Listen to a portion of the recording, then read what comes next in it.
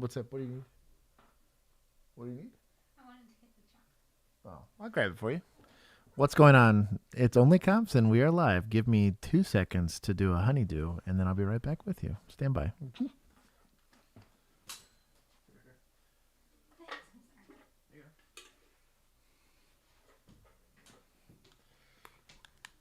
And I am done crushing it as a husband for the day. Check out the probably my favorite shirt that Juan has come out with. It is the War on Drugs veteran shirt, which cracks me up. Not ready equals late. Where's it at? Here we go. That one's for you, Alex. I was actually ready. But anyways, I will give my hellos for those of you that are not familiar. This is where we do body cam breakdowns every single week here at 7:30 Central Standard Time. Oh, I have something in this. Something fell into my Zivia. That makes me sad. But anyways, I'm Josh from OnlyCops. I come from a law enforcement background. I am here writing solo today. People may or may not join me. That doesn't matter because we have plenty of people in the chat who also have either law enforcement adjacent or actual experience, centuries worth. And we go here to go and try to bring an educational perspective on law enforcement related topics. As you can see here, we have our running total on the scorecard for 2025. For the uninitiated, you can see municipals or regular city police aren't doing too hot this year so far. But when you see me click away from this, you'll start to see the actual news stories and body cams pull up. That is when we'll actually start. But because, as is tradition here, I do like saying hi to everybody here that is actually here physically, or I guess digitally here in chat. So I'll say hi to everybody. And then we'll get started with the stream. Just wait till I click away from the scorecard, and you will know that the stream, I guess, has officially started. Let me give my hellos. The Mighty Dork was indeed first. I hope he has him and his family are feeling a lot better. Apparently, they're coming down with some sort of sickness. God bless you, my brother. Jordan is here. Notorious Hemu, which now that they're changing profile pictures, I have no idea who that is. EM Stack or M Stack. What is going on, homie? Garrett, Mr. Toastar, Sticks, Caffeinated LD, Custodes, Lima 32, Brave Django. He said, "Is this now the default title thumbnail for Tuesdays?" No, Juan. If Juan doesn't make one, I just reuse one of the old ones because I don't have time to make them, to be honest. I worked today right up into the bell. I have some primary arms optics I was working on this week. Just Christy Jazz Hands. Welcome. One of my favorite moderators now. Peacekeeper Chris. Ivana. Mark Mousseau. Tyler D242. That is an interesting name. Abs RJ. Custom Clone 07. Hello, my brother. Welcome to being a second responder. Not El Pete, Brian Miner, Dialysis Dude, Ryan. Just simply Ryan. God bless you, brother. Millennial. He said Ola Strammer. Notorious Emu. Andrea. Raira. Ooh. Arca Valentine? I feel good about that one. Happy Tuesday to you as well. Shannon. Did I get anybody else? Chris Thomas. Hello. Welcome. Sam, I done hydrated. This is empty now. And I probably drank one too many of these today, but it was delicious. Alex. 8830. Unsavory Salmonella. Little Duck. Mom is in the chat. Hello, mother. Abby, welcome. Brave Django, I said hi to. Lord Baker, welcome as well. Mr. Emu, these emu names are getting really out of pocket. Alfredo, welcome back. We haven't seen Alfredo in a minute, or at least I don't see him periodically throughout the chat. Casey Robinson, also good to see you. Derek, 53. We have another Derek in the Discord. He's been busy as of late. And then John C. I believe I got everybody. If I missed you, yell at me in the chat, and I will get to it. Casey, also good to see you. I missed that one as I'm scrolling up. I'll get started with the show. If you guys have law enforcement related questions, please put them in the comment section. Either myself or many of the esteemed guests of this stream will do their best to answer it. But until then, we will get started with this. As a general disclaimer, this is law enforcement related content. Therefore, the subject matters might be, as the kids call it, triggering, and or involve some level of violence. Our job here is not to glorify said violence, but to try to, I just saw this, but to try to, I lost my train of thought. Try to bring like a more of a law enforcement perspective and at least to get people to understand kind of what's going on in these kind of complicated and chaotic situations.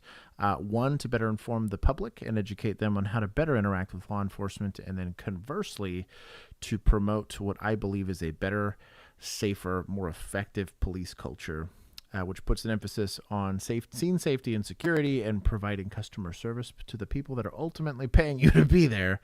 We want better first responders, and there's a lot of examples of it not being that. Josh is so triggered he can't think. Yes. Hey, Josh, your honey needs feet pics. Okay. I shouldn't read the chat out loud. What's the like goal? The like goal is still 130. If you guys reach 130 likes, I will give chat another 100 points. I took 10 for the late complaint. It's for church. Y'all gotta chill. Ivana. This is Ivan, actually. Ivanovsky. Just finished my PHQ for the police academy. Ready to relax now. Oh, well, good luck to you, my brother. Anyways, we'll get started. Big special thank you to my vigilantes. They have to watch all these before I do. I try to watch these without getting any context ahead of time so I can give the officers the best benefit of the doubt on the limited information they're often given. But they're subjected to this before I am, so God bless them for sifting through the bajillions of videos, and more importantly, everybody that's part of our Patreon group and our YouTube membership group that submit these videos. I might have to put some rules on it because we're getting fire hosed with these things, but we'll try to get to as many as we can today. Extraordinary pictures the moment a suspect was arrested on an Adelaide beach over an unprovoked attack on an innocent motorist. The dramatic video was captured by police body cameras and released to 7 News today by the court. Andrew Gollan had no plans to surrender quietly. After throwing a punch at a female officer. That's a big ouch. Pretty lucky he didn't have his feet set for this, but I'm still sure this felt rather unpleasant. What's a little dangerous about this is that we're in water. So it looks like thigh deep water.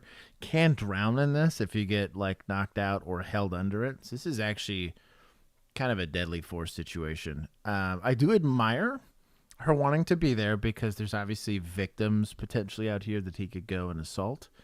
My only critique here, because even clenching's a bit sus, because you can't really leg sweep them. They could pull you under the water. You can't hold them under the water.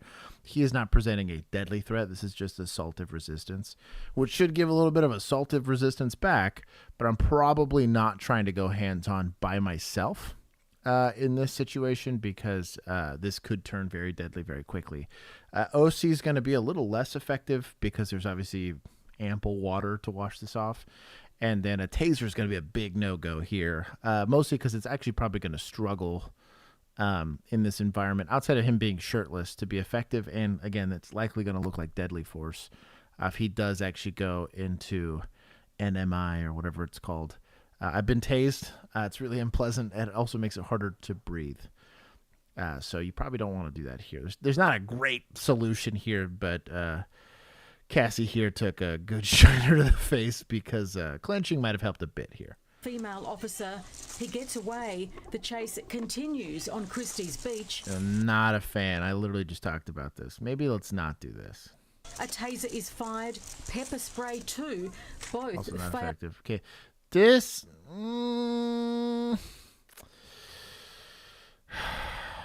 I feel like there could be some level of argument that this is potentially a deadly threat. These seem like Aussie cops. I'm assuming they're armed. Not that I'm trying to sell hosing this guy right now, because one, your backstop's pretty terrible and hash brown cop MOA. But kind of what I was getting at on clenching, or at least going hands-on or something. Honestly, ironically, pantsing this guy just because it'll bolo wrap his legs for you.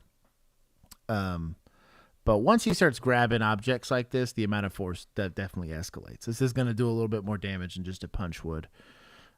Fortunately, this guy's an idiot and doesn't know what to do with this. To stop him, that's when he collects a scooter, swings it at the officer, breaking his nose in the process. Oh, it did get him. Oh, this did tag him. The second one got him. Finally, it's the suspect's hysterical girlfriend who brings him to the ground. Yeah, that's a big fail. 515, we need backup on the beach,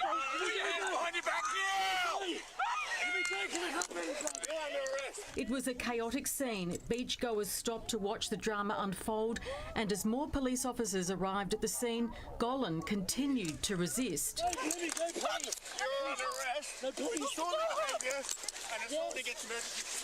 The 24-year-old was wanted over a senseless, unprovoked and violent attack on Morford Vale grandfather Mark Smedley earlier that day. The 63-year-old was bashed as he sat behind the wheel at a Christie's Beach intersection. He suffered serious injuries, including a fractured skull. Golan, who has a lengthy criminal history, maintains Mr. Smedley ran over his foot. He's pleaded guilty to assault and resisting police. Golan appeared. Yeah, so there's a, call it a philosophy. In the military actually does a really good job of this. And it's speed, surprise, and violence of action, right? Once you're in a violent encounter, the best way to de-escalate is a quick escalation of force, but it has to be sufficient force, right? It's the real issue I have with like the way a lot of people look at the use of force ladder is they literally picture a ladder, so there's rungs, right? There's officer presence, passive physical guidance, so on and so forth. Well, they think you got to step on every single one of those. And obviously training kind of kicks in on this, where they kind of tried to go hands-on, kind of tried to tase him, kind of tried to OC him, kind of did a weird deal. Eventually, like, especially this guy's starting to pick stuff up. If he had become assaultive to anybody else there in the public, you've kind of failed him. Guy that got his nose broke was failed by the other officers there present. I didn't just go up and hit this dude like they were trying out for the football team. And I'm talking hit him as in like tackle him, get him to the ground, leg sweep him, especially once he's out of the water. Dude, all bets are off at that point. That being said, I mean, a good punch to the face. You'd be surprised at how effective something like that might be. It'll sound kind of rough on the outside, but what if he was assaulting his girlfriend with this much tenacity and you failed to get him under control? Not to mention, that's a beach. There's kids and stuff like that. None of these officers did anything wrong, per se. I mean, they got the guy into custody. Results matter. There was only a broken nose, and the guy had a couple of injuries for it. So the end result was positive. I don't know. This looked a lot like PD. I'm only going to give him 10 just because at least nobody got hurt. But it normally, when you have somebody assaultive running around, I'd give more. They at least put themselves in harm's way. They didn't subject anybody else to being in harm's way. They found a guy that was being assaultive. They wouldn't put themselves. This is why they're getting positive points as opposed to negative ones. But I think a lot of that's actually a failure just on training. There's a couple things there. I think, too, and I'm a little more sensitive to this just because I was a cop post-2020, on the apprehension to escalate force. And I think that this is a symptom of that apprehension, and that they're nervous that what they do might look bad, or they're nervous that the amount of force that this requires might get them hemmed up depending on what the after effect is. But yeah, I would have liked to have seen more force used faster, but I can't argue with the result. There shouldn't be anybody getting written up for that. And as the public, man, if you're a strapping young lad, but here's your time to shine, like suplex this fool, or something. You're going to be covered. I don't know what the law is over there, but at least in America, you're going to be covered in defense of a third person. You can be deputized. Now, just understand that the liability side of it does come to you. You can get injured, you can get hurt, and there's no workman's comp if you're just stepping up being a good Samaritan. So just be cognizant of that and be reasonable about your own physical capabilities. I'm lucky. I'm a 250-pound man that can still run a mile, and I'm in relatively decent shape. So I have that to my advantage versus if I was a 100-pound person or worse, a 250-pound person that was like wildly out of shape. Your heart's going to kill you on this side, and on the other side, you're just not big enough or physical enough to go and handle somebody. There's also something that has to do with leverage-based techniques that can level that playing field. It just requires a lot of training that some people just don't get. That's the unfortunate reality of it. Did I miss anything in chat?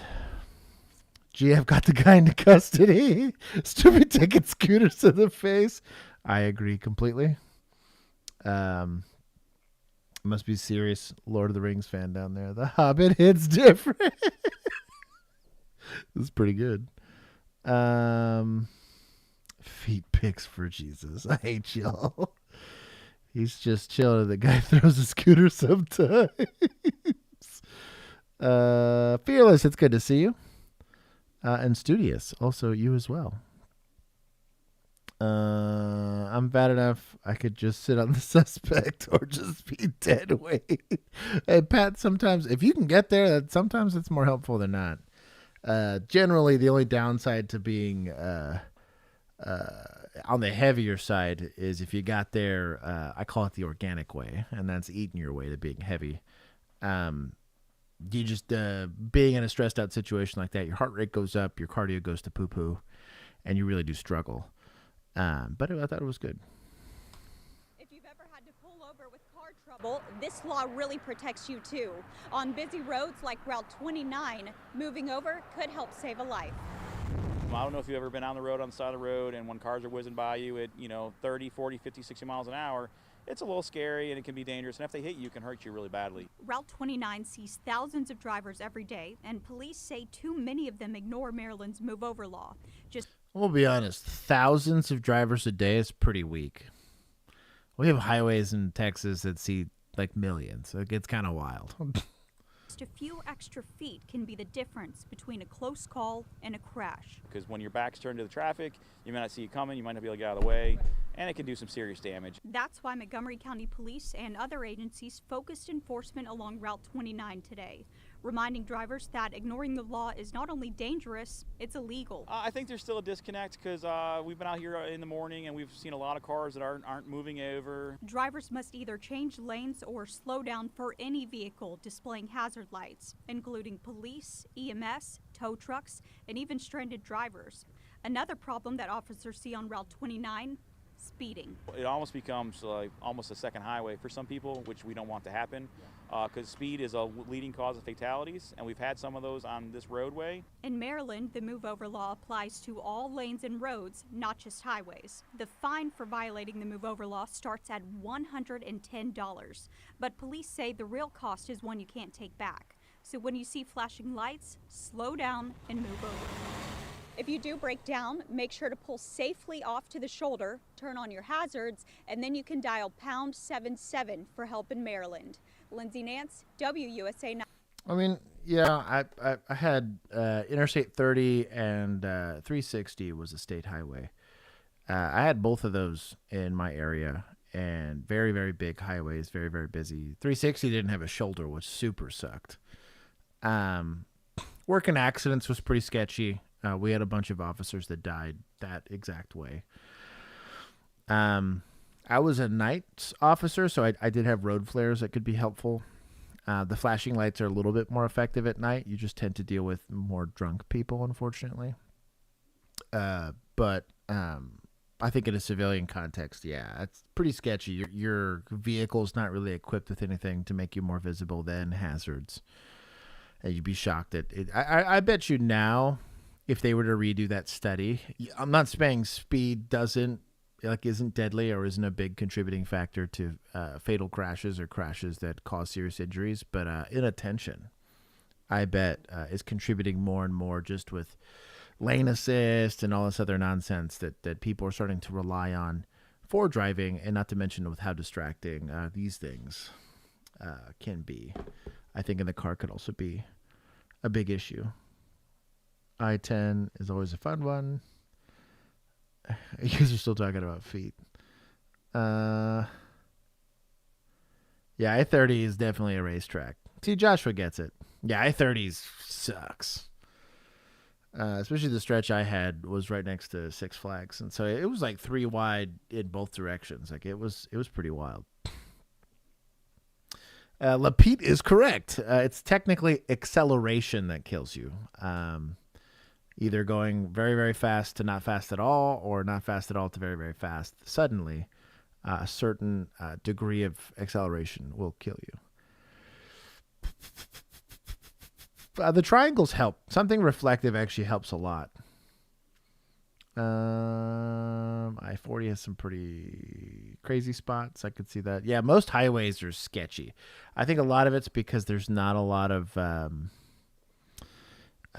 there's just not a lot of recourse. Like most highways tend to not have really good shoulders, so you can't get over enough. And then there's definitely no like protected shoulders, and it would be expensive, especially like in America where we have highways for days. Like there's concrete all over the place here. There's no good way to have. It's kind of why I like driving on toll roads. As much as it's more expensive, they have like triple wide shoulders. You can get way out of the lane of traffic and not have to worry about getting hit. And roadside tends to be pretty quick on it. For joining us here at 11, I'm Chris Cato. And I'm Haley Hines. Well, you may have noticed more law enforcement using what's known as their cruise lights on patrol cars. They're different from emergency lights, but they're creating some confusion among drivers. Fox 13's Evan Moon is at the Hillsborough County Sheriff's Office, where their deputies are frequently driving around with these lights on. Evan, this is a new initiative by the Sheriff's Office? This is. HCSO started using these actually during the hurricanes last year, and they noticed they were really helpful so people could flag them down for help. But now it's standard protocol, and they look like the ones behind me. They're solid static lights that they're using as they drive around, but they are creating some confusion. People are pulling over or thinking deputies left them on by accident, but that's not the case. This is a new initiative meant to deter crime. The Hillsborough County Sheriff's Office. What? I mean, you're in it. It's now one of the first law enforcement agencies in Florida to fully implement the use of cruise lights on patrol cars. Different from emergency lights, they don't flash, they're always on to send a message. You know, the lights are on. We want you to know that we are here and we are approachable. HCSO started this push back in 2020 with a 6-month trial run, but as of this year, they are now standard procedure, shown to drastically decrease crime. When using cruise lights, a study found a 44% decrease in vehicles stolen, 26% fewer accidents, 20% fewer arrests, and a 16% decrease in vehicle burglaries. We don't want the community to worry. If you see. Now, I'm not saying there's a lot of research, and a lot of it's old, so maybe it needs some updates. But generally speaking, taking 1 year's stats compared to another is not really a fair comparison in crime. A 5-year thing, maybe you could see some differences there, especially if it's like a trend. But just simply taking 2 sets of data, taking 2023 data and then 2024 data, might not be fair. You got to imagine like your warrant task force happens to catch the 3 most prolific vehicle burglars like in your city, and crazy stolen cars go down, thefts go down, and whatever. Generally speaking, the academic, I know this, that I was in college in 2015 when the current studies of the time for criminal justice at the time were showing that most of the time visibility does help in crime reduction, but it's very localized. So like the only real way to have what they're describing is to just have like a lot of officers everywhere. So you just swimming with police, right? The problem is you tend to, if you need that many officers, you're kind of already in like Gotham. New York City is a great example of this, where crime's really, really high, even though they have like a whole army of cops everywhere. If they had less cops, it would be worse.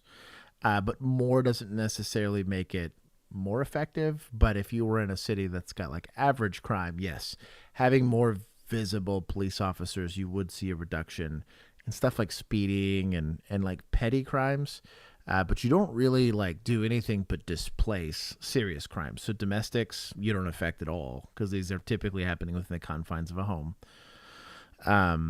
Murders, you're typically not affecting. It's pretty low that you have any effect on that. And then burglaries are just kind of like we said, they might not happen around you immediately or like your general like pathway, but they're going to happen where you're not. And so that's kind of the issue with kind of what they're describing. I'm not saying that they didn't do a good job with their research. I'm not saying that whatever, but like patrol vehicles have had cruise lights for forever. My patrol cars back in 2018 had cruise lights, right? You could push it, and really the only time we ever used them is if we were setting up like a crime scene. So if I had like a vehicle burglary and I was sitting there, I would leave them on. Or if I was doing what I called like a drive-by. And so I would just go through an apartment complex. I would kick them on while I was going through that apartment complex. But that typically also had... Oh, Juan popped in. Hold on. I have to adjust for Juan. I was also using my alley lights and what we called takedown lights. And so these were like forward-facing lights and side-facing lights. So I tried to make my car as visible as possible, but I wasn't doing that in the main lane of traffic, mostly because any other time that would be against the law. Like I can't just have random flashing lights for fun or lights that are emitting this weird thing for fun. I have to be utilizing them in an emergency capacity. So Juan stranded on the side of the road. I have exigency to protect Juan's vehicle. I'm going to turn on the flashers, right? Because that's the most obtrusive lights I can have rather than just cruise lights, right? Kind of the same thing with stopping traffic. I'm getting flashed. Yeah, I don't have my reds and blues on unless I'm specifically trying to do a law enforcement objective of detaining somebody, right? I observed a vehicle or like a movement violation of some sort, or I have some sort of investigative stop. I have a good reason to stop this car. Then the cherries and berries, as we used to call them, kind of kick on. I understand the complaints. There might also be some issues in penal code, depending on how the law is written there, about just casually using those lights, mostly because they have to be in an emergency capacity. You see officers that get in trouble for going code just to get to work on time. Well, that doesn't qualify for exigency. You being late is not an emergency, right? It is for you, but it's not for anybody else. There's no real law enforcement objective to getting... It felt like an emergency. Right, to getting... Oh, I moved again. I clicked the thing. I played myself. So, like, that's my only beef with the policy. I'm not saying it doesn't work, but to me, and this is going to sound kind of callous, this sounds like, to me, a department that said, what's not going to cost us anything, but sound like we're doing something. Because it cost you $0 to tell your officers to push the cruise lights button while you're driving around, and then have that take credit for some sort of reduction in crime that could have potentially come from somewhere else. That's kind of my only pushback on this. I'm going to see. Run, go 3 to the restrooms. Bro, you just poop on yourself, dog. They do this in the city. It's already low crime and try to take advantage of it. I could see that. Or really what you end up having, this happens a lot. You'll see a huge influx of crime because you had we called them cliques. It's not a gang per se in the way that you would traditionally think about it. It just happens to be a young, enterprising group of youths that decide that they're going to go break into a bunch of cars, and you finally catch them, but your stats for that year are ridiculous. Or there happens to be 2 rappers that feud, and shoot up a bunch of people, right? That you'll see crazy spike in stats. You went from 0 murders to 4. That's a huge spike. Like, oh my God, crime's up 100%. Yeah, literally, they're gonna say murders up 100%. Yeah, so they're gonna say something like that, and maybe the city uses that to leverage that against you for budget or whatever. But what ends up happening is the likelihood that it happens the subsequent year is pretty low, right? Because that's an abnormality, right? That is statistics being twisted to sell a narrative. And so all of those crime stats that they claimed could have, like I said, could have easily been you arrest 2 people and you could affect that much in your stat chart. We not to say that this is the right way to do it because I don't believe in this, but like technically, if I just like North Korea style, just threw people in prison that I felt were a problem and kept them there without any real cause, or worse, you'll have this in a lot of shipped them to El Salvador or something, right? Or something like that, right? Or you have like a crazy punitive justice system where we're just executing you there on the side of the road. My crime would go down like a lot. I'd have different kinds of problems. I don't know, because you got, I think we saw Brazil doing that. Well, it's kind of, well, that's kind of what I mean is you end up breeding different problems. There's a great scene actually in, I don't know what the movie was, but it's an older, because this is more recent, Brad Pitt. And he's giving a lecture about like the efficacy when you're dealing with counterinsurgency. He's like, if you have 10 insurgents and you kill 2, how many insurgents do you have? Yeah. And so sorry, I was reading chat. I didn't hear your thing, but yes, no, it's such a great clip. And he's sitting there and he's like, yeah. He goes, common knowledge would make you think you now have 8 insurgents. And he's like, no, you have 20. Why? He goes, because you had all of these people on the bubble. And all these people on the bubble weren't motivated enough to go and take up arms and go fight the government, right?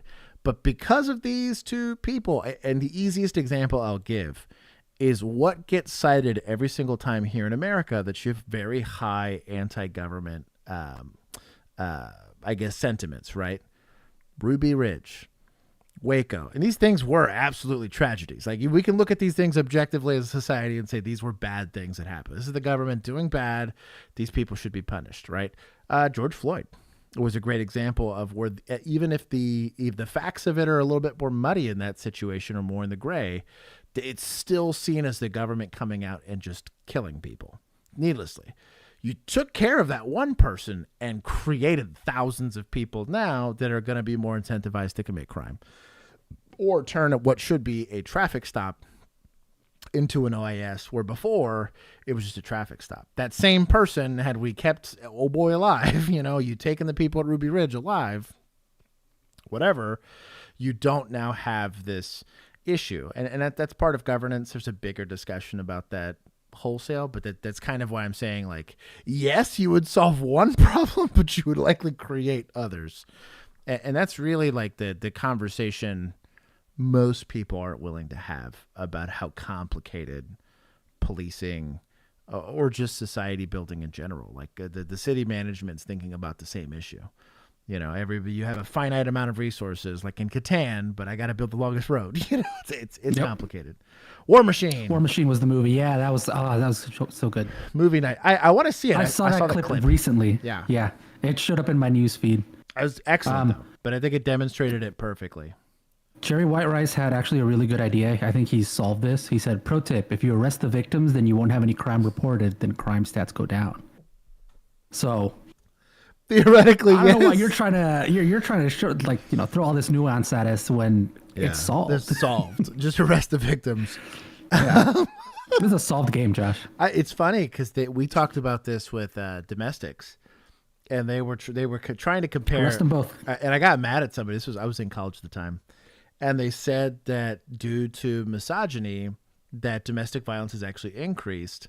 Because they were comparing today's numbers to like the numbers back in like the 20s or something crazy like that. And I literally audibly laughed in the class. And my professor was about to say something and he was like, you know what? I'll let Josh take a swing at this. He's like, I'm just curious to see what he's going to say. He's like, well, there's reported crime and actual crime. I was like, do you think more public lynchings of people happened in the 20s or today? He goes, probably in the 20s. But guess what? They weren't crimes back then versus their crimes now. Like, there's weird stuff like that where, like, that's why I hate statistics. Like, they're great for discussion. They're not great for decision making, and they really are terrible at informing public opinion. Mm-hmm. Shannon asked, do we think if they didn't kill George Floyd, Josh would still be a cop? That is a spicy meatball. Yeah. I think, I don't think it was just him. I think, and this is probably an even spicier take, I think there's about 4 of them there, if you really look at it. Tamir Rice was a really good example of a complicated thing that happened in law enforcement that really divided police culture, right? George Floyd was obviously one of them. You can look at, Michael Brown. Any of those guys managed to get taken into custody, and it's more complicated. Or it's less complicated because the national narrative is treated very differently in those situations. You look at the guy which is much more heinous. At the inception of BLM, you had the guy in Dallas. This guy shot 5 more cops. He shot a bunch, right? Shot at a bunch of people, did a crazy heinous crime. Nobody shed a tear that they blew that guy up with a robot, right? Like, regardless of where they sat on the fence for that, right? Bring back robot cops, right? Like, no matter where you sat on the fence, that was an easy discussion to have. There was a lot of hoopla over it was the Nashville shooter, mostly because the news coverage around that was terrible. Cool, cops went in there and go save the day. The conversation around that person being trans was really spicy. It was really toxic because it's getting way too close to election time, and people were talking about gender identities and politics and psychology, and I was like, none of you are experts in any of that. Why can't we just agree someone did a terrible act and cops stopped it, and maybe there was a couple of failures here, not just in law enforcement but in the school and in the parents and whatever. It was like, take that butter and just spread it a bit. So we don't, but people don't want to do it. They want to key in on whatever's politically convenient for them at the time and just slap all the blame on that, and yes, our SSRI is a problem. Sure. Is counseling in schools a problem? Likely. Is law enforcement response to most of these things a problem? Likely. But like it too often, and it's kind of why I have beef with this story as a whole, is like, just turn the cruise lights on, crime goes down. I was like, bro, if it was that easy, it would be universally done. Handcuffing, legitimately, handcuffing suspects or even detainees has prevented so many homicides from law enforcement. Legitimately, I believe this. Because you take every single assaultive resistance thing that I could do, to producing a firearm is way more complicated in handcuffs. Punching and kicking is way more complicated in handcuffs. Running is more complicated in handcuffs. You can't drive a car if you're stuck in handcuffs. All of these tools are taken away from the detainee. So if that suspect eventually dies, almost universally the cop screwed up, right? Versus when their hands are free and they're free to move, it's all this weird gray area where sometimes the cop has to go up there and be a hero, or sometimes it's crazy in the gray. And again, that grayness kind of creates contention. I am of the argument, I'm going to... If I'm in an argument and shout, I'm going to make you watch 20 hours of OnlyCops streams with that terroristic threat. How dare you? Yeah, probably. Those were gold. You go back and watch them again. You'll get it eventually. They were great. So anyways, that 8-hour Gabby Petito stream is top tier. That was top tier. I'm going to go ahead and I'm going to take some points from admin here. And I missed the beginning of this video. What was the con? Was basically like cruise lights, officer presence. Just leaving the cruise lights on was lowering crime, and they gave a bunch of statistics on it, and they were saying that it increases officer presence. So funnily enough, when I was driving down in Mexico, that's literally what like Mexican cops will do. Right. And Chihuahua is just like driving through with the little lights going like that with no woo-woos, no whatever. It's like when there's something they need to go to, they do that. Like they turn on the sirens and stuff, but otherwise they're just kind of, going with the lights, just kind of going. Maybe it's working. I don't know. The crime rate seems to be dropping, so that's good. But I was going to ask, because there's a thing I've seen recently here in DFW, which is just like light posts with just red and blue lights going at any given time, that when you're driving at night, you just randomly see it out the corner of your eye. And allegedly, some people who maybe were driving too fast slowed down. Yeah. Oh, and that's kind of what I mean. Is it? So I don't know if what that's is it? Bait cars. a similar thing. Or not bait cars, but like fake cop, like just cop cars that are unoccupied that they just sit there. There is some psychological effect that 100% affects crime. I truly believe visibility of when you install red light cameras and actually issue citations, people don't run the light. The likelihood is so incredibly, it's not zero, but it's really, Pretty really much low. every study shows that it's not punishment that determines crime. It's the likelihood of getting caught. If you think you're going to get caught, you don't do crime because you don't want to get caught. Criminals just don't think they're going to get caught. Yeah. Catfished by a light post. Bro, for real. I do also want to bring up, and Millennial mentioned this, that all of those that I mentioned before at some point were done in handcuffs. And I agree, but we can almost all universally say to some degree, Michael Brown was not in handcuffs. That one was, I think, a little bit more straightforward. Actually, ironically, George Floyd fits the bill for that.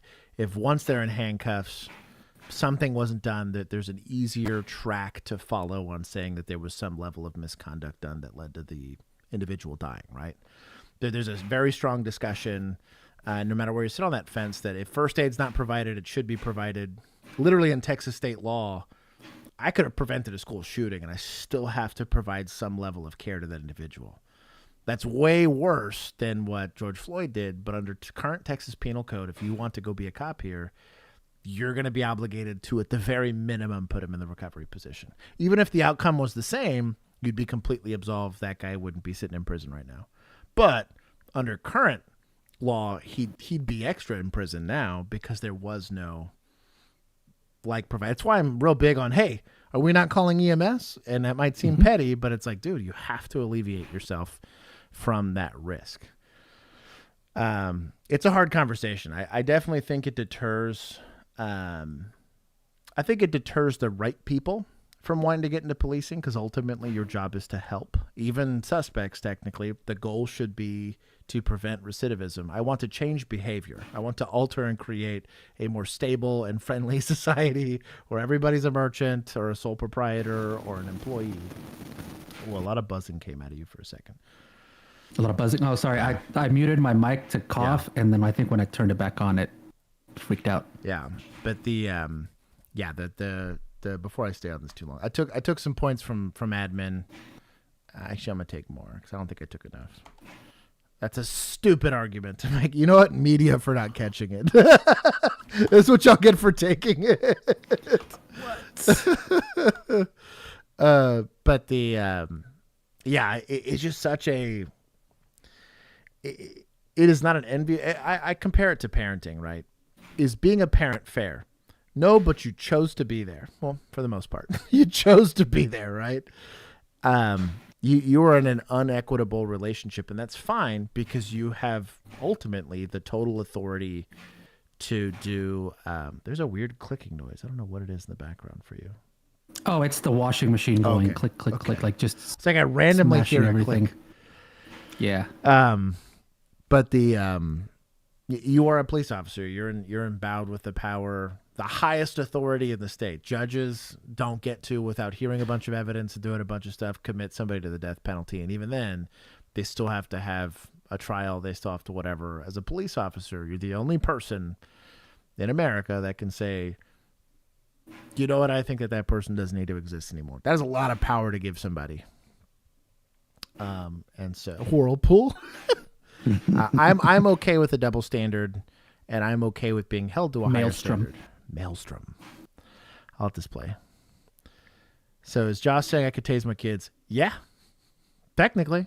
I mean, if it is to control them to some degree, yes. That really where the threshold's going to be is it causing serious bodily injury, right? Or like bodily injury that they would deem unreasonable. And there's no injury to taser. Literally none, unless they go to cardiac arrest. I just dry stun them.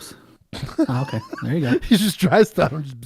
Shock collar. I'm not advising like it. That is not legal advice.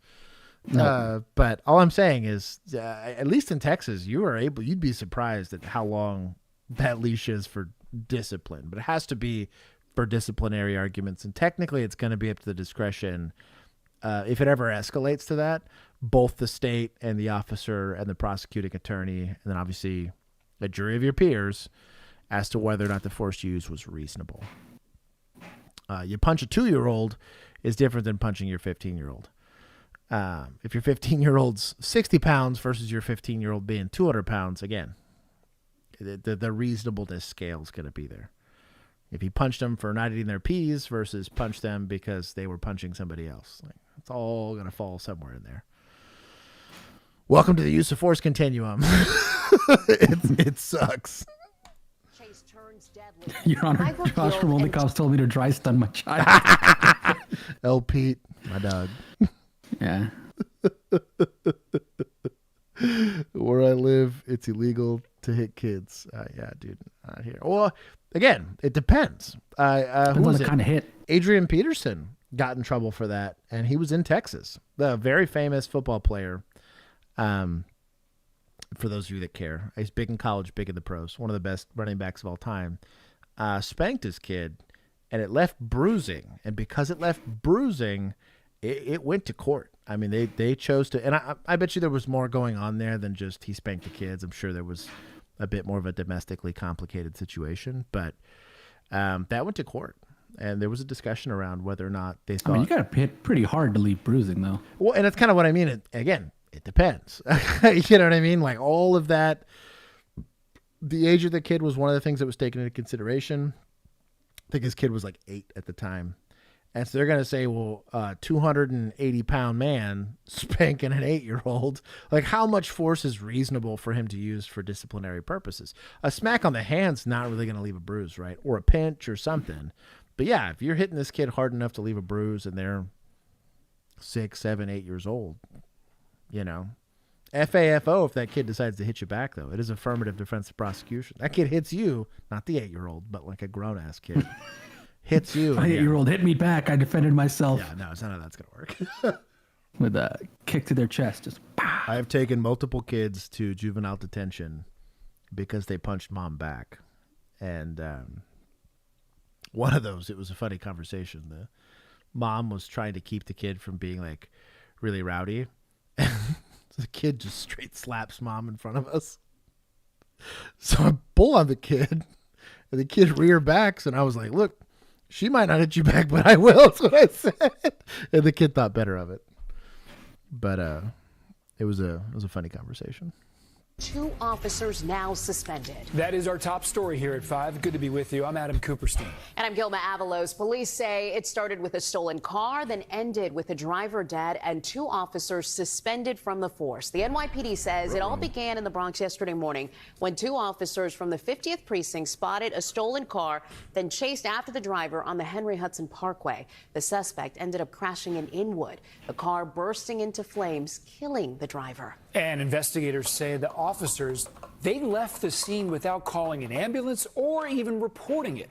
News 4's Mark Santia live in Inwood with what police say happened after the crash. Mark. Adam Gilman, we're told police were pursuing the driver of a stolen car. They had their emergency lights on. Multiple law enforcement sources say after the driver crashed, instead of helping, the cops drove away. This is a burned-out shell of a 2025 Honda CR-V. Law enforcement sources say the SUV was stolen, but how it ended up in this condition is now under investigation. Multiple... Is that the reporter lady?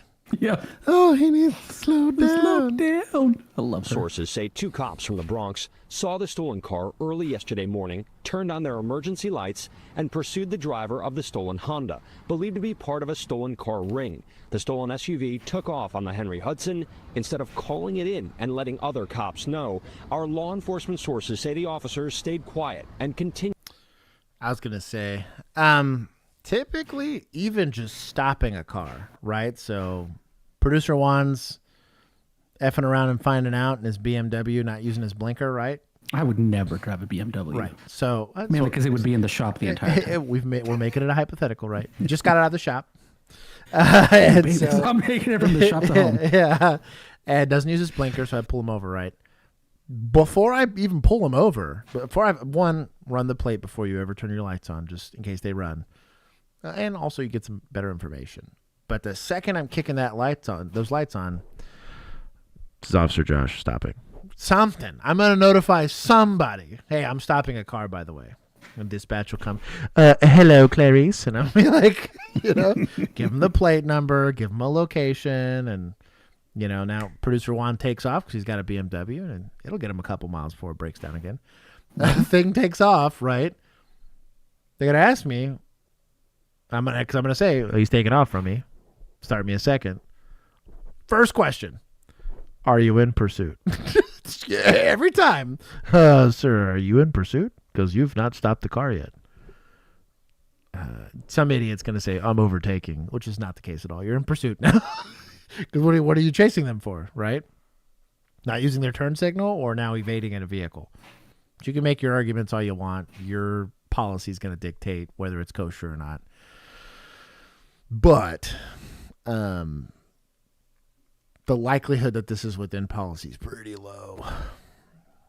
So. Continued the pursuit.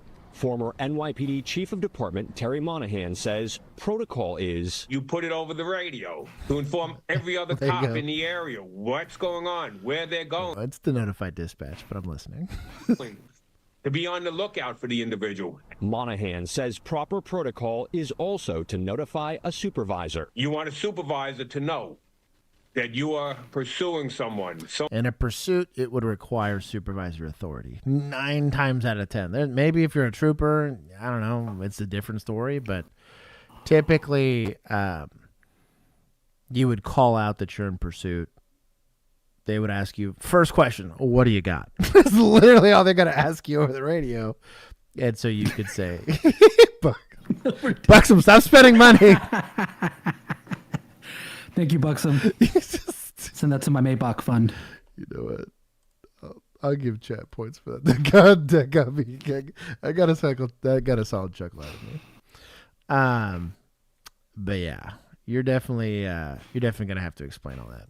This guy looks like a Breaking Bad guy, the brother-in-law. He kind of does. Hank. Someone who's not involved in that chase that can make a decision whether They're or not that Marie. chase should continue. Law enforcement sources say the stolen Honda exited at Dyckman Street, crashed, and burst into flames. Instead of calling an ambulance or helping the driver, those same sources say the officers drove back to the 5-0 precinct and finished their shift. It is a ultimate responsibility of a police officer to protect life. It's a very serious incident. You call in, you call for assistance, you call for EMS, you call for fire, and you stay on the scene. The NYPD says both officers are suspended. The PBA saying, quote, these police officers were on patrol. This would have been fired for me. My department might have been gone. We're going to take a big L here. I'm going to take 30. That's pretty bad.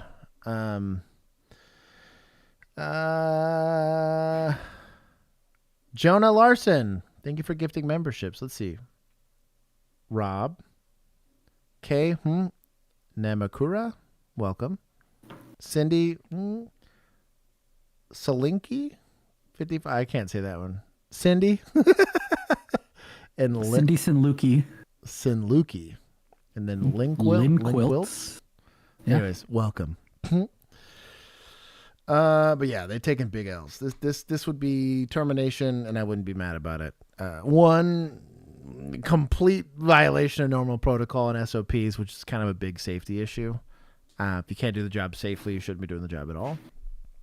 And then conversely, it led to people dying, and that's a big deal. You tried to like pass it off like nothing happened.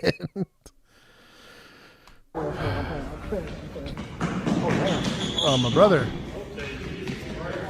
Let's go. Come on. Don't gas, man. He's gonna gas himself out. No, I'm just gonna gut it out.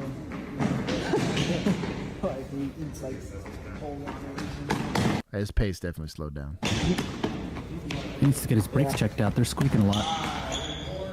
You don't really dunk on people, right? Come on, show how you down. We were not allowed to skip steps when we did these in mine. I don't know why they were so serious about that. I guess injury prevention or whatever. Probably liability, yeah. Dude, the Like stairs. apartment insurance will not cover you if you trip on the stairs because you were taking jumps. The stairs we had to do went all the way up to that scoreboard. They sucked. And you did like a. It wasn't that bad. It was maybe like a 400-meter sprint or like a 600-meter sprint. It wasn't bad. The problem was having to go up the stairs because I think you had to do it like 3 or 4 times. So it was up and then down and then up again and then down again, I think. And by the second time you did it, bro, your legs were pretty cooked. Like you're like, oh.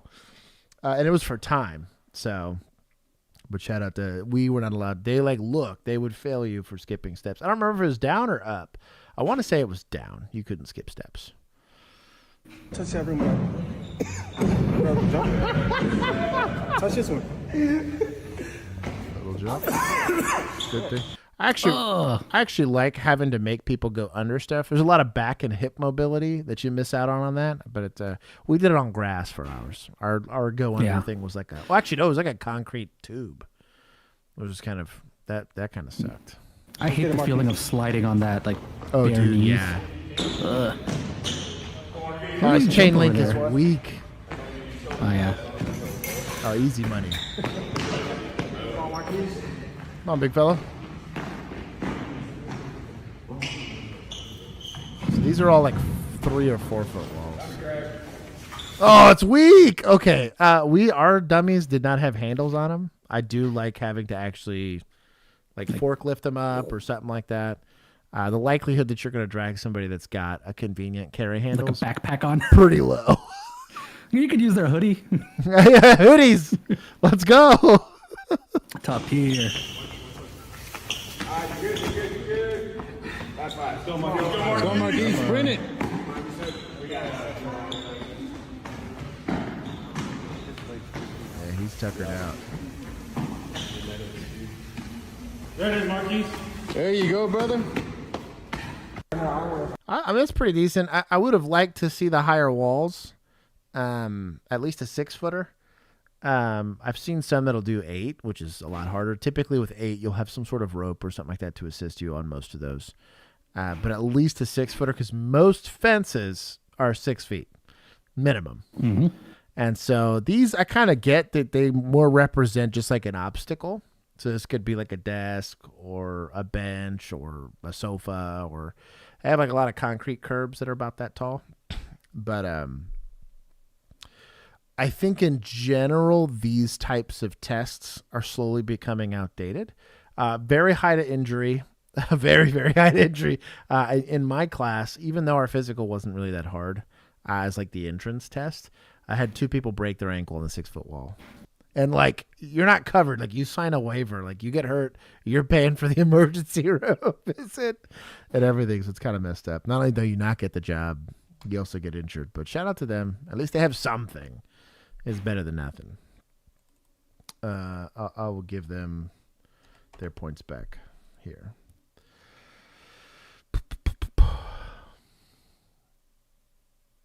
Gets the big boys. Dummy drag gets the femboys. I can see that. But yeah, I think like a lot of people are like going away from like push-ups and stuff like that. Cause like, when are you ever going to do a push-up? I do think there needs to be some level of like strength and movement and stuff like that put in it. But most of it's just cardiovascular strength. If you have the cardiovascular strength, most of the other stuff kind of follows suit. Also says a lot about like your heart health as a whole. But there are very real advantages to being a stronger, larger individual when it comes to law enforcement. In and of itself, it's a better use of force than somebody else. So, incident in LA, the wife of a member of the band Weezer was shot by police and arrested during a hunt for a suspect in a hit and run on a freeway. And Rhiannon Alley is here with the story. Rhiannon, this is kind of a head scratcher. Yeah, bizarre is a perfect way to describe this story. So it really shocking. A chain of events left a rock star's wife shot and accused of attempted murder. This morning, a true Hollywood crime with all the twists and turns of a blockbuster. Walk this place down here. I need units to respond. An accident on the highway in Los Angeles. It looks like a head-on accident, too. This is kind of a sus accident. It looks like a road rage accident. leading to a foot chase, all ending in the wife of a 90s rock star being shot and charged with attempted murder. It all started with an unrelated hit-and-run crash. Calling him a 90s Three rock suspects star. fleeing Rough. the scene into a nearby neighborhood. I saw a gentleman walking on the shoulder, and he started to run when we confronted him. One of the suspects wearing only his boxers, trying to blend in, appearing to casually water plants, not fooling police, who quickly apprehended him. That's when 51-year-old Jillian Schreiner, the wife of Weezer's Grammy Award-winning bassist Scott Schreiner, emerged from her home next door, brandishing a gun. Police say the officers repeatedly told Schreiner to drop the gun, but she refused. There's a chart for this. F-A-F-O, dog. Like, I don't know what you were trying to accomplish. Even in Texas, like, we're pretty on the like FAFO, like they empower specifically property owners or people within their castle, right? We have very firm protections on castle doctrine. There's no duty to retreat. There's no whatever. However, the caveat is you cannot approach people brandishing said gun and then be like, but fear of my life. Like, you can't do that. Conversely, like the second you leave a place of safety to not a place of safety, like you start to lose a lot of that. I was defending myself. Stand your ground means not moving, right? Versus you're no longer standing if you're exiting a place and going somewhere. There's a lot of this discussion has to deal with that stabbing that happened at that track meet, where like a lot of the self-defense discussion was really eroded away when you're like, but he approached them and he said F around and found out and whatever. Like, yeah, that's a weird one. Wonder why. Emu's saying there's apparently some disputes with what's going on with this one, and that we should patiently waiting for body cams, what she said. Oh, 1,000%. But this one's going to be an interesting one. If, as it's alleged, that she just simply stood out in her front door and had a gun in her hand, they told her to drop it, she didn't. Because it says a witness and babysitter are saying police didn't show themselves, which means they might have just been yelling without being visible. Oh, I see. They should have announced. They should have announced for sure. Still free advice. Someone's like lurking around your house. Jonah over here gifting Herb Buddy memberships. My Jonah's dog. gonna gift all of our subs. Bro, I tell you what.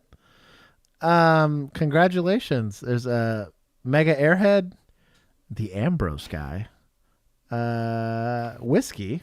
There's another whiskey. We have a second whiskey. Vortical Acorn, 7. Okay. I think Ben I think he's a Patreon person. He's now a member. I'm pretty sure he is. I recognize his penguin. Dynamite Man, wanna be a gamer. Tyler Stevens, I'm pretty sure is also a Patreon person. Yeah. Shout out. Anyways, thank you. But now they get to use the emojis. Yeah. But I would like to see announcements are important. I think on the law enforcement side of it, what this is going to hinge on is, was the announcement made? Did this lady leave the structure of her house? Specifically in California, you're kind of extra boned because I believe they do have a duty to retreat. And so, like, you're an extra spicy She was water. retreating forward. Right, or something like that. Yeah. So I'd be curious to see what the body cam kind of shows on this. Something else to consider is this would be a pretty cush deployment if it's in a place where rich people live. So typically only senior officers tend to go here. If you have made it that long in LAPD or CHP, you've probably seen a thing or two and done a thing or two. I'm not saying you did it correctly. And there's bad cops at every age and experience level. But it's probably not their first rodeo. Versus this lady's probably first rodeo. And I don't know. That's kind of wild. Especially the attempted murder charge is kind of wild. Mm-hmm. Then, I wonder if she according to shot at police, them. she pointed it at officers, at which point they fired, striking her in the shoulder. Schreiner surrendering alongside a babysitter, hands in the air. She was taken into custody and transported to the hospital to be treated for non-life-threatening injuries. We're definitely getting hit with a copyright strike for that one. Roasted his wife and then played his music. His 90s music. Yeah, I'd be curious to see the body cam will eventually come out for that, and then also like statements and all that stuff. Like they'll be. I'm not saying it's right or wrong, but on its face, in general, probably don't leave your house if you believe that an armed person that's not a friendly person to use there. From a tactic standpoint, it's kind of stupid. And then also from like a legal standpoint, especially in a place where you're not really going to have the protections of stand your ground or castle doctrine and all that kind of stuff. As police in that situation, announcements are what's going to save your ass. As a lady that actually died in Fort Worth, it was a welfare check. It's a welfare check or a residential alarm.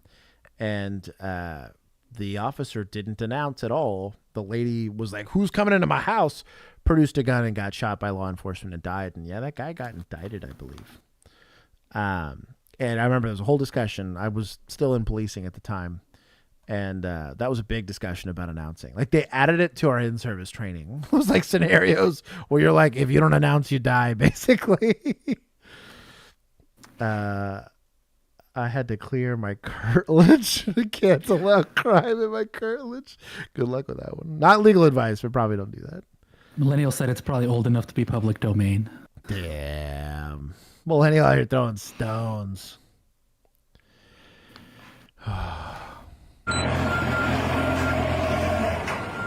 What's up, man? How's it going? Where's your plates? He's if you don't see this as like a pre-attack you, that this guy's gonna take off on you, you're not doing it right. Also, hoodie, excellent choice here. Yeah, also PC. Yeah. Yeah. Also PC. Oh, is that not even the same? No. But I might be regressing here. Yeah, hoodie or just tip the bike if this guy decides to take off. You can use that kind of force. There's some Pennsylvania VMEMs and some Carol. So we can detain motorcycles with our bodies? Yeah, that's the happiest medium. Because really, like the going hands on, there's no like barrier. You're not going to be trapped on this motorcycle with this guy. I mean, there's a small chance you get hooked onto something. But it's going to be really hard to ride that motorcycle with you on, especially at slow speeds. Any kind of movement can kind of throw you off in these situations, but still preferable to have a vehicle. Oh, look at that shut out. Oh, he's a big boy. Oh, yeah. Good zero kill. Oh, my brother.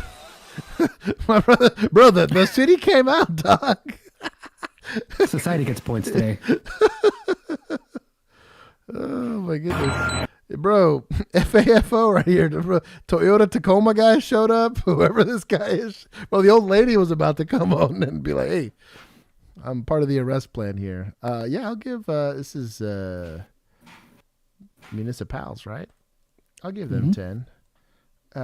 It was a pretty easy like one arm drag here to get this guy to the ground, kind of like just tipping over. He didn't have his legs under him or nothing.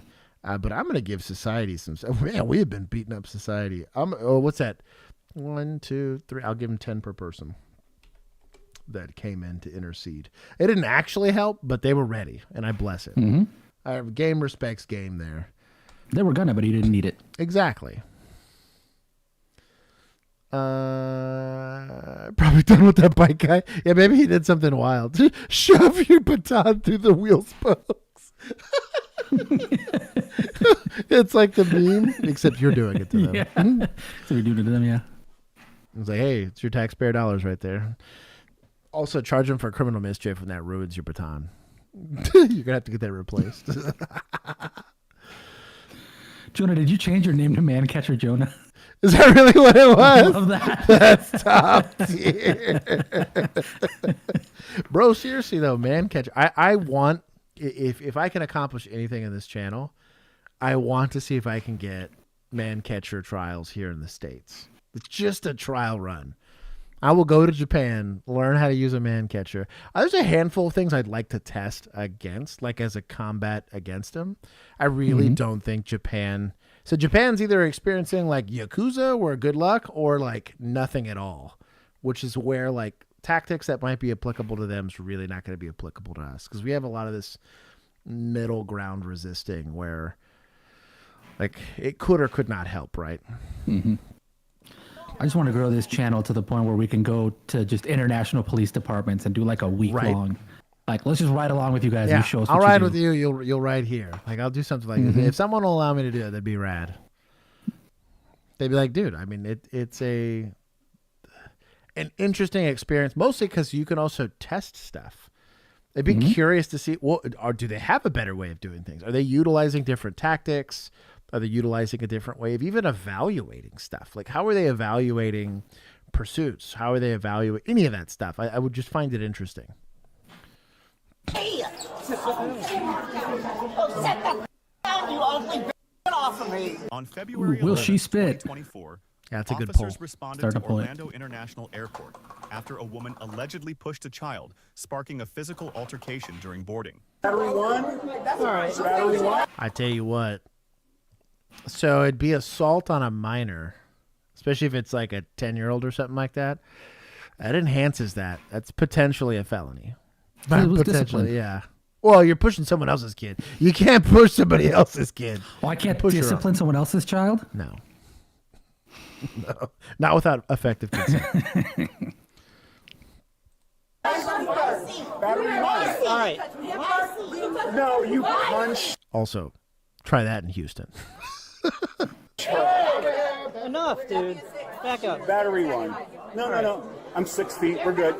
Battery I know, one. you're 6 feet. I know. Battery one. Okay. Battery one. Who is she? I don't know. She punched her, though, and knocked her tooth out. So when we get back to St. Louis, she's going to meet me and the district attorney. Oh, she got the tooth. Okay. You really knock her tooth out? Apparently she's holding it. So Yeah. She came back to my seat. this is on the plane? On my seat, she came. She I'm walked right back here. to I my can hear seat you. and punched me in the nose and took my tooth out. She's going I think it's removable. to jail. Where do I press? No, hon, I got it. We're going back to St. Louis. My dad works for the prosecutor attorney's office. It's not good for her. So, were you guys coming in or going out? I think we're departing. You're departing. Yeah. Okay, so I didn't see at what happened, point so. on the plane did this happen? No, you need to talk to her. I'll tell you what, my boy is sweating. Maybe it's hot in the airport. Typically, airports are pretty chill. Like, they have pretty good AC. Maybe, I don't know where this is. Unless, you know what it might be? If they were stuck on that plane trying to get back out. Because when it's not going, it can get really gets warm. hot. Yeah, I could see that. Mm-hmm. Sky here, so I don't know. All I know is she sent me a text that someone punched her. Okay. Oh, he might be coming to pick her up. That's Oh, what well, it then is. maybe he's coming from That's what it outdoors. is. Yeah. Back to my seat. I'm glad you got that on video. Jonah, you need to chill. Does that make her indentured? That's a pin. Oh, yeah.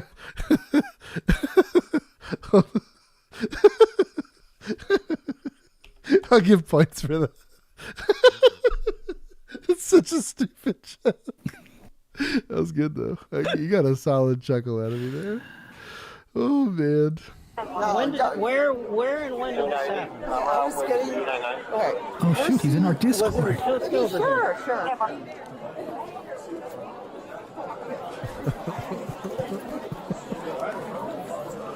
First of all, here's my identification. So I was in row 12. Is this flight, the flight is coming in? No, I'm leaving. You guys are leaving Orlando. To drink. Okay, so you guys just boarded. So this is like literally now, like whatever, 20 minutes ago. Okay. So you never left the gate. Plane never moved. Okay. I'm just trying to figure Try out. not to cut you off. Oh yeah, no, I'm just trying to I figure was seated in 12A. Somehow I missed him, lost him in the airport. So I come to the gate. I didn't have a boarding pass. I'm sorry. I'm like really dry. I'm like really thirsty because.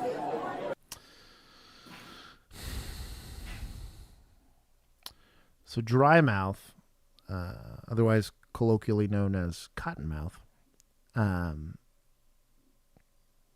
can be an indicator of certain levels of intoxicating factors. Some drogas calls that. Also, stress can do that too. But it was. No, she's definitely. So I get my boarding pass. It's 12A. They asked me, "Can you sit in the exit row?" I said, "Yeah, fine." So I go in. I don't know who else she was there with, but her child, maybe 10, was literally. Knowingly and intentionally, you're an idiot. Why are you talking to the cops? It's like maybe 10. I was like, what? Can't be hitting 10-year-olds. Standing in the row on his phone. And I was like, hey, can you move? Like, literally, I couldn't walk by.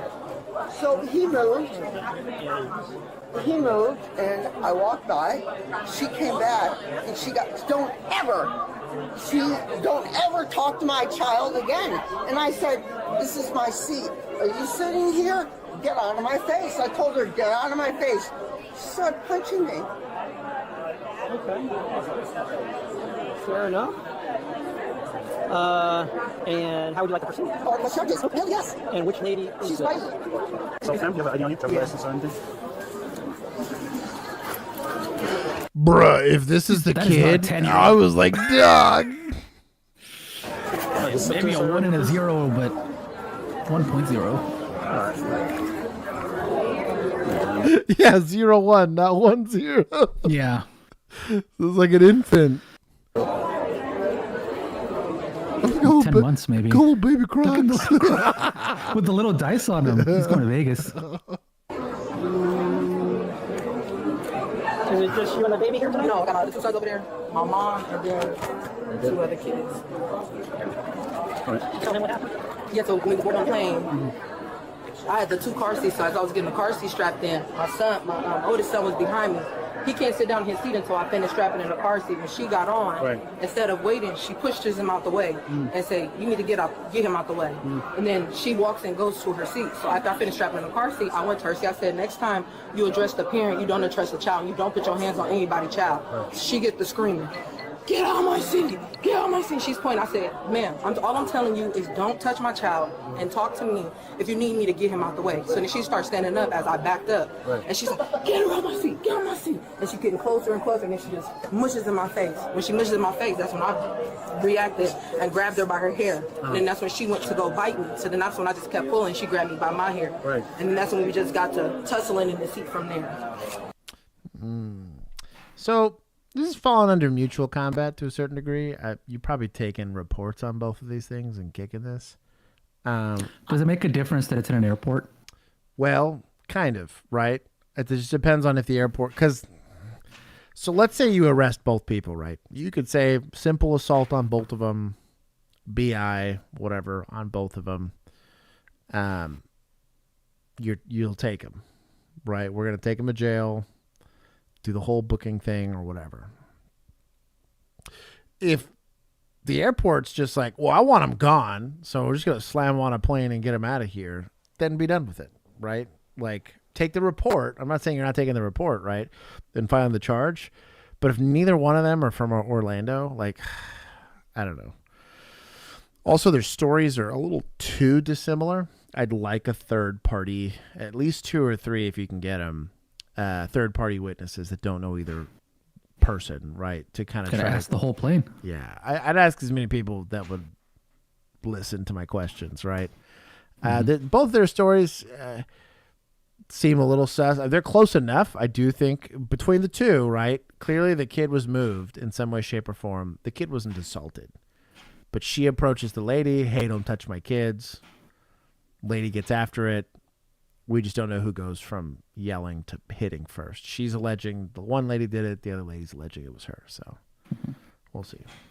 Gotcha. Okay, so you're saying that she hit you first. Starfucks, I love you. Only because your name is Starfucks. So because I'm going to call her drunk lady because she seems drunk to me. Right. She said she did this at her. Right. That's not. Would that unless you touch, it's not going to be considered offensive. Well, I'm saying like if she did touch, like if if she did like this. But like offensive and provocative contact doesn't mean I get to go wall off and punch you, right? I can shove you back. It's just might be seen as like improportional force, right?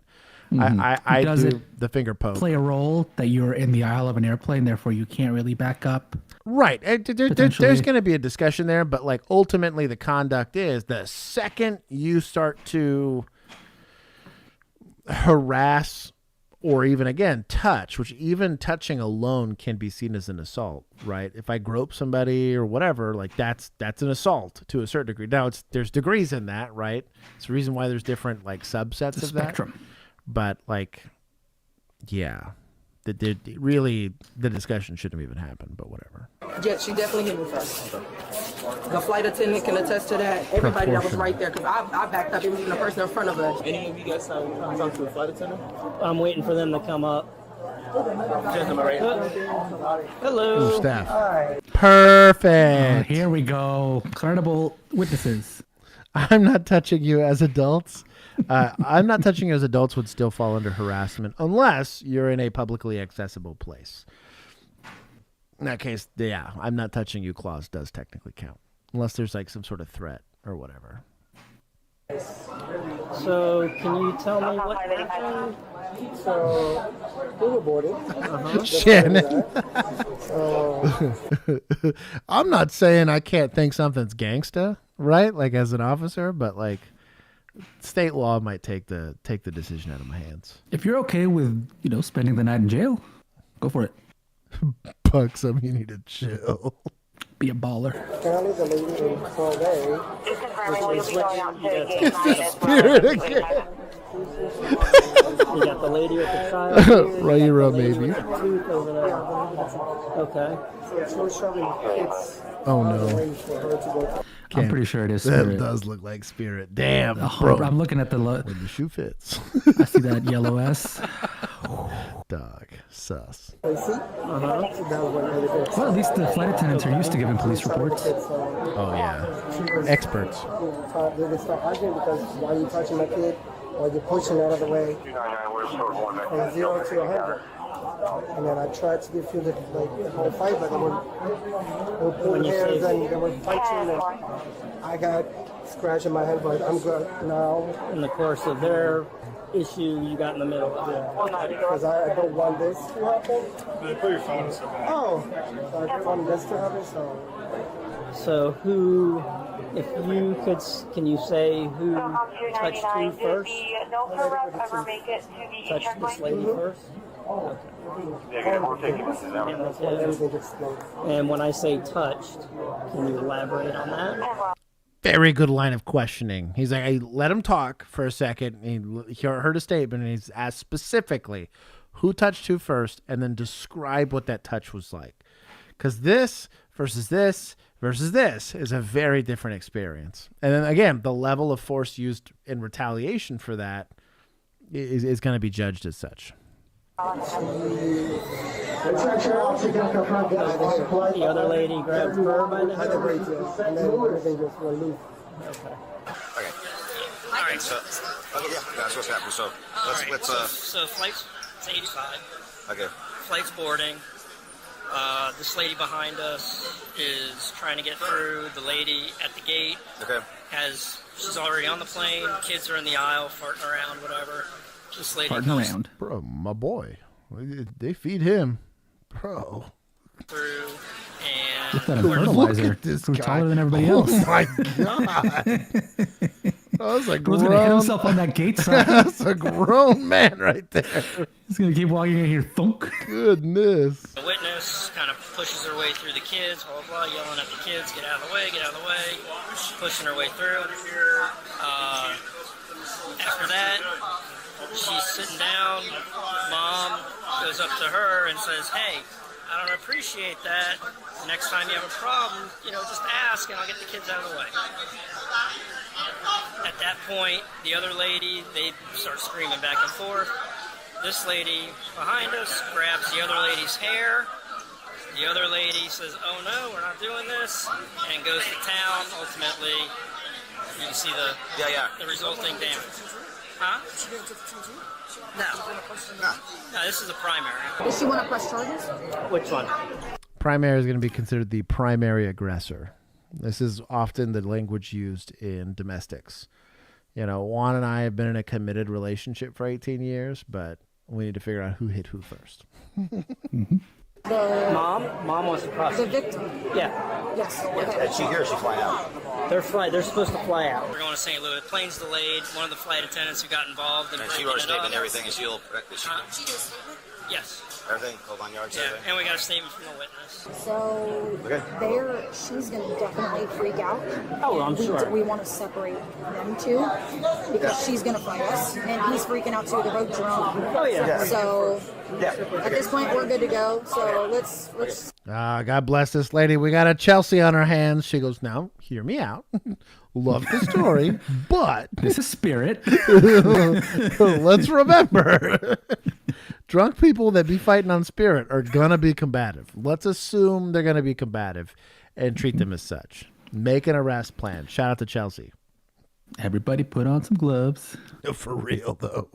Separate Let me talk to them. him and let him know what's going on, and I'll pull him away, and then you guys can handle business. All right. Sure. Explain to you so I know what's going on? Sure. Oh, that's so smooth. Oh, instead of being like, hey, you need to leave, he's like, oh, let me explain something to you. Over here. Game respects game here. Shout out to this airport police. So, obviously your wife got in some sort of altercation. She got assaulted. Okay. So Let's make that known. Let's make that clear. Okay, she got assaulted. Okay. She's missing a tooth. Okay. No. Okay. So, your wife has been designated as a primary aggressor. I just realized he's wearing a Mother's Day 5K shirt.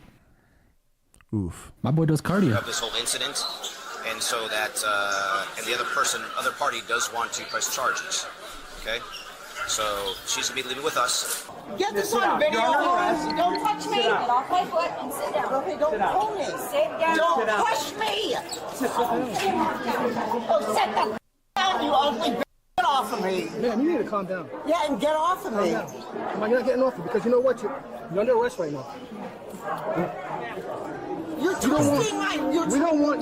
Get this on video. He's twisting my. Do we have a cage call? He's twisting my wrist. Ma'am. Do we have a cage call? I'm not resisting. That's a lie. I am not resisting. They are pulling on me. I'm not resisting. Do we have a cage call? Get it. Get all of it. I am not resisting. You want to yell at me? I'm resisting. I'm not resisting. I am not resisting. In general, if you have a complaint, you probably only got to say this once. Screaming, and just as a defense attorney here, I'm not one, but if I was one, I would just say them. I'm complying with what you're requesting, and I'm going to go ahead and just plead the fifth after this until I get an attorney. Yelling, pulling away, shoving, any of that can be misconstrued or correctly observed as resisting, unfortunately. Also, it just doesn't play out very well. Again, you get to make her Karen pushes child, attacks mother, like that's how this narrative gets spun. It might be a clickbaity title, but again, it's the jury of your peers. Those 12 people love these kind of titles and are going to see the social justice side of this because the prosecution's going to say, well, you shoved a kid and then grabbed the mom's hair and FAFO'd, right? Did it to the lady from South Dallas and she showed up, right? Like that. You don't want to be in that position. Don't tell me to calm down. I am calm. All caps. Do we think Chelsea has a boy? You need to chill. Bucks up.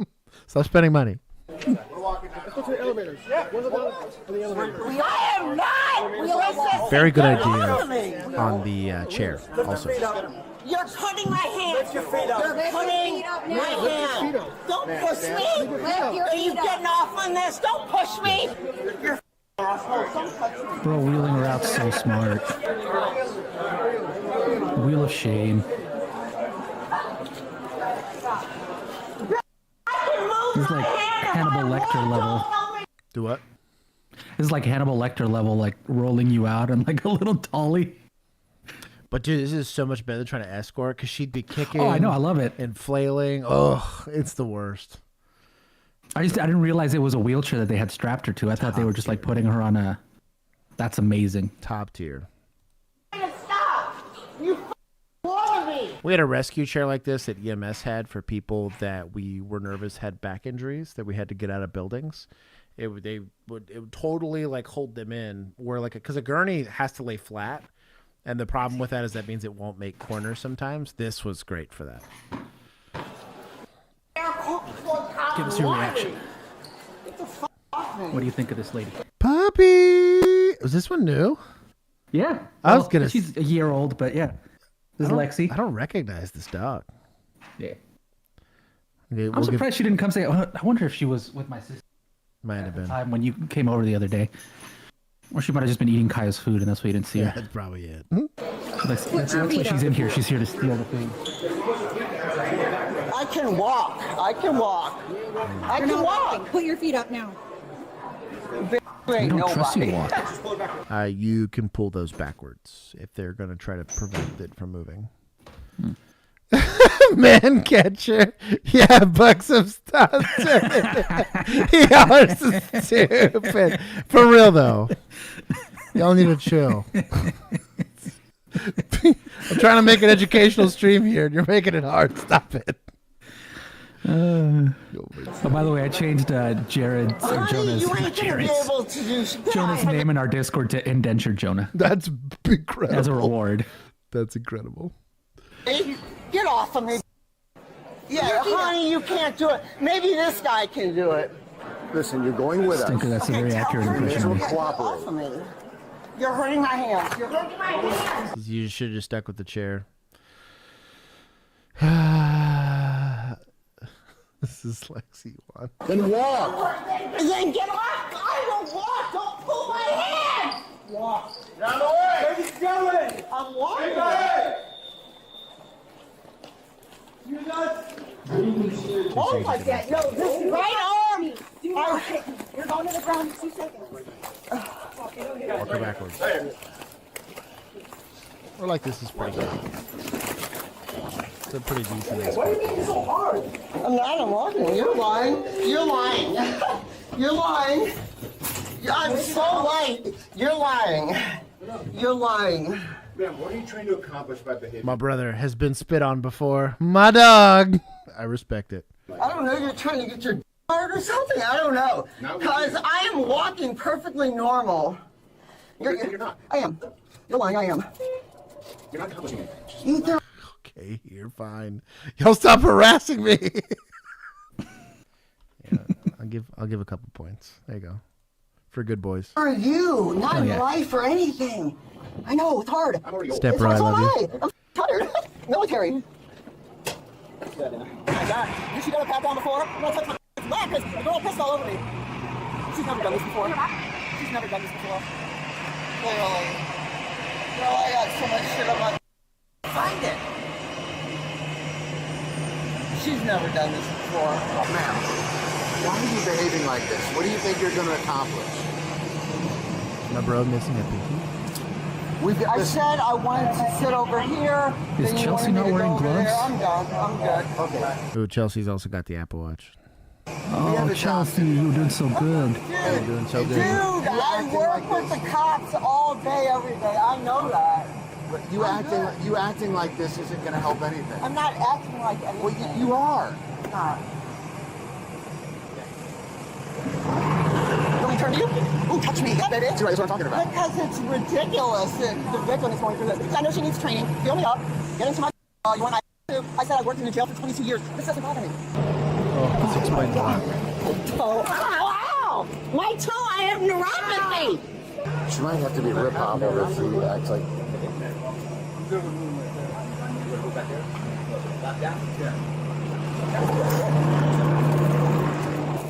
Yeah.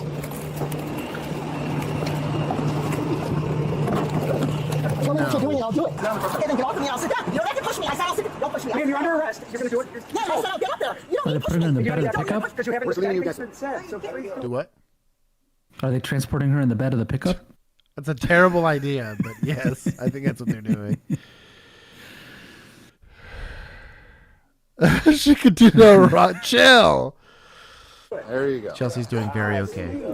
All right, okay, get off. You don't need to push me. You don't make the decisions, ma'am. Now you need to sit up here. They don't give them gloves in the airport. TSA takes them all. That's the kick. Watch your No. No, she's gonna be rip hobbled. Get the rib hobble. Yeah, that's it. Tie her up. That's it. Tie her up. It must be embarrassing. Okay, there's zero reason to figure for her. I'll be honest. Like, is it a trained technique? Yes, but like, and just put her in leg restraints and call it a day. What are we doing here? You must be embarrassing to be so weak. Is this on video, please? Thank you. Because you guys don't know what you're doing, clearly. Obviously, I don't know what you're doing. Don't know what you're doing. Don't know what you're doing. You don't know what you're doing.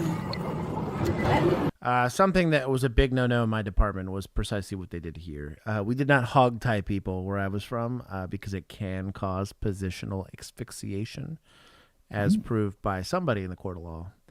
I'm not saying it's going to in this case, but it is, I think at least from a policy standpoint, you want to consider. I like the safe wrap little system thing, or the little taco system that they have with the little helmet and everything.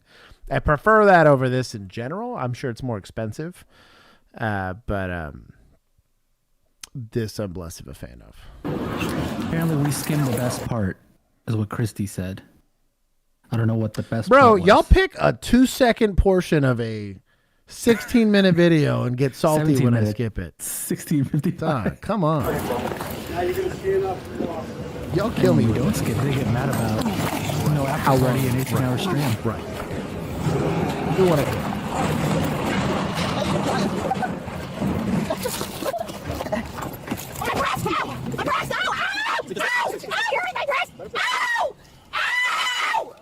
You're hurting my breast. My wrist! My wrist! Oh, your wrist. Wrist, I think that the caption's wrong. No, my wrist! I can't feel it. My wrist! My wrist! I can't feel. Don't punch me in the stomach! Why are you punching me in the stomach? Don't touch my stomach, you fucking asshole! Don't fucking touch my stomach! I'm a military veteran, you fucking assholes! I on Desert Storm, you fucking assholes! Are those leg restraints supposed to be that high up? Yeah, just they're seen different ones? supposed to be Okay. like right above the knees, basically. Okay. My Maybe I'm thinking of that burrito wrap where they're like at the feet. Dude, the burrito wrap's the way to go. Burrito wrap's the bomb. Oh, They should never have done mind. that. You missed the mountain dude just smoothly laying. Oh, wow. No, we saw it. We did. We caught it. Happened real fast. You They made it look missed even it. better. You missed it. She was charged with battery, resisting an officer, assault on a law enforcement officer, and battery on a law enforcement officer. Share your thoughts in the comments below. Yeah. I don't know about that. Oh, this is a spicy meatball. Mm-hmm. You know, okay, so I'm going to say airport cops are likely municipal in nature. I'm only giving them 10. That was a good investigation, though. Very, very good investigation. The Apple Watch on Chelsea, I'll forgive. We're going to take some from society. And that's it. This was a relatively decent apprehension. The investigation was the good part. I was very, very impressed with the investigatory questions. I think they were very concise. They were very to the point. They made an arrest decision, made an arrest plan. It was perfect. Buxom said, "Your entitled woman looks fixable." Well, it's for Buxom. Let's find out. On September 26th, You're welcome. 2022, a parking attendant reported a BWP. Horny jail. traffic incident after a pickup truck struck a parking garage sign, causing significant Hello, damage. K2. What's going on? Where you going?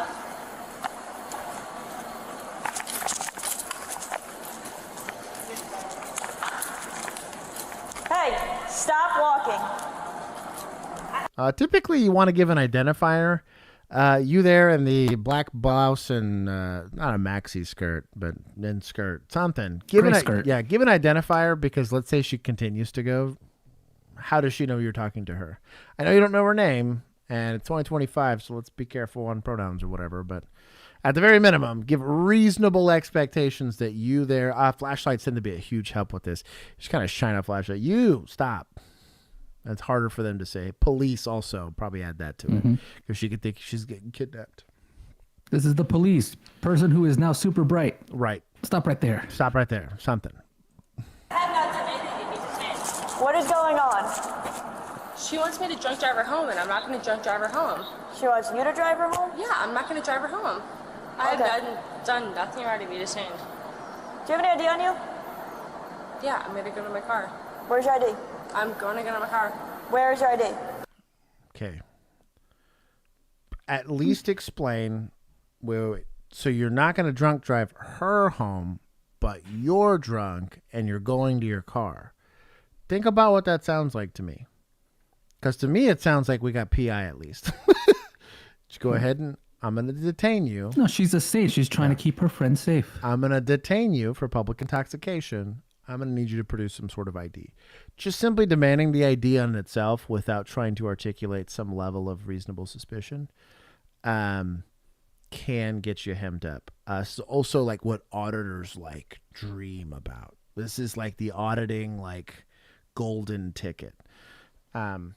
You likely winning something in the court of law on this? No, but I just dictate it to your body camera. So at least you got something. I'm going to my car. Where is your ID? I'm going to my truck. We're going to go back there, and we're going to figure this out. So go back downtown. I have done nothing to be detained. Go back down there. Why am I being detained? For some sort of traffic crash and trying to figure out the investigation. No. It's not good enough. Yeah, that was a pretty poor, and maybe you don't know. I'm teaching bad policing, but I'm investigating a potential criminal event, and you have been implicated in it. That's it. Once I, diminish criminal event? or extinguish, just a disturbance of some sort. You could easily, I don't know if you guys are dating. I don't know if somebody got hit. For all I know, you punched her and you're leaving. I don't know yet. But until I know, I have reasonable suspicion that drunk people are moving around at night and altercation and arguments happen. You seem heated. They seem heated. Looks like a duck, quacks like a duck.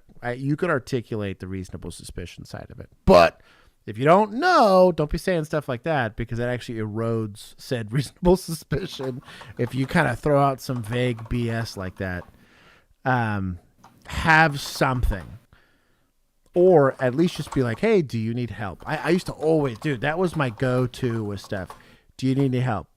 No, I don't need any help. Well, you seem kind of upset. I'm just trying to make sure that you're safe. And typically 9 times out of 10, they'd be like, well, she pushed me.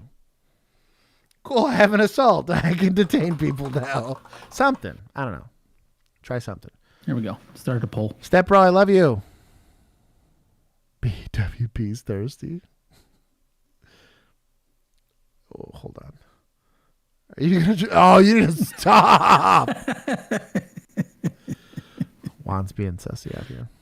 I'm not being sussy. The chat's being sussy. I'm just I have not been detained. helping them out. I have not been detained. I'm escorting them to horny jail. Horny jail for everybody here. Y'all gotta chill. You do not put. Okay, I have not been detained. Let's go. I have not been detained. Let's go. Come on. Come on. Do not touch me. Come on. Do not. Come on. Ma'am, do not Let's touch go. me. Let's go. Do not touch me. We're gonna try to figure this out. I have not done anything. We're gonna figure out the investigation. I have We're not gonna done Let's anything. go. Do not touch me. Ma'am, I'm about to put you in handcuffs. Do not touch me. This way. Do not touch me. Can you please walk this way? Okay, I have not done anything. Walk. Can you please? But you're already using force. The second you lay hands on somebody, we're at least at passive physical guidance, right? Or empty hand techniques is technically the articulation here for this use of force. Walk this For way, you to ma'am. touch me. You're not Do not following touch me. directions. Let's I go. have not done anything to be detained. What have you been? She's about to be put in handcuffs if she doesn't start listening. For We're what? doing an investigation. We can detain you if we There's want no to. investigation. There is an investigation. My because we got a call. friend flagged you guys down because you drunk. Okay? Okay. My friend We got a flagged call you guys about down. something. There's no reason for me to be detained. We have reason No, to there's detain not. you. Okay. There's no reason. Well, that's for your me- opinion. No. Just trying to get her back down here just so we can figure out what's going on. There's no reason for me to be detained. My friend's drunk as should wake you guys down. There's no reason. You gotta have a reason. I have never been in trouble in my entire life. My friend's drunk as and I was trying to go to my car, and she's drunk as Why were you trying to go to your car? so I can call my boyfriend to send me my location. call your boyfriend to send you your Don't location? try to confuse me. You said to call your Don't boyfriend. try to confuse me. My friend is drunk as Who are you? Oh, no, I'm not. Okay. No, I'm not. Don't try to confuse me. Mac Daddy, hey, stand over here while I decide if I have reasonable. And the reason we're really strict about this, right? Let's say she produces a weapon. I don't know, something crazy, like outlandish, wild happens like that. That's the question that's going to be asked. Or you never know. Maybe this lady's like, I don't know, participating in human trafficking or something crazy like that. And like, I don't know, man. Just know what you got, or what you don't got. My friend is drunk as Your ID or not?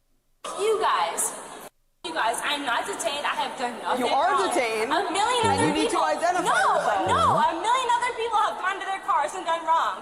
A million other people. When I was on my way here, some dude was four-wheeling in his thing.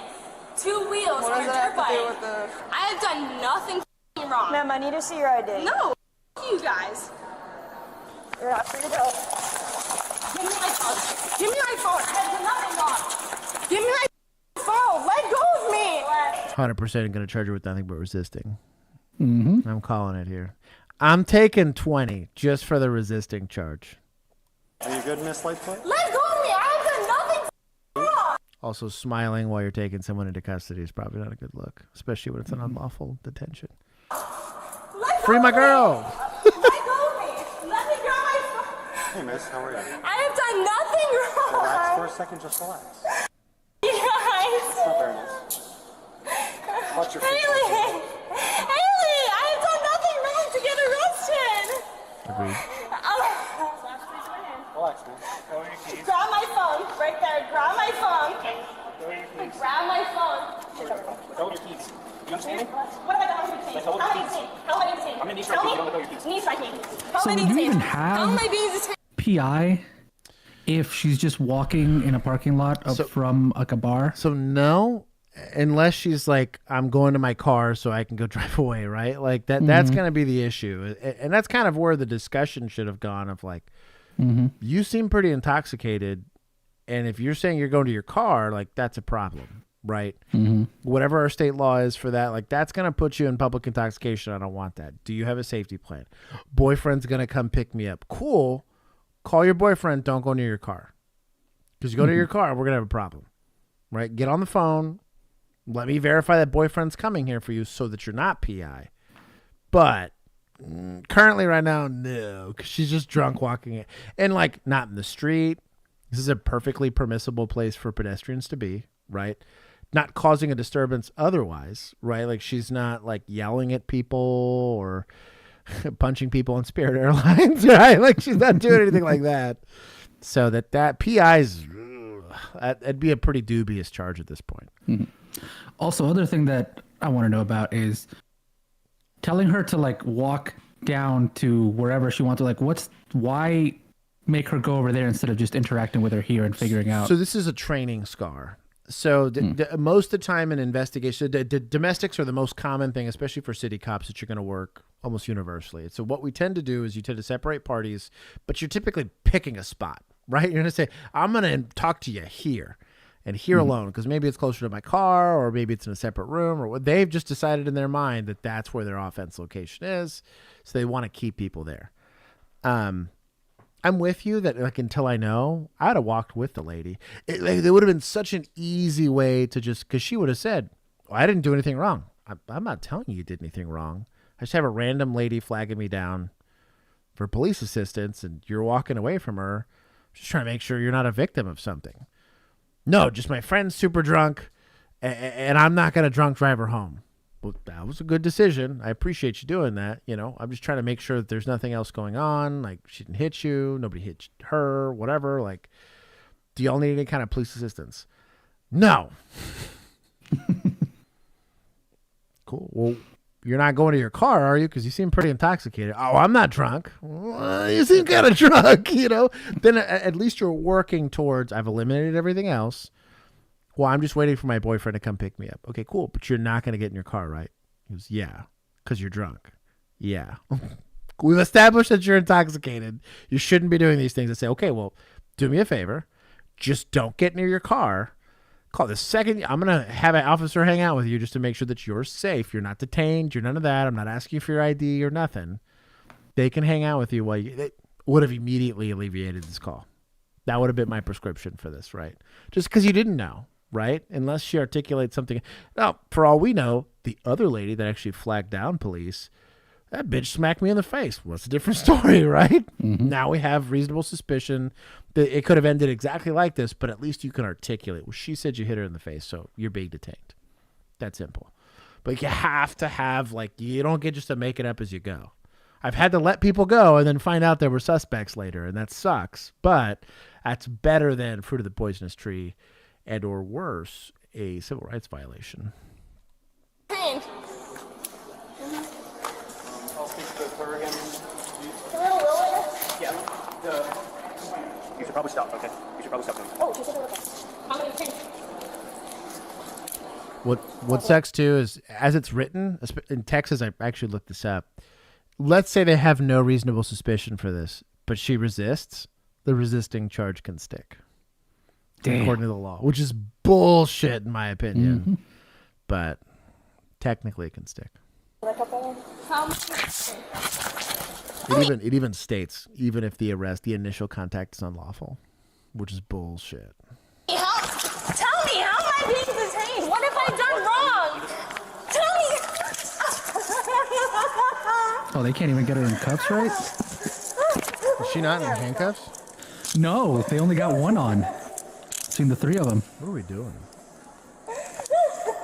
You could have prevented that. Chill out. What Okay. the have I done wrong? Prevented that from What happening. I would stop doing that, okay? What the have I done wrong? What the have I done wrong? What the have I done wrong? You don't have no, felt tell me ID. to my face. Tell me what the You don't have PI. Well, you're having issues listening. Let's start with that. Wait. Is that a crime?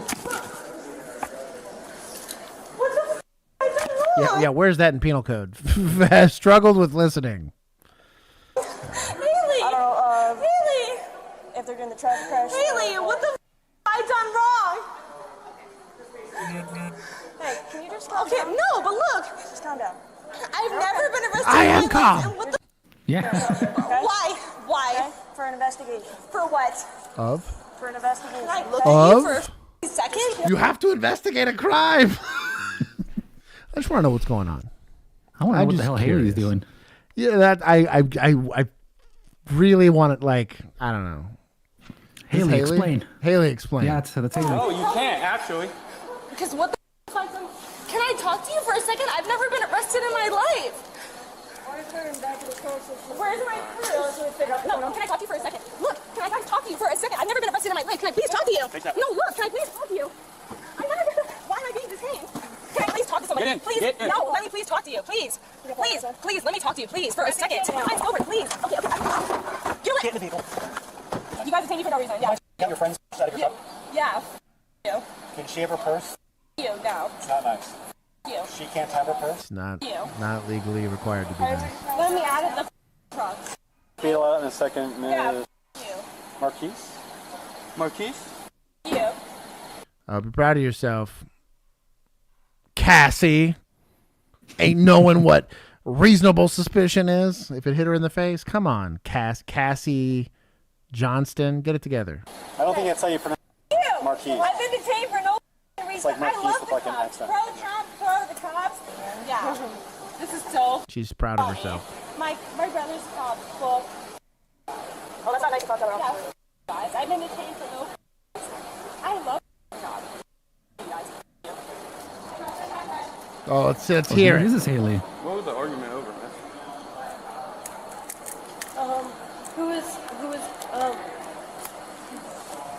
We came from the bar. We were both drinking.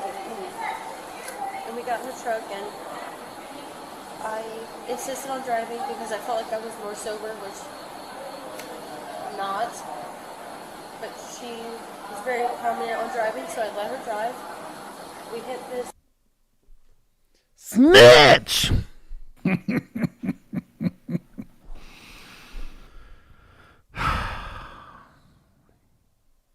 Bruh.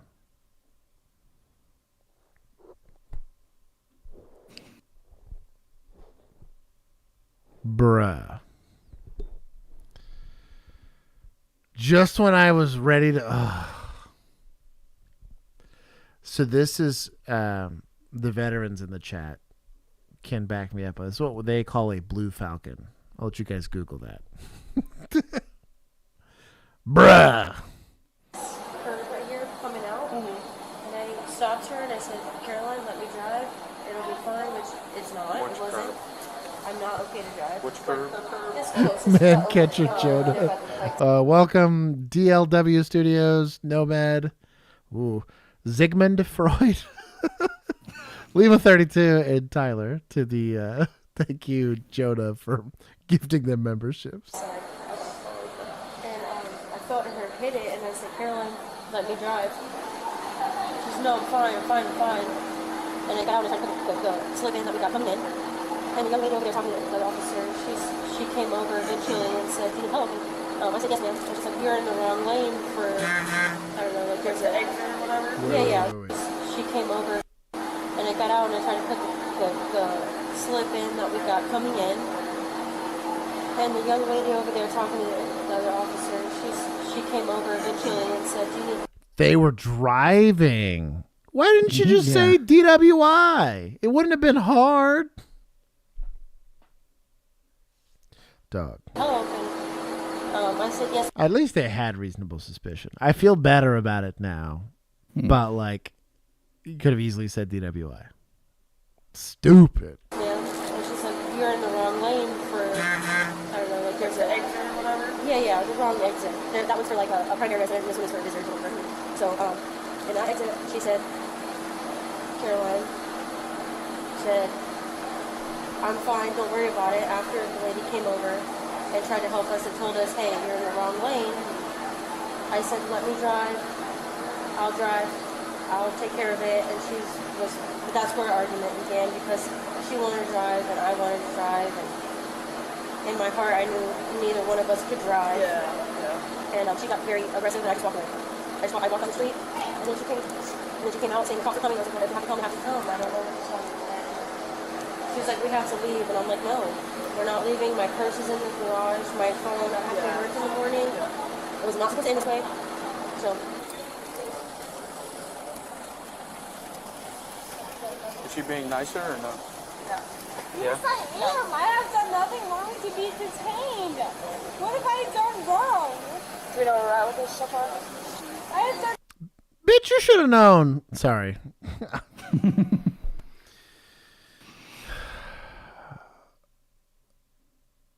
The only way I could potentially find this as excusable is if an officer was like, hey, detain that girl. I don't know why I'm doing it. That officer's going to explain it to you here in a second. I would have blessed that.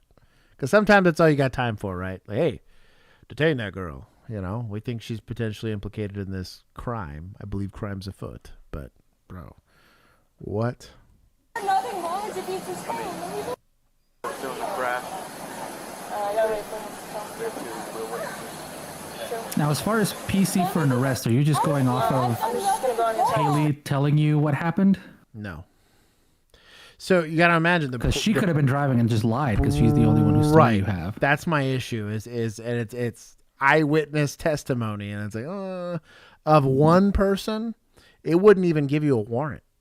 Like literally, it's codified. At least in Texas, I cannot get a warrant signed with just one witness. That's not. I'd have to have at least two, and they got to be credible. The credibility of said witness is going to be diminished. One, because they're intoxicated. They've admitted they're intoxicated. And two, they're implicating someone else in a crime they very much could have committed. Like there's reason to believe she could lie about that. In a crime they were admitting they wanted to commit. Right. So they would still have to verify that she's drunk. That's going to require some level of SFSTs. Or they're going to have to, oh man, the warrant. Hell, the way this is going, by the time they get to it, she might not be anymore. Well, and on top of that, where's the car? Maybe I have this other lady over here that saw him in the car and can place this chick as the driver. Cool. You have one person that could just choose to not want to, I don't want to be part of this. I want to take time out of my day to go to court. Right. On a criminal charge? Or they're going to subpoena your ass? Yeah. Grab my wallet for the Miranda. All right. You can hear me? Is that yes or no? All right, so my name is Officer Johnston with the Fort Myers Police Department, okay?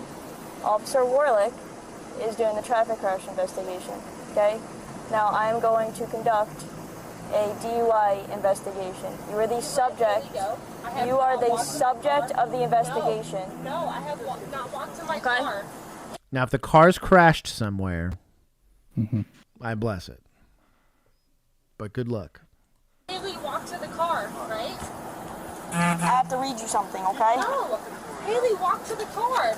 That is not fair. So my friend Haley can walk away from Ma'am, what? you have to let her finish. No, my Stop friend talking. Haley, no. My friend Haley can walk to jail for what?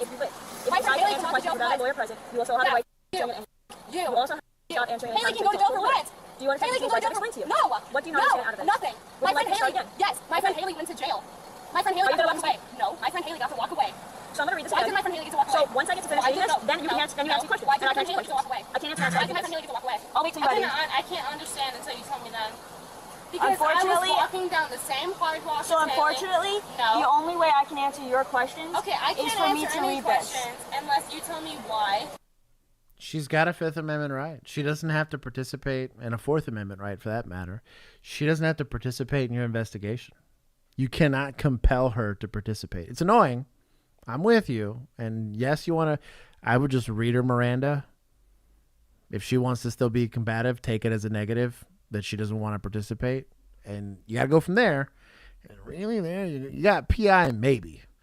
PI could probably articulate. The DWI would probably still take a report on.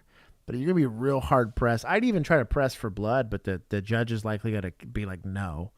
And clearly this lady's not going to like willingly do it. Volunteer it, yeah. She's not going to take the voluntary. So you're going to go like, well, someone told me she was driving and her friend told me she was driving, but they were both drunk.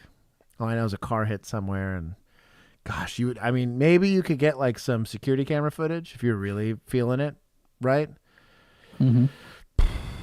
But you would need to have, maybe if you said, hey, here are all my intox factors that I got. She refused everything.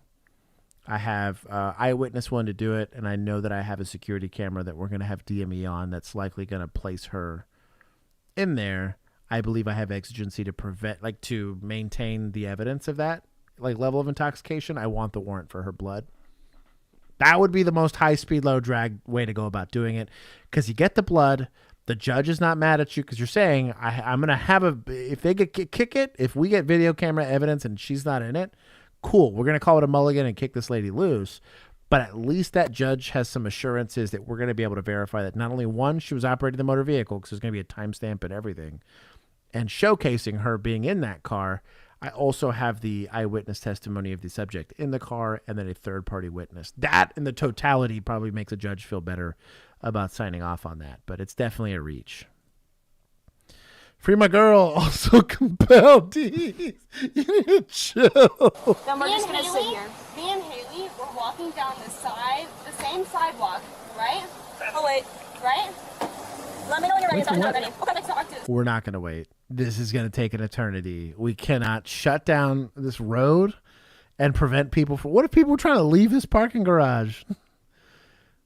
Also, isn't Fort Myers like a relatively busy place? Yeah, dog. We gotta Don't get you on have it. Other calls to deal with. We gotta get on it. Don't be scooting on this call. Bro, they've only had X amount of calls. Yeah, they only got 100K people. Okay, I see why they're bored. Well, unfortunately, you can't do that. Okay, well, why was I walking down the same sidewalk, Haley? In order for me to answer your questions, why I was have to walking read this. down the same sidewalk? So I'm gonna read this again to you, okay? I don't give a. You have the right to remain silent. Until you tell me why, Haley. So anything you say can use against you in court. You have the right to talk to a lawyer for advice before you ask any questions and have I cannot understand that. What do you not understand? Because Haley was walking down the same sidewalk as me. And we got arrested for walking down the sidewalk. So why am I arrested for walking down the sidewalk? Finish meeting Miranda. Take what she's saying as a no, and get on with it. You're not under arrest right now. No. You're being detained. She probably feels like she's under arrest. She's been saying that.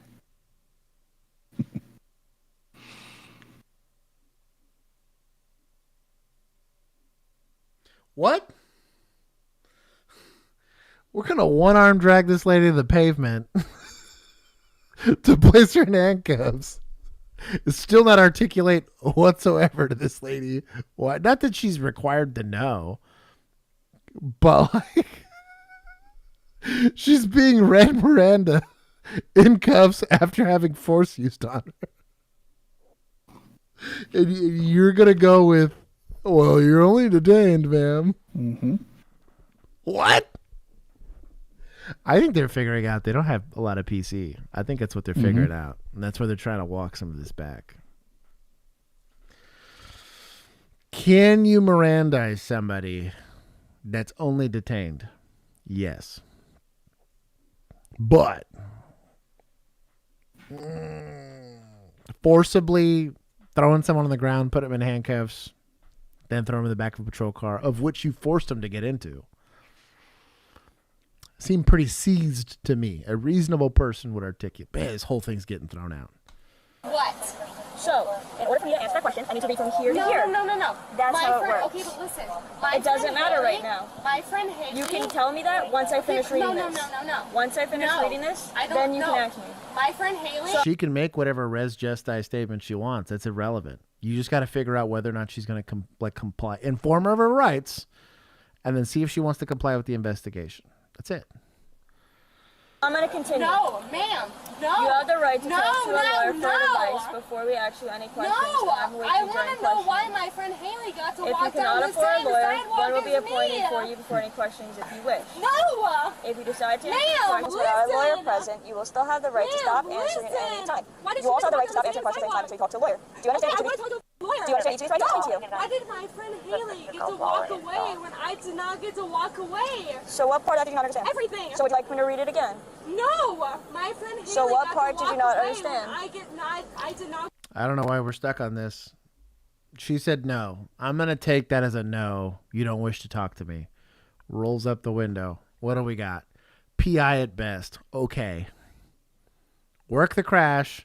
Call Big Sarge. Don't be doing that and not calling Big Sarge. So he'd be like, well, why didn't you work the DWI? And be like, well, this is all I got. I don't know, Doug. Gordon asks, if someone is drunk, how can they understand their Miranda rights and make a proper decision as if to talk? So that's what I'm getting at, is that let's say they don't. Run it like they don't. Now, currently, as it stands, there's not that I know of or I'm not familiar with any case law that says them being drunk means they can't understand Miranda. That's why you ask. You give them Miranda warnings and you say, hey, because the same argument could be made, well, how can I knowingly and intentionally DWI if I'm like hammered drunk, right? Mm-hmm. Like, well, I don't remember doing it. That doesn't mean you didn't do it. So like we are only have to tell you what your Miranda rights are and then ask if you're willing to voluntarily participate in the investigation. I don't like operating in that gray area where if they're just really combative about the whole thing, then I just wouldn't say anything, right? Because they can technically voluntarily give up their Miranda rights if they decide to start to talk to me. Happens all the time where I'll give somebody Miranda. They'll say, no, I want to talk only when my lawyer's there. I'm like, cool. I just started driving to the jail because I believe I have PC already. And they start talking to me. And I'm like, hey, dude, like your attorney's not present. In case you were wondering. It didn't just genie into my car. Like, no, I'm going to clear the air here. And if they want to talk to me, that's on them. But like once you're giving Miranda, you want to be really careful. Because if they don't consent to it, even giving you Miranda or not, like I'd just be really careful about what you're asking and how much of that you actually think is going to be admissible in court. There's that whole idea behind, you might beat the rat, but you can't beat the ride. That's a really terrible way of doing policing because that is a good way to have civil rights violations filed against you, of which you would lose qualified immunity and would get prosecuted, which really they'd go after the department. They don't care about you, but still. Tweaker. Maybe you don't come back. I know, this is stressing me out. And another officer could help her. Like, yes, Cassie's being dumb, but like, help her. Put a hand on her shoulder and be like, yo, fam, here's my suggestion. You don't want to listen to me, that's on you. Burgess versus Tompkins. We'll look that up. What does that say? I'm going to look it up right now.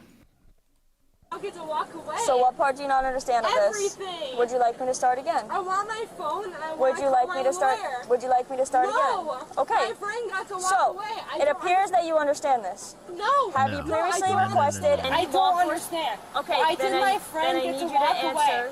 I need you to answer. Why What did my don't you friend understand? get to walk away and I did not? When I have not done a damn thing. This wouldn't apply. Why didn't So what is it? Burgess versus Tompkins. So basically, what happened in that one was he was advised of his rights under Miranda. He decided that him just not saying anything was him invoking his Fifth Amendment rights, but then said something that incriminated him in a shooting, basically being like, "I hope God forbids me for a shooting." And he said that he had invoked his amendment right, but he never said it. So he just stayed silent, and therefore thought that that's what it. Yeah, and even if you do, res gestae statements are still going to get you. Because like I said, I've had it happen a ton of times. You give Miranda, do you want to talk to me? They tell me kick rocks. I want my attorney. Cool. Should I go based off of what I got, right? And they start talking to me in the car, right? And I'm like, well, you're an idiot. But like, just because you've like... you got to stay silent to remain silent. Right, exactly. The right. That's kinda how that I can't works. compel you to talk, but if you choose to do it, that's on you, dog. Yeah. I invoke my right to have nothing I say be used against me in a court of law. Right. So like you can self-snitch all you want. That's perfectly legal and admissible.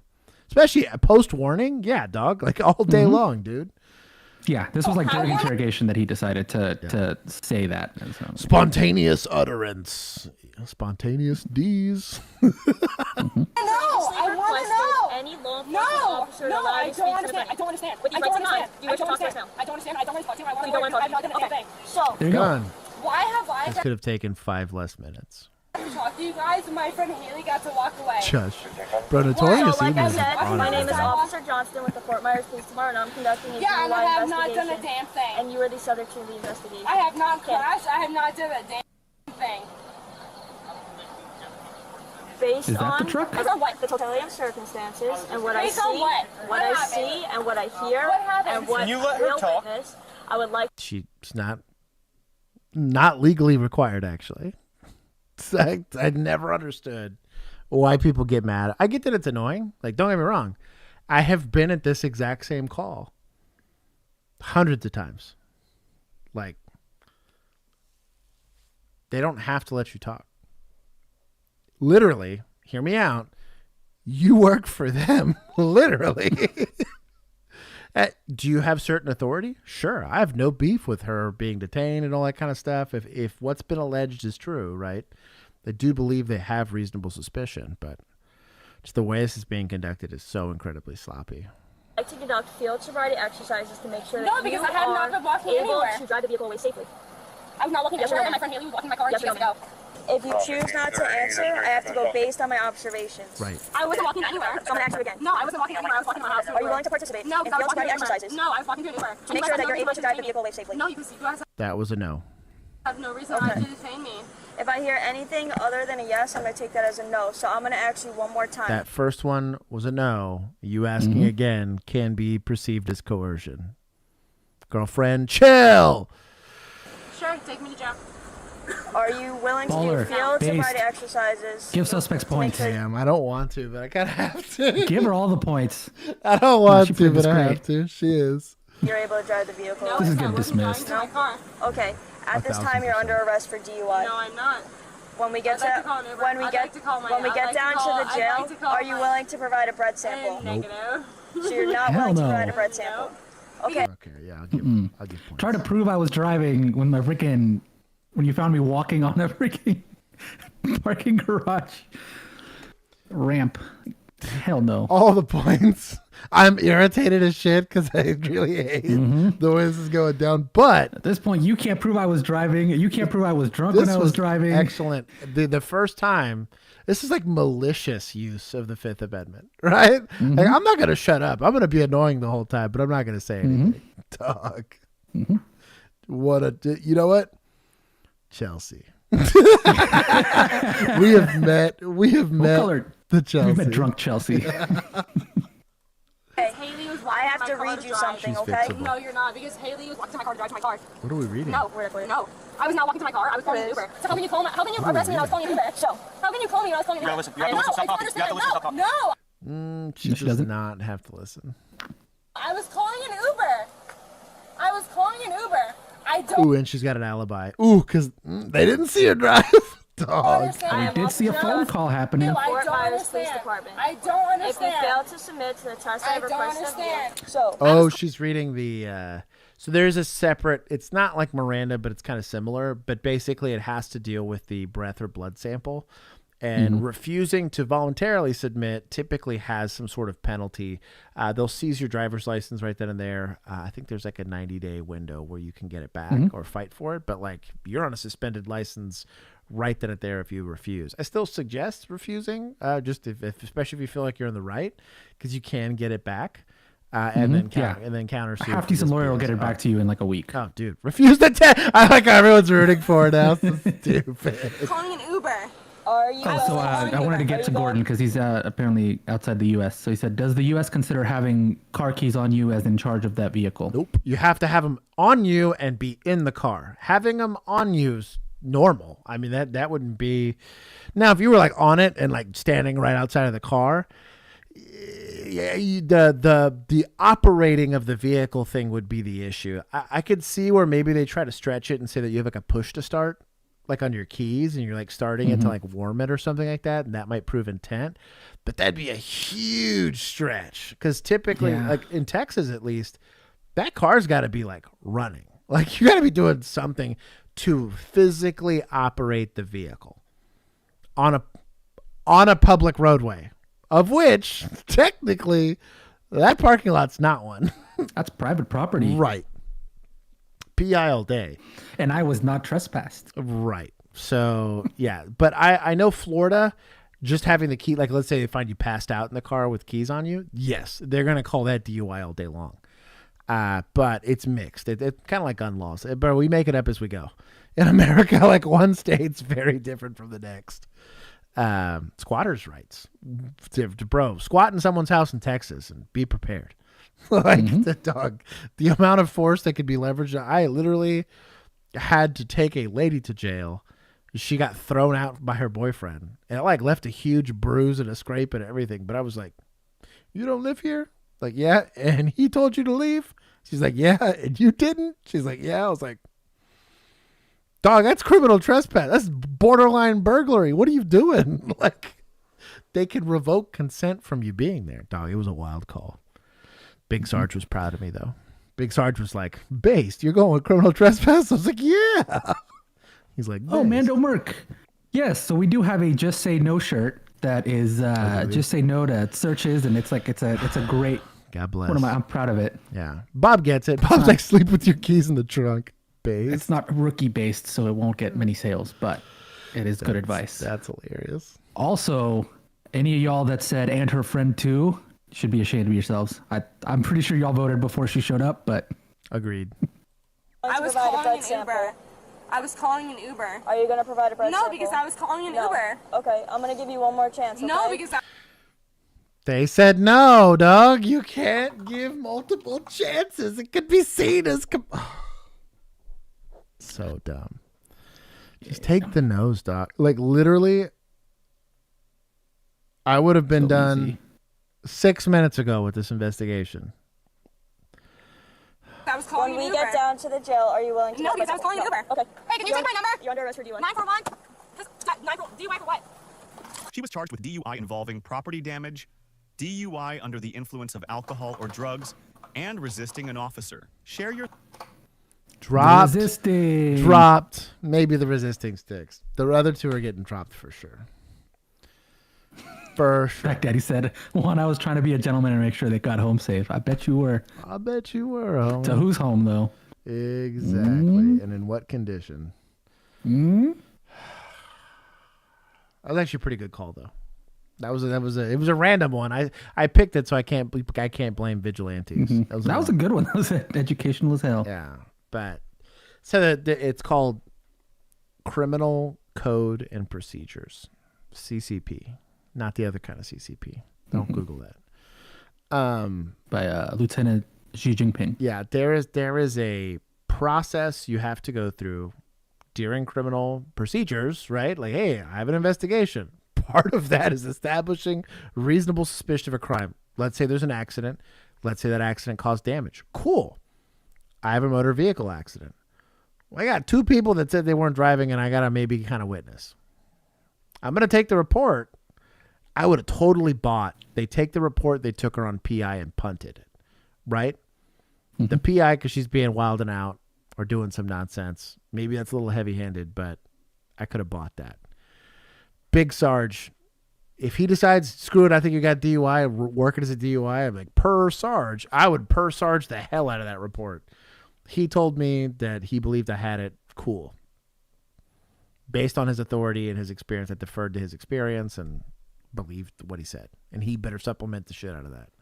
Be telling me to do stuff and then not giving me your articulation of it. Anyways, Jacob, what's going on, homie? Anyways, we'll keep going. Even interacting with you right now. You don't feel safe right now. I do not. Okay, well then why don't you go back to your office and hide in safety? So, Mr. Howe, He said hide in safety.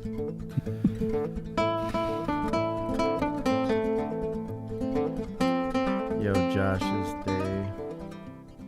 I don't know what All right, DN so means. the video for today is that DN? I don't know what that means. What are you looking at? Josh, have you responded to a school too many times? Too many times. Oh, is this homie? It's going to show. Yeah, it's this dude with his illegally gotten body cam. Mr. Foya. You think he's just trying to get through his backlog? Yeah, all his illegal videos? Foya. His non-Foya body cams.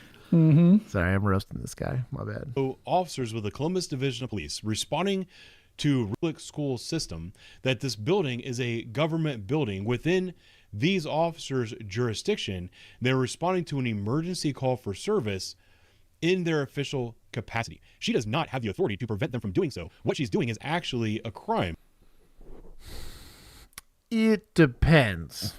So, easy example I can give here, and this is where it gets kind of muddy, is we had a great story time. You guys get a free story time. Shout out to, and I'm going to dox this guy because screw this guy for this. It was Nichols Junior High. Shout out to Arlington. It was a great place. So Nichols Junior High had a bomb threat. Didn't know if it was legit. Didn't know if it wasn't. Whatever. I was dispatched to respond to this. So me. Oh, hello, beautiful. They're empty. Show the food. Oh. We want to see the food. Chicken. Oh. Quesadilla. Oh, I'll take them. Thank you. Hell yeah, that looks good. My love? Anyways, yes, it's chicken and beans and cheese. Tilt a little more. Gotcha. Yeah. Right. Dog. Kinsey's earning that last name. I'll tell you what, these are delicious. Dog. She crushes. She's more Mexican. Dude, I need to bring you back some Mexican cheese so you can. To be honest, I'm going back in July. I'll bring you back a roll of like actual. Oh, dude, some like legit queso fresco. Dog. Mm-hmm. Let's go. So y'all can do them like super authentic. So, anyways, story time. I show up, me, fire, and I think I had a sergeant that showed up with me. We show up, we get there, bomb threat. I'm like, cool. We're going to evacuate the school. And that principal told me, no. And I balled up my fist because I was like, about to be like, what? And my sergeant was like, I mean, he said that with a lot of confidence. Fire lieutenant shows up like, yo, dog, what's the deal? Why aren't we evacuating the school? And we said, well, thank you. We said, well, the principal said no. And the fire lieutenant was like, ooh, this is his school. Technically, that's his. I was like, for real? He said, yeah. We can't supersede his because he's responsible for those kids, not us. Now, if I had exigency, like I see the thing, it's ticking and all that stuff, that's different. It's Mutual Combat Liability Edition. Yeah, right. But like technically that's his call to make, and we had to do the entire. It's funny. Shout out to, I think it was DFW Airport's bomb dog, cute dog. I was gonna escort the guy. He's like, well, Josh, just go walk with the guy. He just tells me this dog sits down, just run. And I was like, what do you mean? He's like, he only sits down. This is only for destructive devices, dog. Can't smell weed. Can't do any other stuff. Like, he is not trained for that. The only thing he sits down for is the things that go boom. He's like, legitimately, you will see me run if his dog sits down. And so we had to search that place for like 2 hours, or like an hour and a half or something like that. So there's a bunch of teachers just watching a bunch of cops walk around the thing. And I was like, I guess we're all staying here. Like, ducks fly together. But, yeah. Even a fire lieutenant and a sergeant, I think eventually our police lieutenant showed up. And we looked it up, and the principal had the final say on what happened. Unless there was an emergency situation, like shooting in progress, something crazy. And in that case, I get to dictate what's going on. But, like, outside of that, you really don't.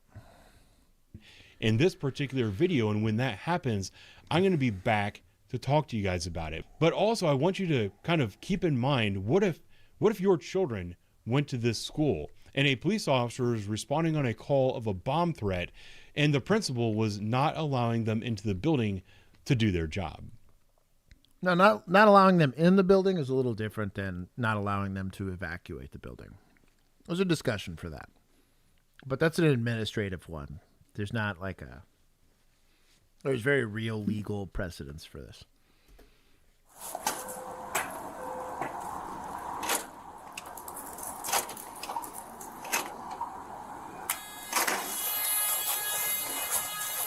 We got let in. Those guests were expecting to have a ride. No, that's locked. You gotta wait till he comes and gets you, sir. What? You have to wait till he comes and gets you, sir. I'm here on official police business. I get that. I just radio for the safety security. You just have to wait for him to come in here to pick you up. Okay? Okay. Thank you. Well, I'm just saying that I'm just going by the rules that I've been instructed. This radio for him to come and get you. Has your union, teachers union, and the lawyers spoke with you? Huh? Have they spoke with you? No. We're here on official police business. I get that, but safety security is on their way to come and get you. Okay, we have authority over safety and security. This argument, I understand what the officer's saying. It's like, well, we don't know that this is either legitimate or not legitimate. I do take precedence here. The principle's different, but safety and security, no. Like, some random security officer tells me not to do something, I'm like, you're going to jail for interference if you get in my way. There's maybe a discussion here as well with this lady getting in the way of doing it, but this is something that, like, in the moment, they can, unless, again, we're actively on the phone and the bomb is ticking or whatever. Right now, you're in a very big gray area. I would at least kick it up the chain. Let a acting sergeant, let a lieutenant, let a watch commander. The chief's not going to answer this, but like, let someone like that make that decision, because it's really going to be fought administratively after you. But in the moment, I'm 100% on the team of this officer, or the side of this officer, because he's got a very real, like, hey, I don't care what you're doing here on your stuff, but like, I got to make sure these kids are safe, and that is my job. Do you understand that? Well, We're Columbus Police. I have authority over my principal. You not over my principal to me. So she tells me for you guys to wait. You're not the first one to go through this. And I'm not trying to be combative, but he told me to let you know, let him know when you got here. He's going to let you know. And I just radioed him. He's coming to get you. Okay? Okay, well, I'm just telling you what I go through. Okay, but did the union and the lawyers speak with? Did they speak with you? No. They have not. And I'm not in the teachers union, so no, they wouldn't speak with me.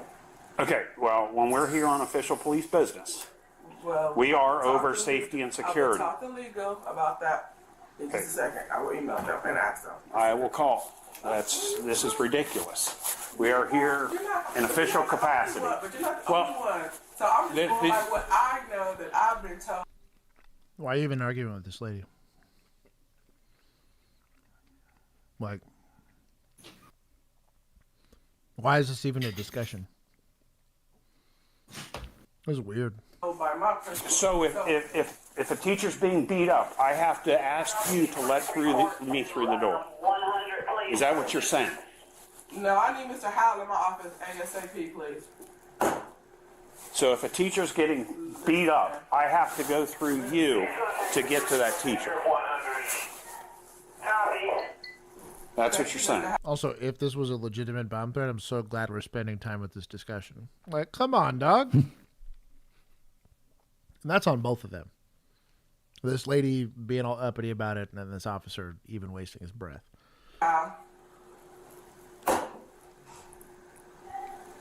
You know, at this point in the video, I think it's important to point out that the way this school is treating these police officers is not the norm for Columbus City schools.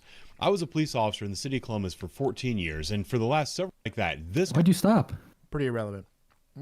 Why'd you stop? 100 throwing stones.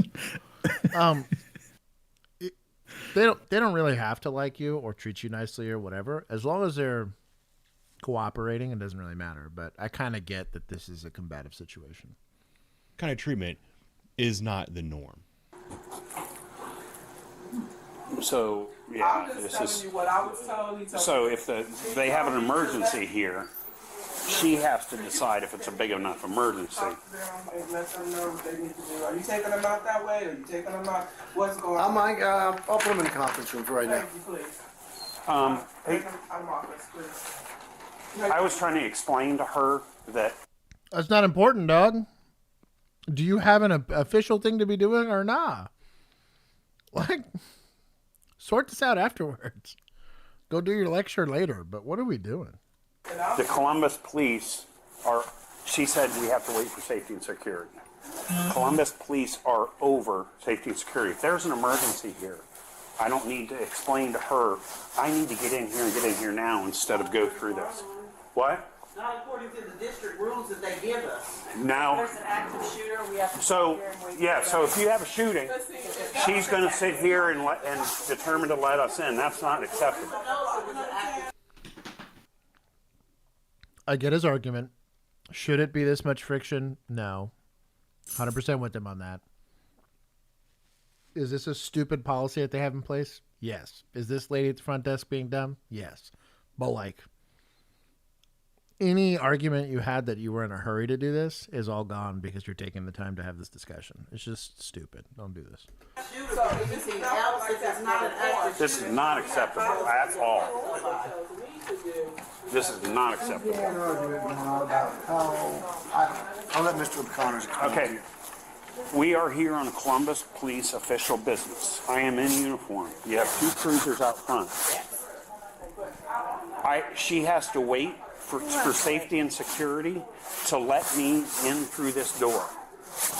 If a teacher is in the process of getting beat up or we have an active shooter, I'm not going to stand here at the door and argue with her. What are you doing here now? Okay, I'm telling you. Columbus police are up here, safety and security is up here. I shouldn't have to wait to get through this door when I'm called to the school. I am here on official police business. Yes, ma'am. We called you, so. Yes, ma'am. So I just heard a lot of. Well, can you step back over here? Because I just heard a lot of. Okay. Chaos, and I was in a meeting, so I know, Mr. Howell, come on back over here, please. The door, please. So, what I'm going to do is get back a hold again with the teachers union. I'm going to get a hold of legal because. What does the teachers union have to do with this? Because it seems like they're some of the only people. Literally nothing. Because they would have no authority over policy within the school. That'd be the school district. But whatever. People that have pull. If we have an emergency at the school, I should not have. I'm going to skip this. I'm not really sure all that happened. So Lisa said, I'm going to go out on a limb and say that the school has the escort policy because cops have harassed students in the past. I've heard of other schools having the same for that reason. Though I can see that still doesn't change unless the school, and this is oftentimes a smart school, would just have their own police department. Most states allow you to just hire your own police department. Now, it doesn't mean that local PD doesn't have jurisdiction over you, because they still do. But It's like campus PD for colleges. You can have them all the way down to kindergarten. But the escort policy is to not interfere. I'm dying. You choking on chicken? Stand by.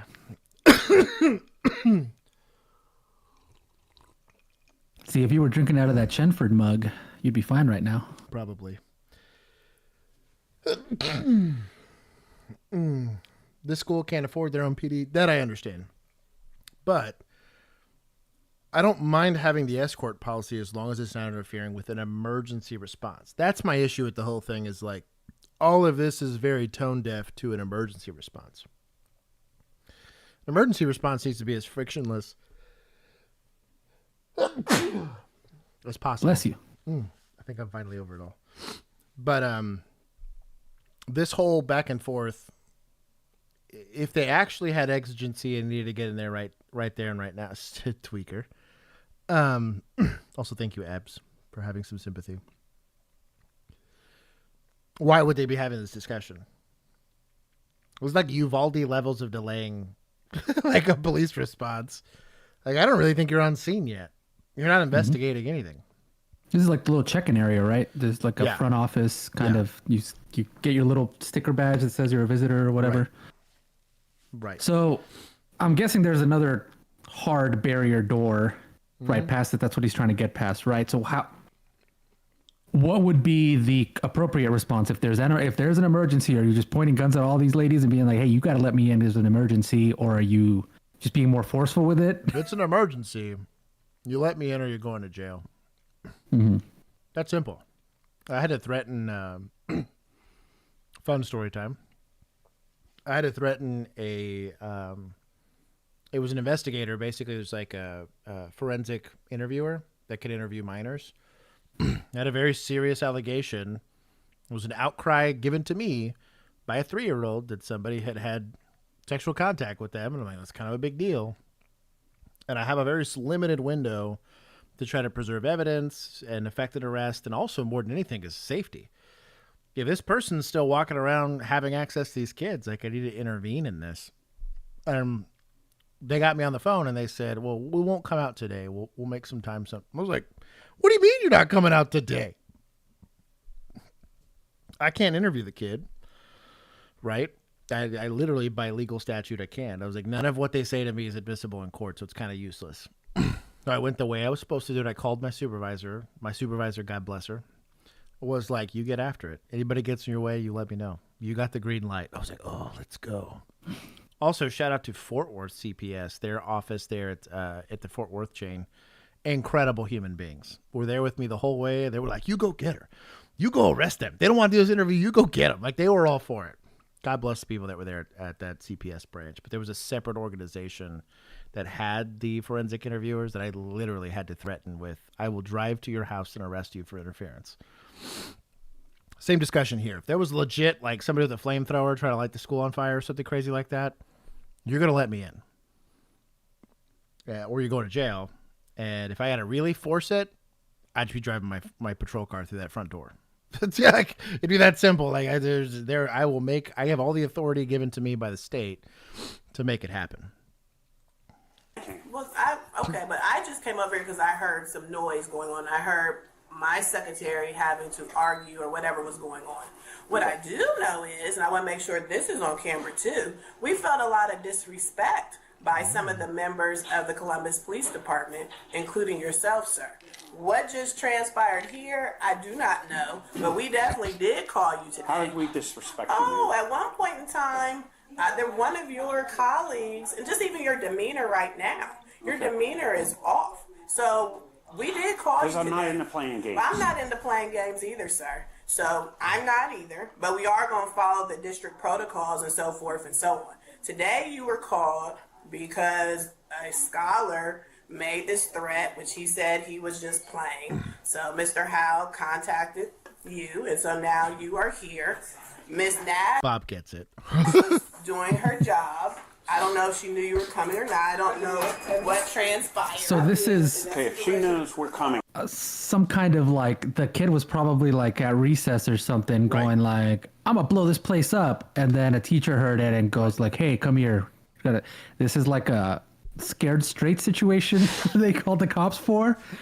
No, because it's gonna clearly be like nobody here finds the threat credible. This wasn't like somebody called, right? Well, that's kind of what I mean. Is like that's why the whole discussion's kind of moot anyways, because it's like, I mean, you don't really have exigency. Are you gonna investigate it? Sure, but like, I can't comply with your investigation. The vibes are all off. Mac Daddy. They have to comply. They're complying maliciously right now, which is fine, but that's an administrative discussion, They're right? following district policy. You'll say, well, cool. Let me get your name. Let me get your name. Let me get your name so that when we have this discussion with the district, we can decide whether or not this is appropriate. That's it. Well, I want your name and badge number. Here you go. Better yet, here's the report number. Have any other questions?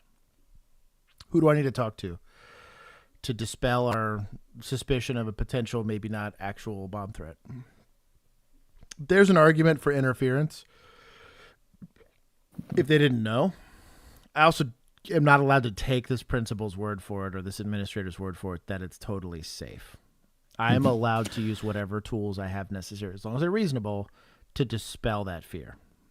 But to be honest, this is a side effect of really poor relationship building with dude, the schools loved us because we showed up, we weren't douchebags, and we helped them all the time. And they saw us working with the kids. And we had frequent flyer kids that would run, that would get into problems or whatever, and we handled them reasonably, right? They loved us, but like you had to work on that relationship. Now, I'm not saying people didn't have bias. I definitely ran into city administrators that hated the police, but like even in that instance, they tended to stay out of our way because we just talked to them respectfully. This whole thing is dumb.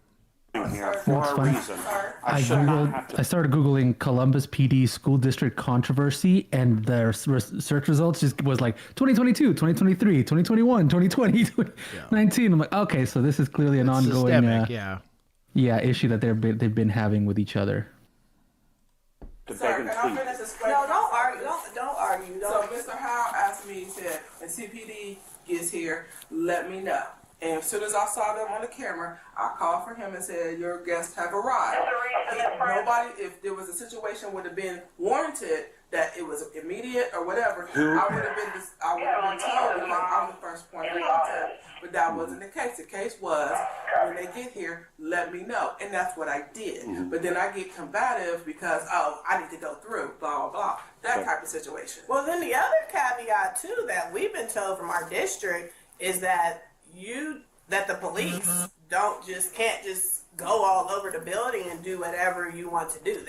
Now,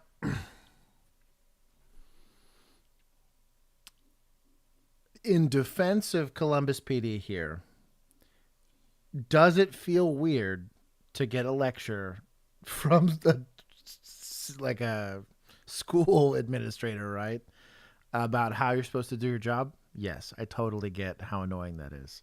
The worst day of this lady's life is having to show up late and get a paper cut, right? Versus you're probably just went from a domestic or something awful like that, right? So I get it on why they're annoyed about the whole situation. But like all of this is administrative bullshit. Has been established too. Now, if it was an active shooter, that's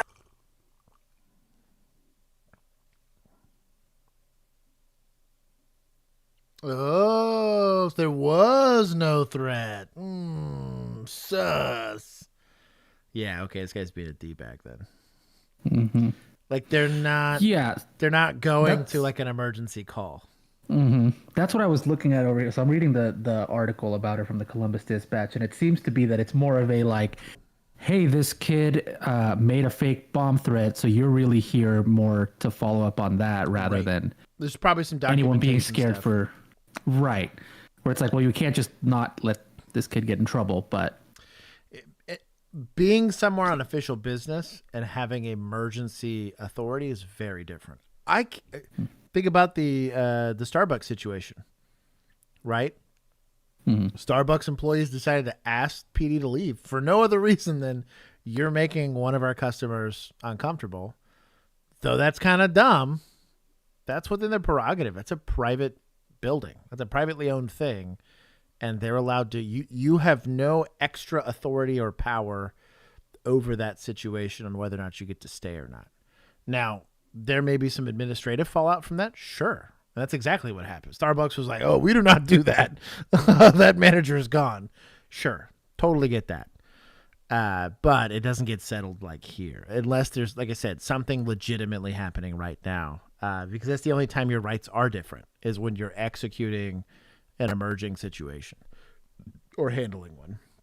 Something totally different, but that's not what's going on right now. But there are rules. So if a teacher's being assaulted. So if a teacher's being assaulted, so there was a breakdown on that too, which Mr. Howell and I discussed as well. But the assault had already taken place. But nonetheless, the teachers called, so they were the ones who made the phone call, and then they had already given information over the phone as to the scholar. Now, it gets back to me that allegedly I stopped information or whatever. Yes. That's not true, sir. You and I only talked once. When I came you said I will not provide that students. All right, so this part of the conversation might be confusing to people if you don't understand the entire scope of what's going on. But the officer is accusing the principal of not cooperating with him when teachers at her school have been assaulted. The reason this is a very serious issue because in the state of Ohio, when a teacher is assaulted by a student on school grounds, that is actually a case of felonious assault. And this principal in the past has a history of refusing to cooperate with officers when they respond to a call about a teacher that was assaulted at her school. You heard her say, that's between you and the teacher. That's her business. Well, I'm sorry, but you are the principal of this school. When a teacher that works for you, that is your responsibility to keep them safe and secure, is assaulted by one of your students who she refuses to call them students. She's calling them scholars in this video. But when a teacher is assaulted by one of your scholars, it is your responsibility as the... Okay, don't air quotes an entire school population. Golly, there's like actually kids here. Chill.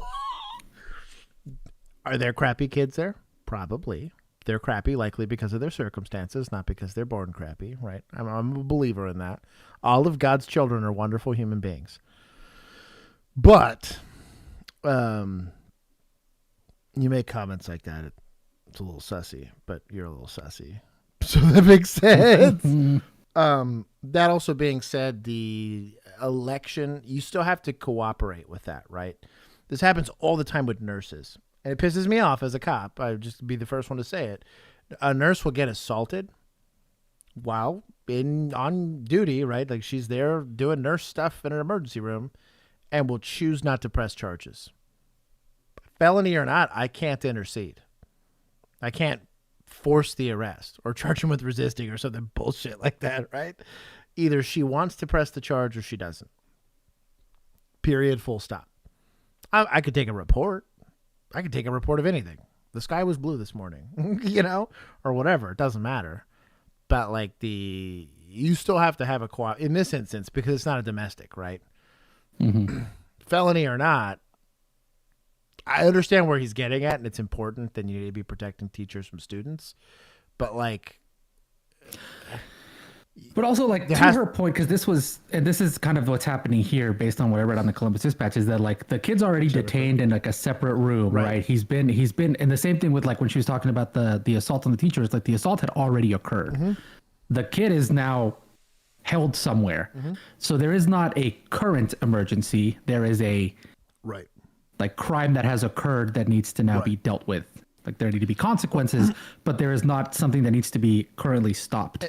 And if you thought, let's white knight it for a second as a cop, right? If you thought this principal was getting in the way of this and not allowing teachers to press charges, say if you press charges, you're fired. Would you like to document that? I'd be more than happy, because I can't do anything about it now, right? Mm-hmm. I do have a victim, and I need to hear it from the victim that she doesn't want to press charges. That's simple.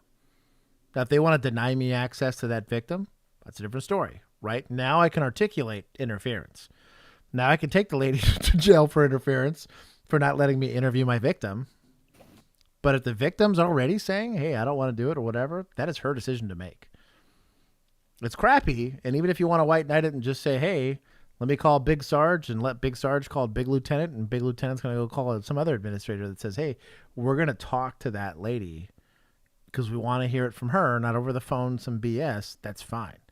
But man, unless you got a victim, you kind of have to, that's the whole point of being a principal, right? Is you get to defer. And really that should be a self-correcting problem. if you're a principal that's not protecting your teachers, less teachers are going to want to work for you, right? I don't know. They're allowed. It's like self-exploitation. Should we let strippers be strippers? Probably not. It's kind of a terrible lifestyle for most of them. But you having a creepy boss that's pressuring you into weird stuff for promotions is a civil thing until you decide you want to be a victim and go through the state to try to get a solution. Like that's the only problem with it. I understand there's a power dynamic discussion there, but like you don't get to just interject yourself into situations, especially when there's no emergence. If it's not currently happening right now, like your authority significantly diminishes. There's only very few exceptions, like you said. A shooting in progress, a domestic assault, where it doesn't matter if they want to be a victim or not. Stuff like that. Principal of that school to cooperate with the police and give that teacher all of the support they need. But what the officer was just, arguing with the principal about is that she has a history of not even cooperating with the police in a case where a teacher is assaulted. That's why this is very alarming to this officer, also to me. So they were the ones pressing the charges or the assault charges or whatever the case might be. That was not Natalie James or Ridgeview Middle School. They had that conversation with you. So that was over there. You and I only talked briefly when I stepped out of my office. So You constantly said refused information. Are you denying that? I follow. Why are we having this discussion? Like, this is completely pointless. This is so... Bro, Ohio is a fake state. District protocol. Saying. And the only reason, why I came out because there was something Ohio isn't real, but it still can hurt you. I stepped over here. Okay, I will get with the attorneys. There's some arguing going on over here with my secretary. We have safety and security for a reason. What are we doing? I personally do not feel comfortable even speaking with you, to be quite honest, because of the way that, because I believe that you do not even have my safety in mind. So I'm just being very clear. Okay, and as an administrator, can I give you my feeling? You, for some reason, you don't like the police, and you want to make things so difficult for us that we don't want to come to your school. And great state. Here it is. Police don't want to come to help schools when they have... Great job. Whoever your PR person, give them a raise. So dumb. What is Shannon telling me no about? Oh, I don't know, she's but... mad because I made Ohio not a real place. Yeah, I'm pretty done with this. This is a dumb call. I'm going to take points from administrators. I'm not taking it from PD because this is an administrator saying stupid stuff. Don't say that your police department doesn't want to come and help a school. That is Uvalde 2.0. Like, you need a chill. Abby died for our Ohio sins.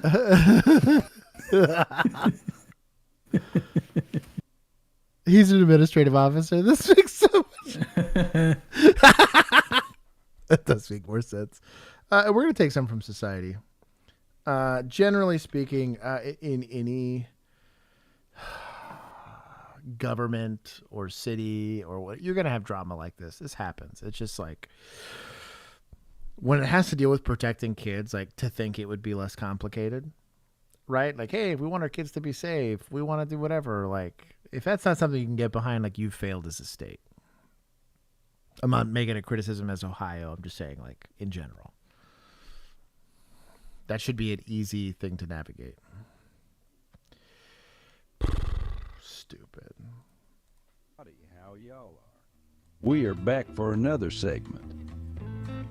Cops pulled the suspect over due to erratic driving. They were getting 911 calls about the suspect driving in the wrong direction. It doesn't take long for the cops to... It's kind of a nice rendering of his hat. Yeah. You know? That's got to be AI, though. Conclusion. I don't know. Those brushstrokes don't make sense. I guess. On the belt? I could see it on the belt, maybe. I got to ask my wife. Mm-hmm. She would know. About the driver's intoxication. Draw, so I can't make that decision. It's worth noting that there were no kids during this arrest, but it was later determined that she transported 27 children while intoxicated.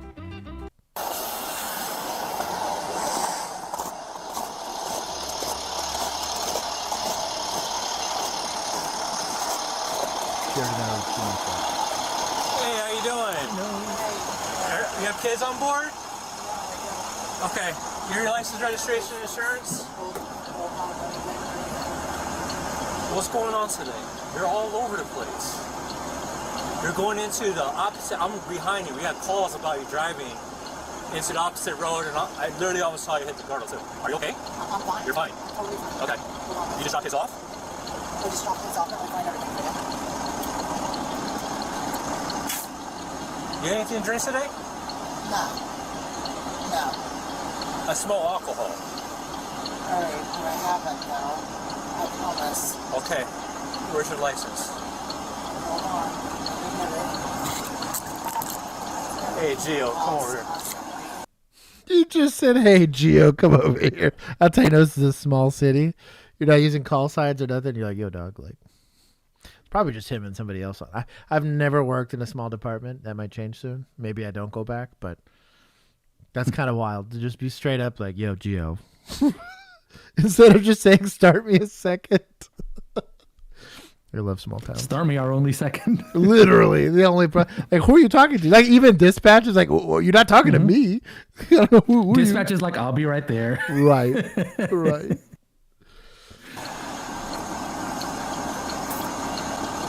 Well, you good. I'm gonna take her out. 2 comments 19, wipe him out for tests. School bus is unoccupied right now. So I'm a city cop that was a city cop in a pretty big city. And that makes me a little jaded and a little, let's say, precautious. This lady's operating a pretty large vehicle. I'm probably taking these keys out. That's just me. Because I'm currently in the vehicle. I don't want this thing taken off with me hostage. Okay.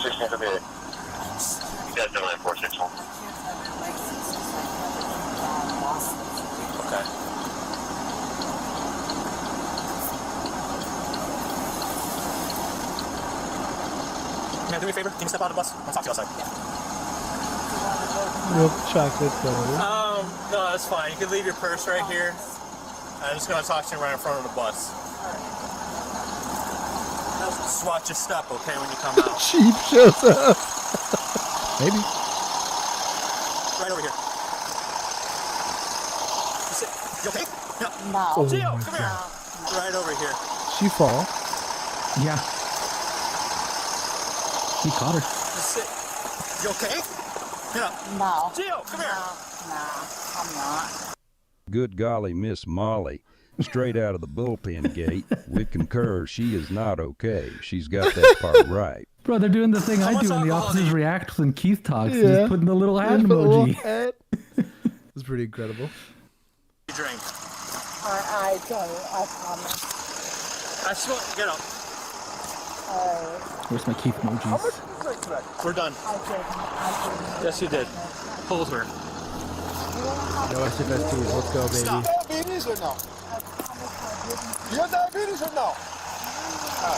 Excellent question. Do you have diabetes? If she's in diabetic shock, this is not a DWI. We need to get this lady some medical emergency right now.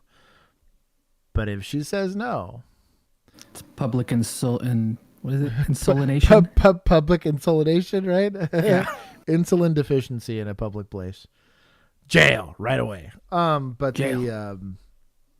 I'd still probably provide some level of medical care. I'd want to make sure that she's not going to die from Narcan. Narcan her for being PI. Yeah. Miss Frizzle for the next generation. Oh my God. Well, no, she'd have to be a teacher and a school bus driver for that. People always This forget. is millennial Miss Frizzle drinking wine in the middle of the day. This is Gen Alpha, Miss Frizzle. I see her John Deere sweatshirt. They say nothing runs like a deer, but in this case, this intoxicated doe can only stumble like drunk Cooter Brown. What? No idea what he said. Someone translate. What's your drink? I saw you're not good. I didn't. I didn't. I definitely didn't. And I promise. And I God. Okay. No, she's done. She's under. Hold on. Who do you work for? What school company? Okay. 2 comments, 219.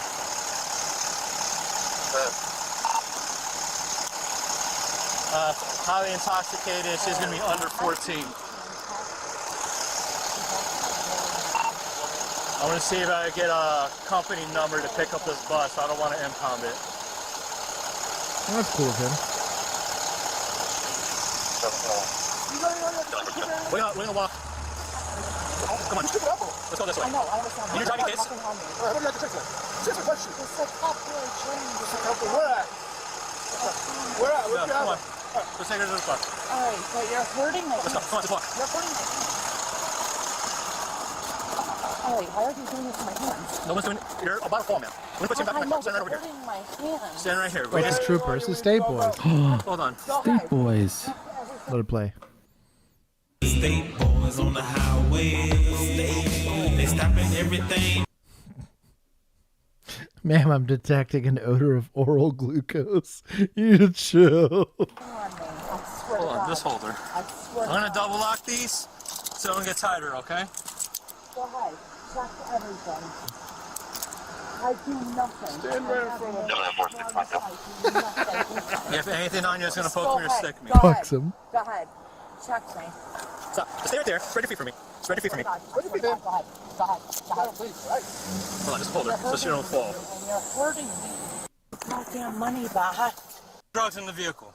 Anything I should know? Think about all those lil darlings she put in danger earlier in the day. What's your name? I'm about to search. Back of the bus is clear. I'm gonna. There's the culprit. Ooh, Smirnoff. Bro, I can't tell if this is just like empty. Hold on, let's see if it's That is looking pretty empty. That looks like there's just a little bit at the bottom. Not even a flask. Well, I do declare. It's completely empty. I didn't see any sloshing it. I expected to kind of see something moving up here. She just downed that thing. Well, that'll do it. What's this, like 80 proof or more? Or something like that? It's roughly. like that much would have gotten you messed up. There's the culprit right there. I guess her I promise doesn't mean a hill of beans now. Looks like she indeed off the Smirnoff. Hey, Jill. Hey, bro, it's evidence. Chill. Leave it there for the kids. Bro. He's just putting it on ice for later.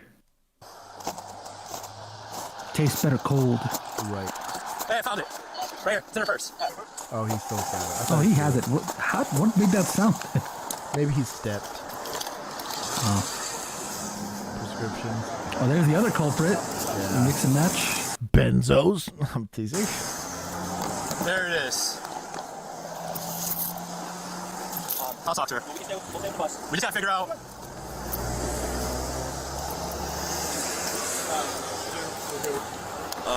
Paul, we'll stay with the bus. If you want to go back with him, and then you stay. Yeah, they finished searching her stuff. She has so much crap in here. Hold on. What is this? I know. And you're driving I kids still got a little left. No need to lecture. Come on, Trooper. No need for that. I wonder if we get disposition here. Two comments on. I'm gonna be on the 31. One cell. Stay standing. That's what you said. Holy shit. Get up. Stand up. Stop. Stand up and face the wall. Stand up and face the wall. Ow, God damn it. Ow. No. Ow. If you stand up and face the wall, the pressure comes off your wrist, and then we can undo the cuffs and you can sit down. Stand up. Oh my God, you're hurting me so bad. Well, relax. I don't understand. Relax and stand up. I know. If I was like violent or something, but I'm not. Like, please don't treat me like this. The suspect was charged and convicted of 27 counts of child endangerment for each student that she transported while intoxicated. At the end of June 2024, she received 14 years in prison. I reckon I should be moseying on down the road. At the end of June, convicted of this incident went to trial in which the jury was presented.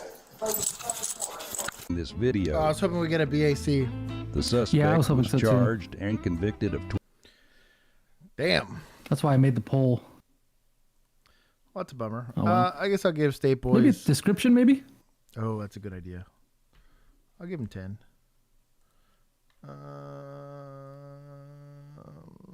Nope. Aw. Dumb.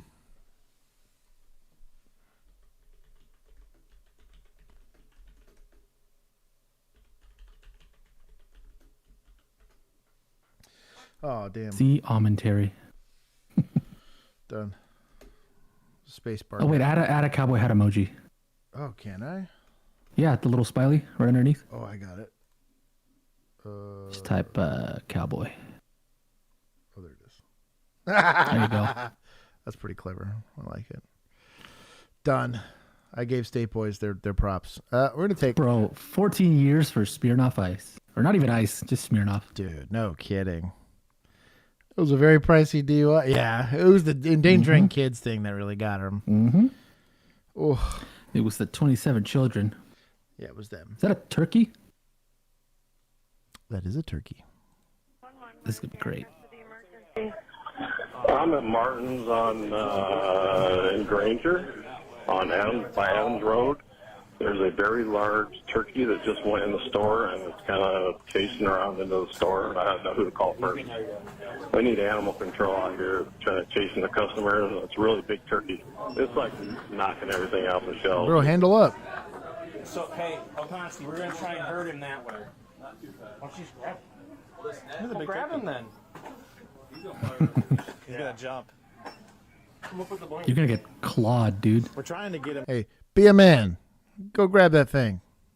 Going to get scratched up. Grab by the neck, by the feet. Yeah, it'd probably tear you up, but... We're trying to go that way. I need to look up turkey feet. Hey, you're a canine, dog. There should be nothing. Oh, yeah, they do have some hefty claws. Watch those top talons.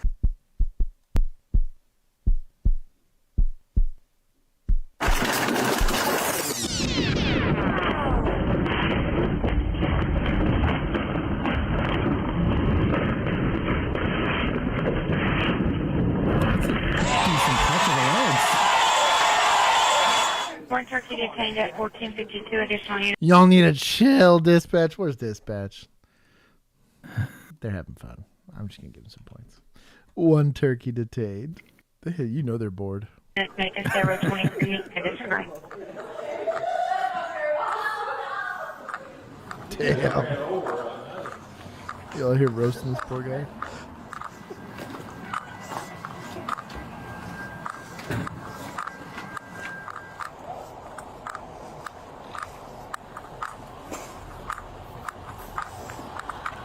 Into the dumpster. We're going back in. The turkey was released back into the water. Bro, that was dinner. No, it was in a store.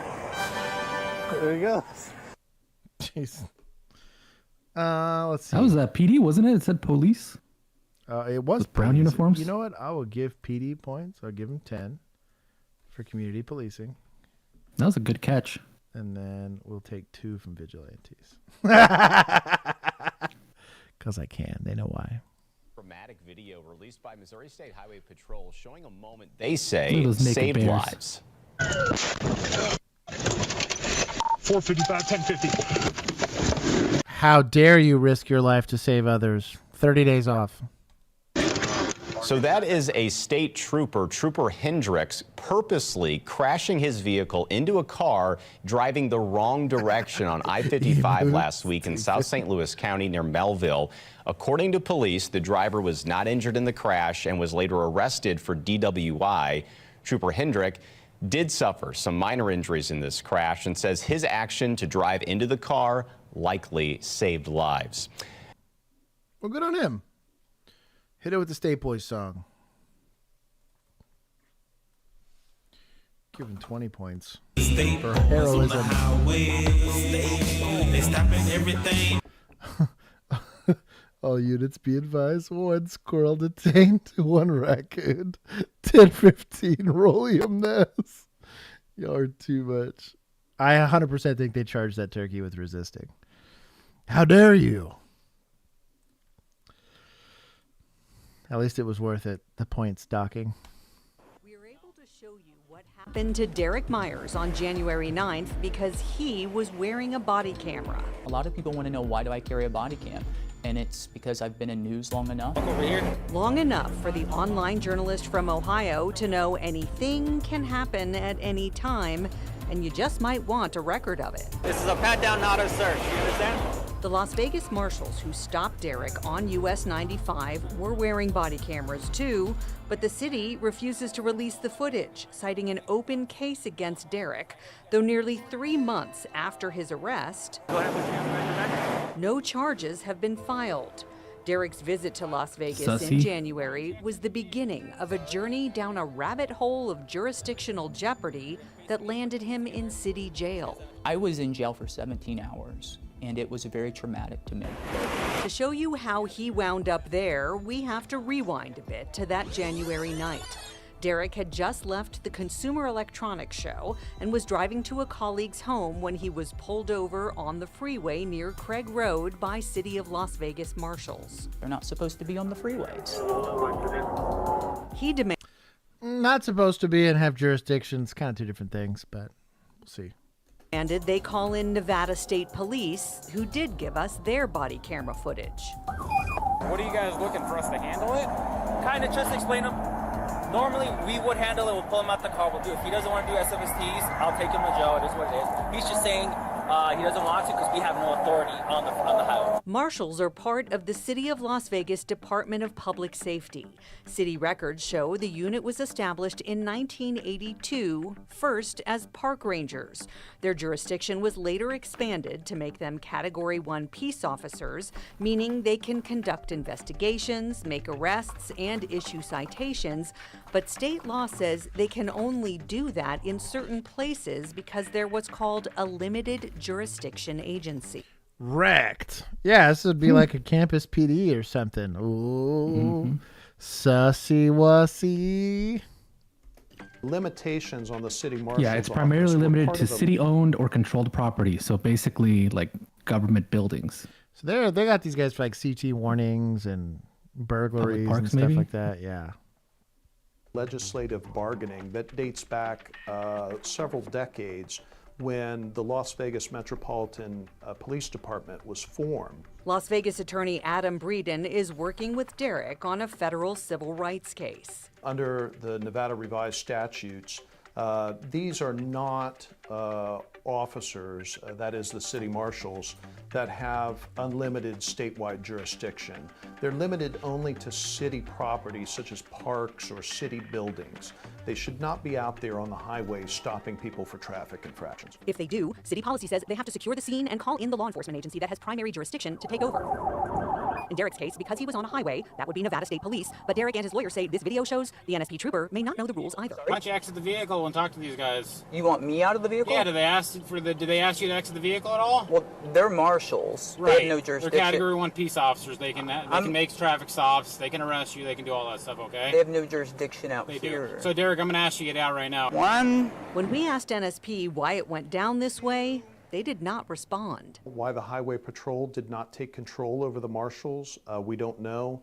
They appeared to be confused themselves about the jurisdictional limits of the city marshal's office, and that led to a wrongful arrest. In Derek's body cam video, marshals accuse him of a series of traffic violations, including speeding, following too closely, and driving on the shoulder. They also suspected him of driving under the influence. So okay if we do some field sobriety tests on you? So that way I can rule out, make sure you're not intoxicated, I'll put you back in the car and you'll be on. So you have to still have reasonable suspicion. So there's going to be what we call intox factors, right?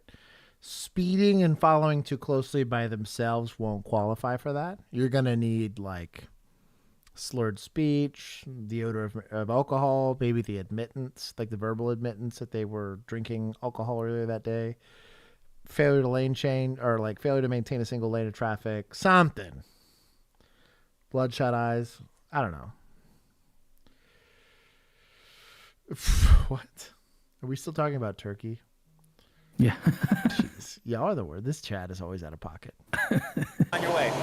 Next thumbnail's going to be a turkey. Derek agreed to the field sobriety tests, which the marshal says... Which I'm sure makes for a wonderful CTR because nobody has any idea why. he failed. Hey, our Why are you England arresting? did pretty well. So right now, you did not pass any of the tests that were conducted. Okay, so you're being placed under arrest. Okay, SFSTs are not a pass or fail. It's like a points thing. Points. NSP was still on site for this, but as you can see, did not participate in the tests or the arrest, even when Derek asks for another test. Do you have a breathalyzer? I do not know. Oh, okay. Well, I'm sure these guys do. So in regards to this, since you're in custody, we are done recording, okay? The marshals arrested Derek for suspicion of DUI. Were you drunk that night, Derek? No, I've never had a drink of alcohol in my life, Darcy. Were you on any kind of drugs?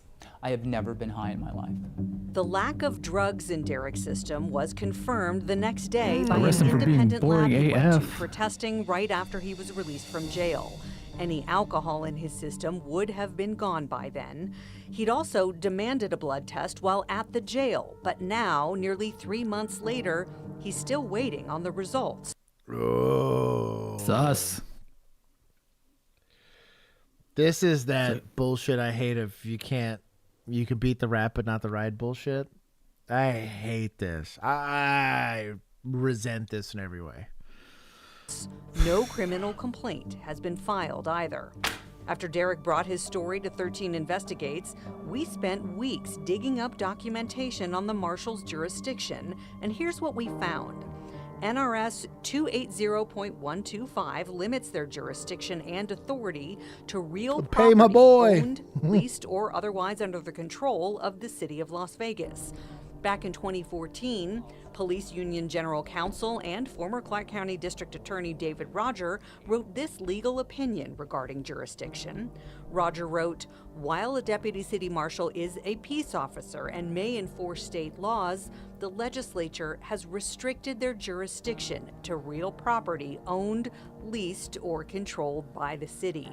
The city's website says the same thing, describing real property as buildings, land, the Fremont Street Experience, parks, plazas, trails, and 130 city facilities. We also found a Supreme Court brief filed in a 2023 case involving the city and the police Damn, that's union, a lot of case law. where the city attorney writes, "The City of Las Vegas Department of Public Safety is a limited jurisdiction agency whose duties are necessarily limited to protection of city property and operation of the city jail." So who oversees the marshals They're and gonna what get do they spanked by a judge. That's pretty explicit. Like, that's not vague. That's like That's necessarily limited. Yikes. Of all the courts to have case law on, ouch. think? Well, it's this man, Chief Jason Potts, who leads the city's Department of Public Safety.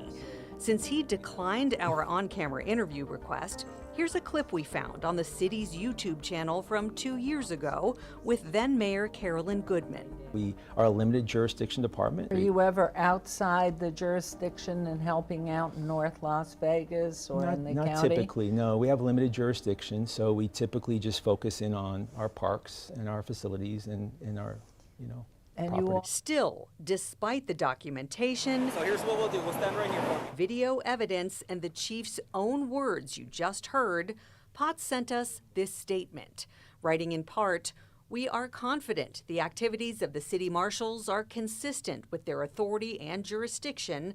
This includes traffic enforcement of moving violations within the city, which the legislature allowed in 1995. With this authority and for the safety of our community, our officers will respond appropriately when they observe dangerous, criminal, or life-threatening situations." I asked exactly what the legislature allowed in 1995. Instead of pointing to what's in the law, the city pointed to what isn't. A single sentence removed from the 1993 law that prohibited enforcement of traffic violations outside the boundaries of public parks and recreational facilities. Our legal experts say all that matters is what's in the law, which includes Agreed. clear jurisdictional boundaries. They're stopping people outside of what. So in Texas, there's a very specific. So let's say you're Campus PD, right? That's the easiest one I can think of because we don't really have like city metro police here.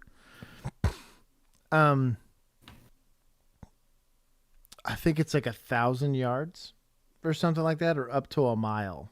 There's a very specific limitation given on departments with limited jurisdiction on what they can enforce any and all laws inside of that, but the second they get out of that, they have to request, unless it's like something crazy urgent. It'd have to be like a murder or something like that.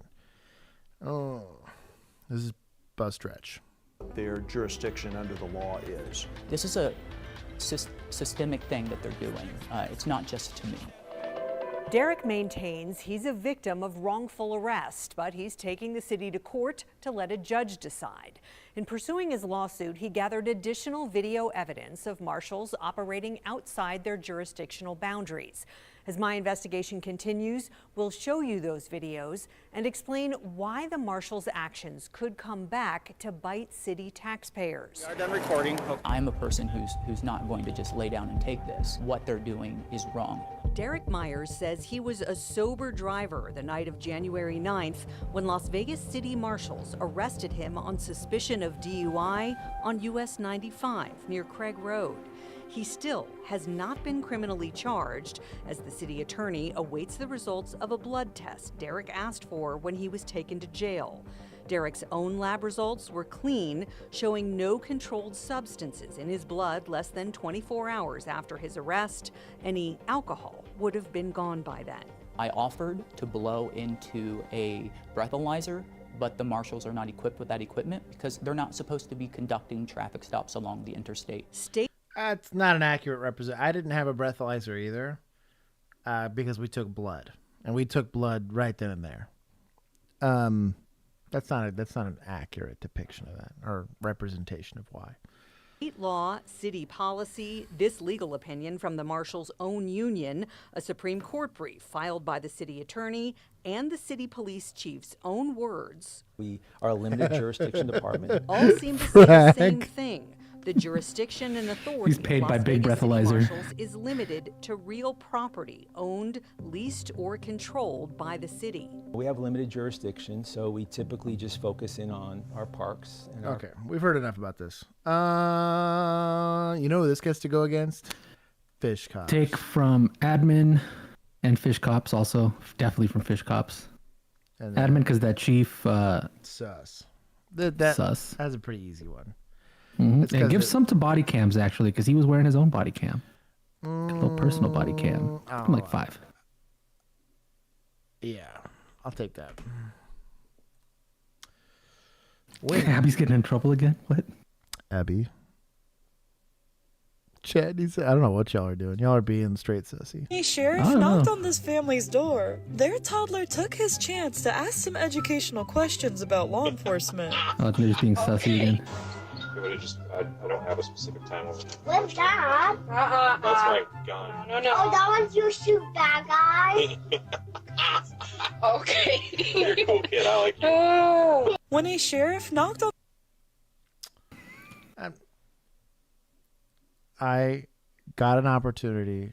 The 5 months I worked days. I started at like 11 a.m. I got to give meals to kids in the elementary school that was in my beat. But really cool, actually really good looking boxed lunches. Like I was kind of jelly. I was like, bro, this looks great. It's like Jersey Mike's or something. There's a bunch of these. So I loaded up, my sergeant loaded up a patrol car and I got to go hand these to these kiddos. And the very first question these kids asked me, they're like, are you a real police officer? I was like, yeah. They're like, so how many people have you killed? It was like the very first question they asked. And I was like, yeah, that's the place I work. The very ACAB kind of place. Kids were nice, though. I was like, you don't get a cookie. I'm teasing. That's probably municipal, so I'll give him to that. Here's for having a good sense of humor about it. There's no lecture about, you're not supposed to touch guns, that's dangerous. He just laughed about it. Good on him. Or the home stretch. Waking up this morning and finding out your town just does not anymore have police officers. Happened in a tiny local village. 19 News reporter Catherine Huntley live in Mahoning Well, yeah, County why would you have police with the officers in a story fake place? Everyone just Right. quit, Catherine. Yeah, last night night, members of the That's for you, Craig Shannon. Beach Village Police Department handed in their resignations. And now people in this community are wondering what happens when they call 911. The county responds, chill, or state troopers will respond, but nobody local. Craig Beach is a small village of around 1,000 people in Mahoney.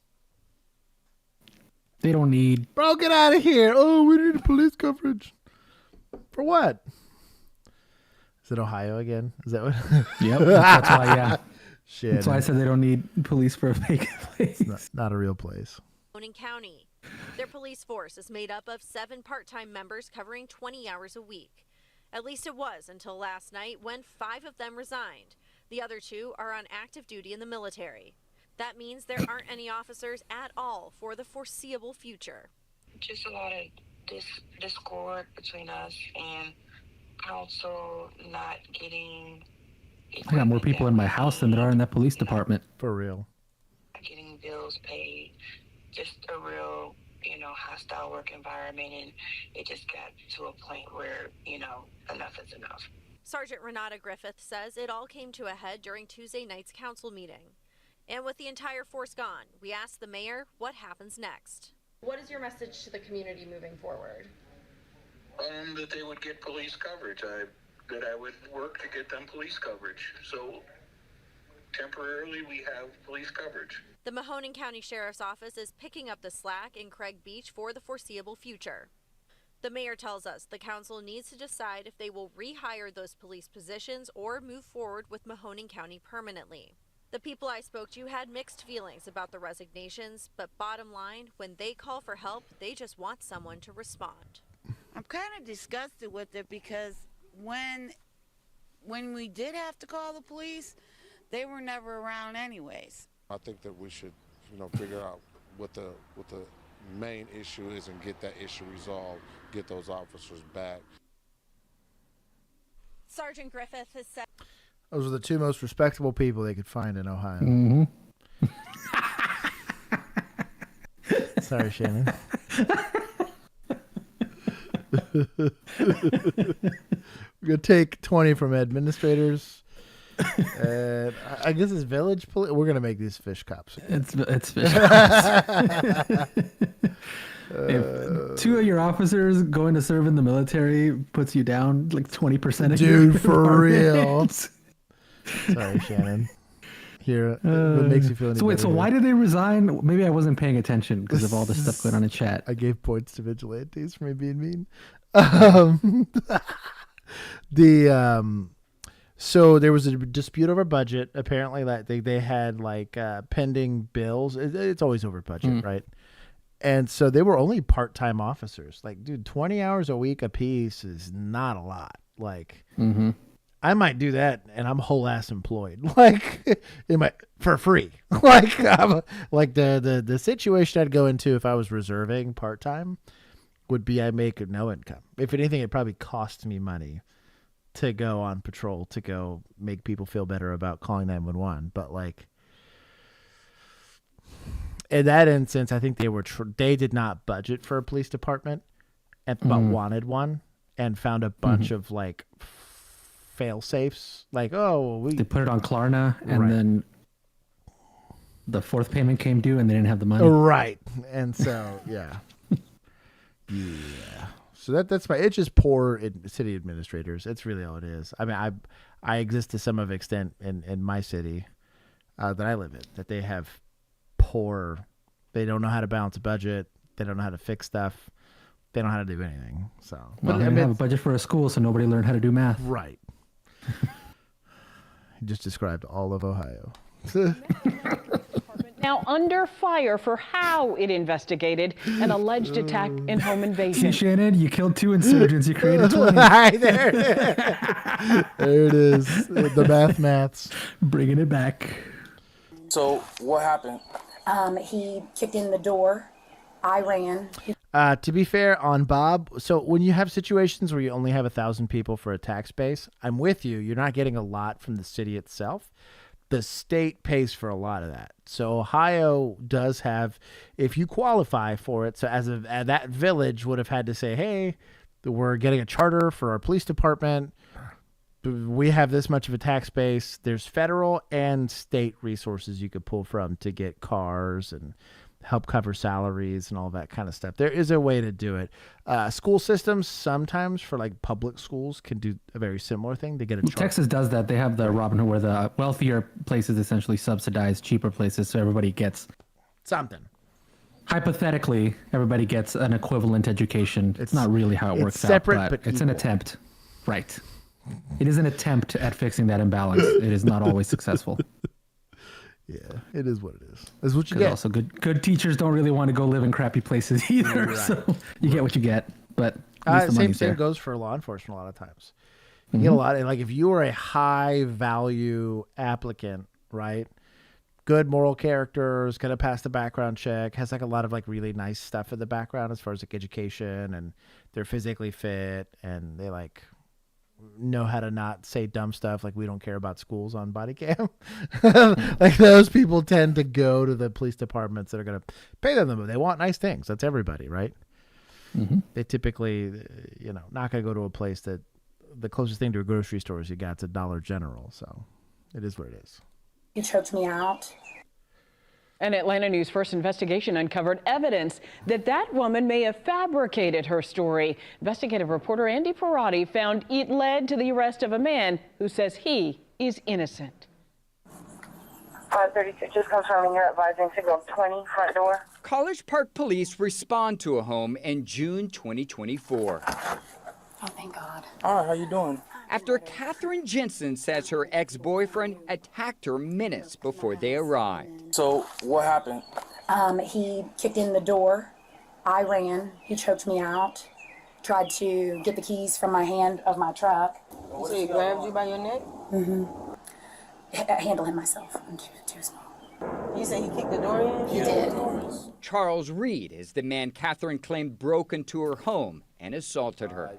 She said I kicked in the door. And why is that a problem? Because I'm in a wheelchair and have been for 25 years.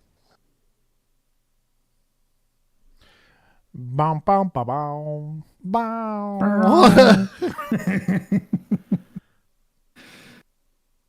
Now, I'm not saying there's no felonious wheelchair driving people, but are we still in Ohio? Frank, I don't think so. I don't think you could leave. Charles cannot move his legs. He's paraplegic following an accident when he was a teenager. Andrew Fleischman is Charles' attorney. She describes that he's of average build. Tall, short. Average height. That he has brown hair. That he's in black clothing. So all black? I want to say yes, sir. But not that he's in a wheelchair. Never mentions it. And that is probably the number one thing you'd mention about somebody. Especially as they're running away. On foot. I guess he took off on foot. Charles and Catherine did date, but it was more than 20 years ago. They never kept in touch. He's been married for a decade with a newborn. And the day of the alleged attack, Charles says he was at a dinner party with friends. Did police contact you at all? No, not at all. Not a single time. You didn't get a phone call? Not a phone call. You didn't get an email? Not an email. Not a visit. No one questioned you about this? Nope. For 9 months, Charles says he had no clue officers had a warrant out for his arrest for aggravated assault until the federal government alerted him when he tried to renew his passport. So he emailed Officer McKinley Boletti and set up a time to meet at the police department last month. Then I finally go up there literally knowing absolutely nothing about it. I essentially surrendered myself because I was that innocent. According to the body camera video, you showed up to a police station with a felony warrant? You knew you were going to jail, right? Like, because like and this is to give a little bit of defense to the police officers there. I'm going to run this guy that's showing up to talk to me, right? And it's going to be like, felony warrant, full extradition. Oh, I didn't have to worry about that because it's within my jurisdiction. You want to confirm on that warrant? Yes. Cool. He goes to jail. I don't look into it past that. Some judge thought it was a good idea to write a warrant for this guy, and they said, Capias, bring me the body. That's kind of wild. Officer Belletti questioned whether he was actually disabled. Unfortunately, you do have the warrant out for your arrest. So I'm gonna have to place you into custody. Is this a joke? Charles warned the officer putting handcuffs on would likely make him fall because of his paralysis. I'm sitting there literally exactly like this in my chair. And so he handcuffs me and I'm like, hey, like just FYI, like I can't move. I literally can't. I don't have muscle control. It's too late. Oh my God. Oh my God. Oh. I would have totally taken a dive if I was him too. Mhm. Dog. Full LeBron. Did you say full LeBron? Yeah, I did. I would have too. Take that dive, dog. Get that money. I mean, I could have broken my hip and died, like, very quickly. Okay, that's a bit of an exaggeration. How did they respond? They literally sat there. Are you a medical professional, Josh? You don't know that. On the ground. I guess you're right. Level. I hope he says he can't Officer breathe. still didn't believe Charles was disabled. Neither did his supervisor, who never put his eyes on Charles before saying this. It's a ruse, man. So I mean, it's an obvious attempt to not to go to jail. So A fellow officer disagreed. Might need to call the district attorney's office because if the doors kick in, he didn't kick in. Finally, Officer Belletti admits he could be wrong. Because now it's looking like she might have made a false report. He started talking about March of this year. And A year before Catherine claimed Charles assaulted her, the Noonan Police Department, about 30 miles away, arrested her for theft and forgery after allegedly filing a false police report claiming someone stole from her. Fleischman says officers have access to a state database identifying prior arrests, but Officer Belletti never mentions Catherine's arrest record in the incident report. I've never seen a case where somebody was so clearly innocent and it would take so little work to establish it and nobody was willing to do the work. it was a tumultuous relationship. According to this email obtained by Charles' attorney, Catherine wrote to a College Park police detective this week asking to change her statement, writing, "My mental state and physical trauma in that moment worked to confuse me. Please contact me at your convenience so I can edit the information in the report and clear the name of an innocent man." How's this impacted you? Well, I haven't been able to leave my house in a meaningful way in 2 or 3 months, just out of fear that I'll be picked up for an arrest warrant. Has the police department apologized? Not a single bit. Haven't heard a word from them. In fact, we've been trying to get into communication with them repeatedly, both me and my lawyer. Because ultimately, that's all we're asking for, just to be adults. Take responsibility when you make a mistake and try to fix it. That means College money. Park Police did not respond to repeated requests for comment about this case. We reached out to Catherine Jensen. She also did not respond, but her mother says she now acknowledges Charles did not attack her. Catherine has not been charged in this case. Yeah, I'd be charged that way with a false report. Mm-hmm. So I have a question about that. The officer that took the report from her, would you have put her arrest record on your report? Because they mentioned that as if like that was the thing that he needed to. I mean, I understand like you run her, but is that a thing that needs to be documented that she had been arrested in another? Even if I ran her, unless I ran a CCH, I'm not going to see that. I'm not going to run a CCH on the victim of a domestic assault. Mm-hmm. Period. Now, the detective might look into that, but the beat officer that's there doing the report's not going to. That's not even crossing your mind. You might run her just to put her in the call, but like that, you're not looking at it like that. Oh, they didn't look into it. No, dude, because even if she did file a false police report, that doesn't mean she wasn't a victim now. You go under the presumption that this victim isn't, just because that's you. Though her situation's, she's not the only person that's ever lied to the police. Generally speaking, people don't call the police unless they need help, right? So you're going to work under that presumption until you can prove otherwise. Has someone called me, 911, show up, this guy beat my ass, I do the investigation and find out that she's lying and arrest her right then and there? Sure. Done it before. Done it more than once. But it's pretty rare. I don't know. Oh my God, they didn't look into. No, they're not gonna CCH the victim. Like it had to be something really weird for you to pull a CCH on a victim like that. That being said, the judge somebody should have for sure, but that's really gonna fall more on the investigators. Unless that's the same. Phoner person. says, "I love how he was crossing his legs in the chair." I know what. Pointing that out, that might be why they didn't believe he was paralyzed. Not gonna lie, because see that. legitimately, like that might have been the thing that's like, well, if how did he cross his legs? Like, not thinking that you can just pull him up. Yeah. Society. It's funny. We're doing so good. All right. 2025. Officers in Glendale, Wisconsin were notified by dispatch that Tony, a 50-year-old drunk, just stumbled into the lobby making odd statements. As officers were responding, he handed over a backpack he was carrying to the clerk. Inside, evidence of a crime he just committed. Hey, I'm also here with Glendale, please. So what's going on tonight? A severed hand. We got big problems now, don't we? We got two.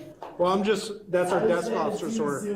I'm sorry. So, I'm 50 years old. I'm just trying to fucking get out of a predicament I'm in. Okay. I could have just killed them all just now when I found that fucking thing. What did you find? I found that gun, the Glock, whatever the fuck. There's a bullet in the fucking case. I went and shot one off just to practice with it, make sure it still worked. Where was that at? I re-oiled it, Green Bay and whatever the fuck it is, in between Silver Spring and Dillard.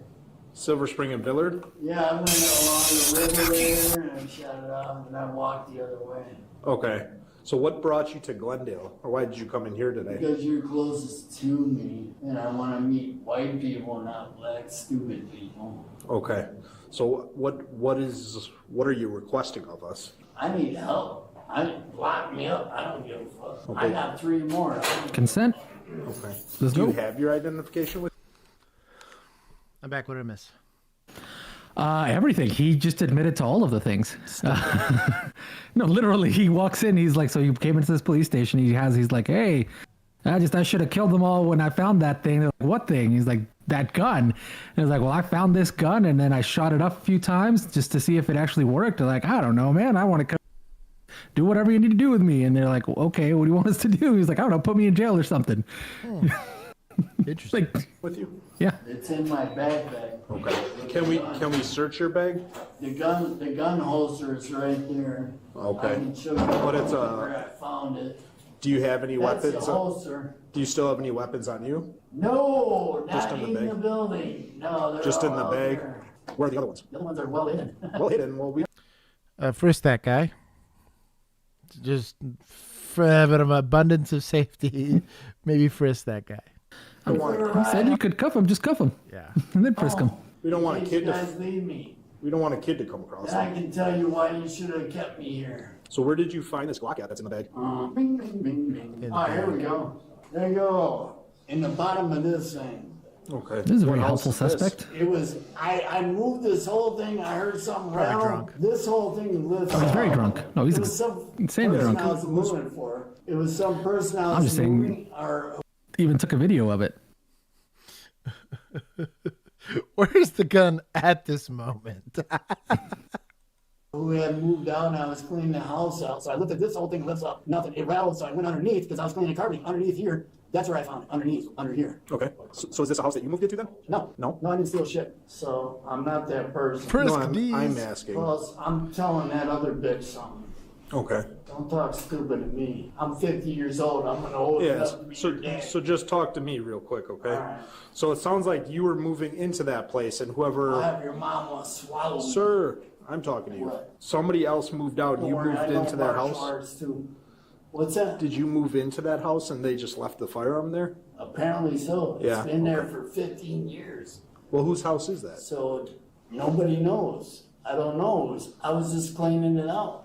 Is that like your job to do that or? Yes, it is. Yeah, okay, It's for understood. somebody I work for. How come you guys got sent to go clean that house out? Do you know what happened to the previous owners? He had a heart attack. Okay, was he deceased? He had a heart attack. Yes, he was deceased Okay. after his heart attack. Yes, he was Okay. considered deceased. Okay, so you had found well, some people live from heart attacks, so that's why I don't asked. know about all that. How long ago did you find the firearm? About a year. Oh, it's been about a year. So tonight you were.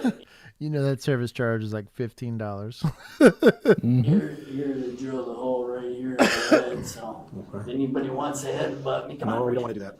I Tonight, got 4 plates in my head if you want some. Come get some. you said you're in the area of Green Bay and Dillard when you were shooting it off? I was in between Green Bay and Silver Spring. Where were you by the shooting? parkway. More towards the basketball court. It's still Villard.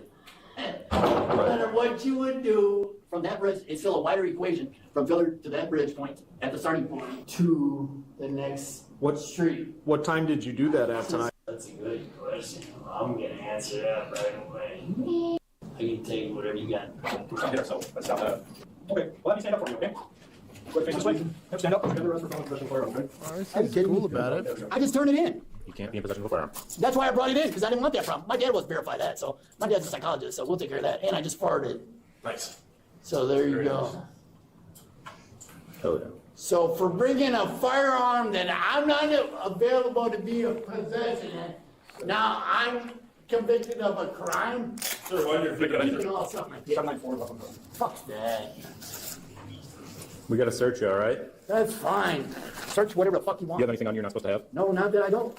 Not that I know of. Okay. Where do we get away from it? This place can get rid of. I got to you. Go ahead, keep searching. Maybe you might find enough. You're a squirrel. This is all bullshit. Stop. Oh, here we go. You want to get it? Just relax. Take the Apple gloves Watch off. saying. I saw that. Yep. You know why? Let's go this Because way. I'm not a bitch.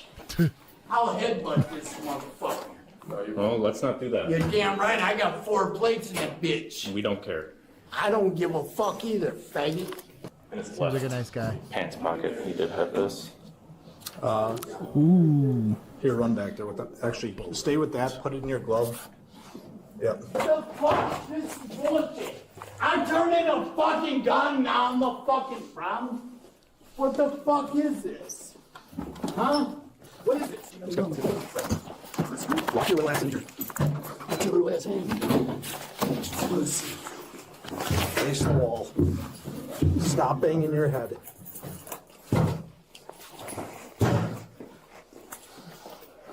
That other guy going to custody is like, dog, you're not gonna leave me in here with him, are you? Yeah, dude. Tony is in desperate need of AA for sure. And therapy. Get that dog away from me. No, you're going to keep that. Hey, fuck Probably that. past that. Hey, rub these nuts. Rub these nuts. Just relax. Close it. Stop. Let's stay, buddy.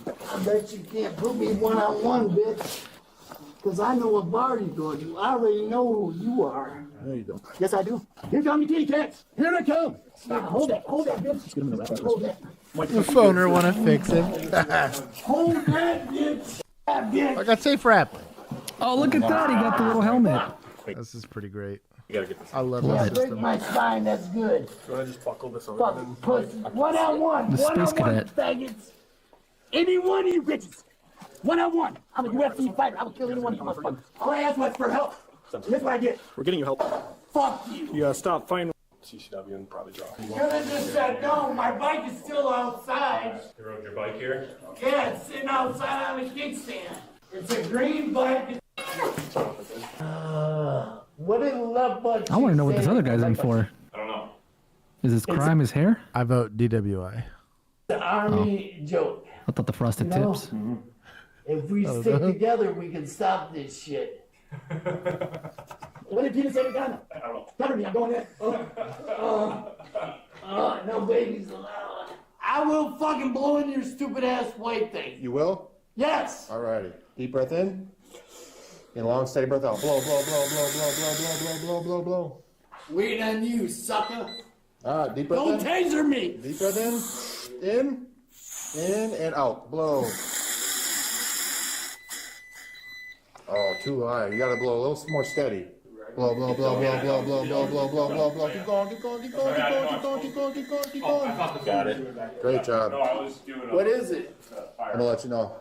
What do you think it is? Oh, can we guess? 0.6. Hang on. All right. He's we're gonna do the guessing poll. 0.6. Bro.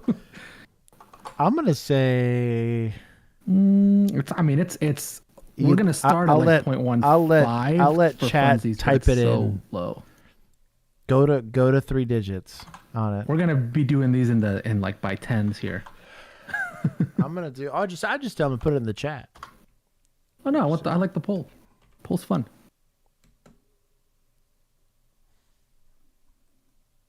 I'm gonna guess 0.6. Imagine he just knows. He's so experienced at 50 years old. The bro. Like I got 40 years of doing this. Oh my God, 5'8" is wild. Bro, phoner out here. Like, Emus looks pretty good. Custodies at 4.2. I would guess like 0.36. The 556 is not lost on me. I appreciate it. Also, the 420 vote is also pretty adorable. Oh man, I should have done that. The 2231 also not lost on me. Coma. It says it on the screen. No, it doesn't. The 0.6 is what he guessed. That's what he guessed. Yeah. The 69. Ooh. Emu beat everyone to the 69. I'm disappointed in y'all. Mods out here being sussy. Oh, 357's a good one, too. 5150. Okay. I'm going to let it play.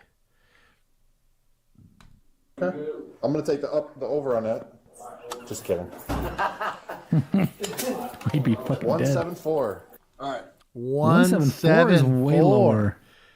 Who's the closest to this? He's a lightweight. That one was really high. Oh, Ricardo at 0.206. I don't know. Abby said 0.2. Oh, that's true. I think Abby wins this one. Yeah. Yeah, Abby wins this one. I'll pop on my back. Dang lightweight. So what we're going to do is we're going to take the handcuffs off you. You just want to stand up for us?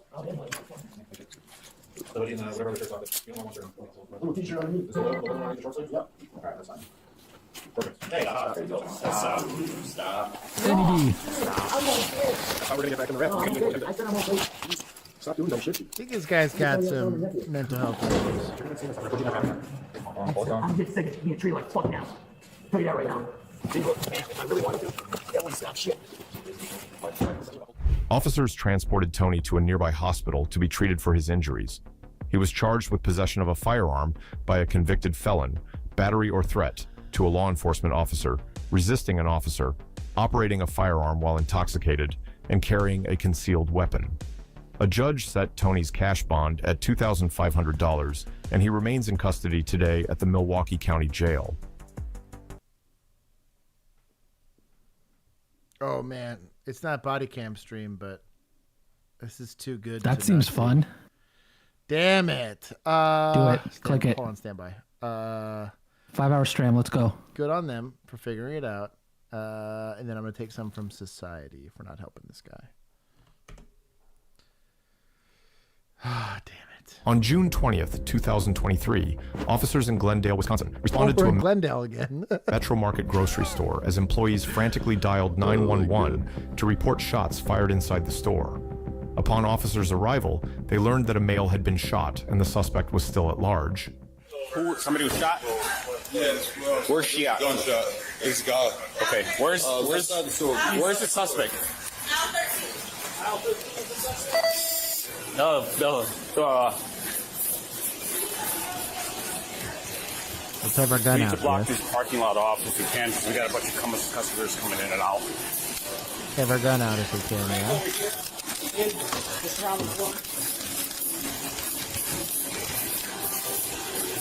There we go.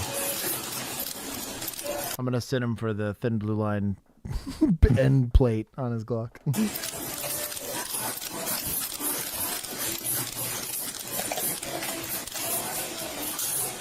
720 dispatch. I am with the victim in aisle 13, 1 GSW to the upper leg. Oh, did he Plaxico Burris himself? I bet he shot himself. You think that's him next to her? No. That's girlfriend. They got into an altercation. Oh. Gun wasn't in a solid holster. Gun cooked it off in his pants. If it's his left leg that's injured. If it's his right leg, maybe. But I bet it's like the inseam of his thigh or some shit. Okay, man, we're going to get something on you, okay? Who shot you? I don't know. You don't know? You wouldn't happen to have a gun on you, would you? There's a man, his last name's Sig. Oh my God. The 320 strikes again. Yeah. Can you tell me briefly what happened? 3'20". Go on. He's about 3 foot. All right, that was pretty good. I was just walking and I heard a shot go off and it hit my leg. Where were you at when it happened? Right here. Right over here? Okay. Try not to move, okay? That's a little high for a tourniquet, unfortunately. Mm-hmm. I have to tourniquet his waist. Might have to pack that. Ooh, that's a bad time. You work here? Yes. Okay. Was it an altercation or? No, I don't know. Somebody must have been stealing or something. Oh, good call. Yeah, I grabbed that big. Oh, that's a chest deal. That's a little weird, but okay. I don't think so, but if you want to clear it, if you got another squad that's coming, I'm going to put a tourniquet on there too, okay? It's going to hurt, I know, I'm sorry, but Nothing will happen, is it? if you can lay down. I can't. Okay. I'm just trying to see if the bullet went underneath, like through, so I just need to look by your butt, okay? Okay. Make it happen. Make it happen. It's going to hurt. All right, that's good. Thank you. Right, sir. So your butt's We bleeding? have one squad here from Fox Point. Yeah, it's a packing kind of wound right there. I just need another one so we can clear the store just to make sure there's no one else. Also advise the fire department that the bullet was through and through. I'm going to have 788 meet you in the front with the other Fox Point officers so you guys can start clearing. The victim here does not know who shot him. He said there was an altercation. Somebody possibly stealing their shot and he was hit. We can try to speak to the manager to see who they are, but I want to clear this first. Do you take a look at who she was? Do you look anything like clothes coloring or anything? Nothing. White female, black female? You just heard a pop and got hit. Okay. While officers were treating the victim, 37-year-old Tiffany Bennett attempted to flee the scene. They might be in the store with her I bet still. she shot him. He's trying to protect her. Mm-hmm. Bro, move on. It's so free. Dude. Fun story time. I know I'm making this a long stream, but this is a good one. The most serious stabbing I ever made scene on, guy stab wound right in his upper chest. Deep. And so, fortunately for him, I had an Israeli bandage. That's all we really could do. I mean, it really wasn't pack worthy, but he bled all over the place. Like, I came home and I had blood all over. This guy's blood all over me. So, guy's claim was that a random dude jumped him in the parking lot and stabbed him. Girlfriend was like hysterical. Well, some of my fellow officers went and cleared the apartment. There was nobody in the apartment, whatever. So this guy stuck to his story. And I rode with him all the way to the box. We talked about it. He's the victim of a stabbing, whatever. Unknown suspect. And I'm just going to say a female officer. Talked to me about it afterwards. She was like, you know, I didn't check the kitchen at all. And we kind of sat there and I was like, you think in a fit of rage she stabbed him and regretted it instantly? And we all kind of sat there and thought about it. We're like, probably, dog. It's about knife because it was a huge wound. Like, I was like, oh, someone, like a little flip blade wouldn't have done that. This was like a kitchen knife sized. Well, I'm not a doctor or an ME's office, but I've seen it for a couple stabbings. This one was awful. Guy made it. Guy survived, fortunately, so it wasn't a murder. But my bro is literally dying in this box, or at least we thought he was. Having to hold pressure on his like clavicle to keep him from bleeding more. And he stuck to his story for old girl. He was a ride or die for real, for real. But yeah. 720, 708. Just stand by with just cases you know not it. Face away from us! Face away! Walk backward towards the sound of my voice! Okay. All right. They were already getting after it out here. Walking, keep walking, stop! Face away, hands on your back. Right, everything notice, make sure we got enough Prediction, second, yeah. 16, I'm out with 88 in the parking lot. Do you need me to call somebody for you? Okay. All right. Hey, Dad, I'm at work. I just got shot. I'm at work. I just got shot waiting on the paramedics. Yeah. I'm at work waiting on the paramedics. We have like 4 people that we're holding on to. So if you know who shot you, please let us know so that we can arrest the right person. Because right now we have like 3 females detained. So it's not somebody you know. I do know. You do know them. Okay. Can you tell us who it is so that we can arrest the right person and let the other people go? They're going to get in trouble regardless. Because we got cameras all over the place, but it just makes our job a lot easier because we have a bunch of people detained right now, a bunch of employees. It was an accident. Okay, that's fine. If it was an accident, that's fine. So can you just tell us who it is so we can get the right person? I mean, this is for you. It's not for me. I mean, we're eventually going to find out with cameras on the employees, but if something happens to you, I mean, we're giving you help. Help is on the way. They're going to come over here, they're going to take you, and they're going to take you to the hospital. If something does happen to you, we're not going to know anything because the last words are you don't want this person to get in trouble. I'm going to let my dad know. Tell your dad, can I listen in? No. Well, I can't leave you, man. So for each states, he knows who shot him, but he's not cooperating. Very common. Don't be this guy. I mean, I respect it. Just like, bro. This poll is too close. Oh, wait. Leaving toxic. What hurts less? A gunshot wound or leaving a toxica? It was at exactly 50-50 for a while there. That was nuts. I'm sad I can't vote in this. Also, Tweaky Thrower saying, give me a relationship so toxic I'll have to quarantine with the CDC. They got to put one of those warning labels like the hazardous chemicals. Yep. Operating won't tell me. 720 to the squads. Until we can find out who did this, we're not letting anybody leave the parking lot. Gunshot wound to the upper side there. It's through and through. Sure. I put a chest seal there. Tried to put a little bit of gauze from underneath, but he couldn't move too much because he was in pain. We're going to do the left hand. It's okay, buddy. Pussy. No, I'm teasing. See, a smart Clip those sounds. No, stop. No. 3 hours and 59 minutes. But stop. That gets you every time. If you have the training and the know-how to not make it worse, there are life-saving measures you could have done with this guy that would have caused a lot of pain, but saved his life. And while in duress, it would have been easier to get who shot him out of him. That's not advocating to do that. I'm just saying. As a guy who's done a few things in his life, it's a strategy. You guys put a tape, the red tape? You might stay here for a second while I put that tape up. You can put red tape around there, but we'll put the yellow tape around here until we get the Other responding officers conducted a traffic stop of a vehicle fleeing the store and detained 37-year-old Charmaine, who was suspected to be involved in the incident. Because he tried to snatch the gun and it went off. So what? Can who go to jail?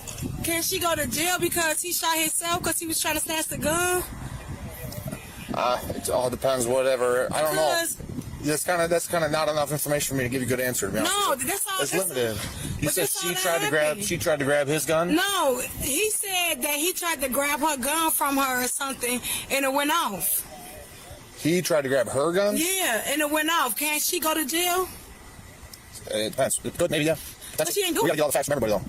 I'm not giving you definite answer. See it, though. Those two saw it. So hopefully they're talking.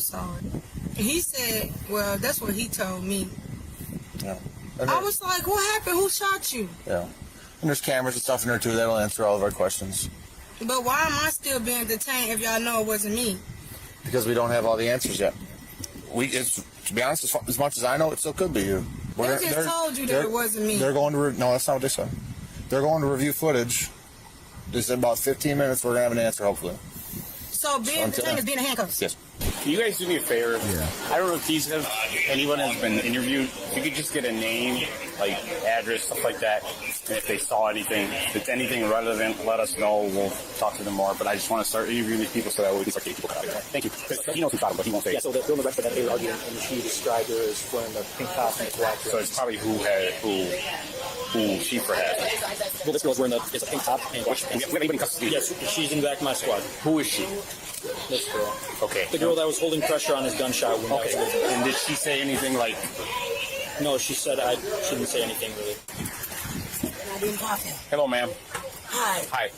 I'm sorry this is taking so long. We're trying to do it as quick as possible. We're just trying to figure out what happened because no one wants to talk to us. But they got cameras up, so you can watch the cameras. We're trying to get a manager here. So He outside. He was just out. His name Adam. I used to work up there, but first of all, these cuffs is way too tight, and I did not shoot him. And when y'all see that on camera, y'all gonna be bogus for this. Well, since nobody wants to talk to us, that's why we're trying to hold everybody. You're not. Maybe I don't go back. I like.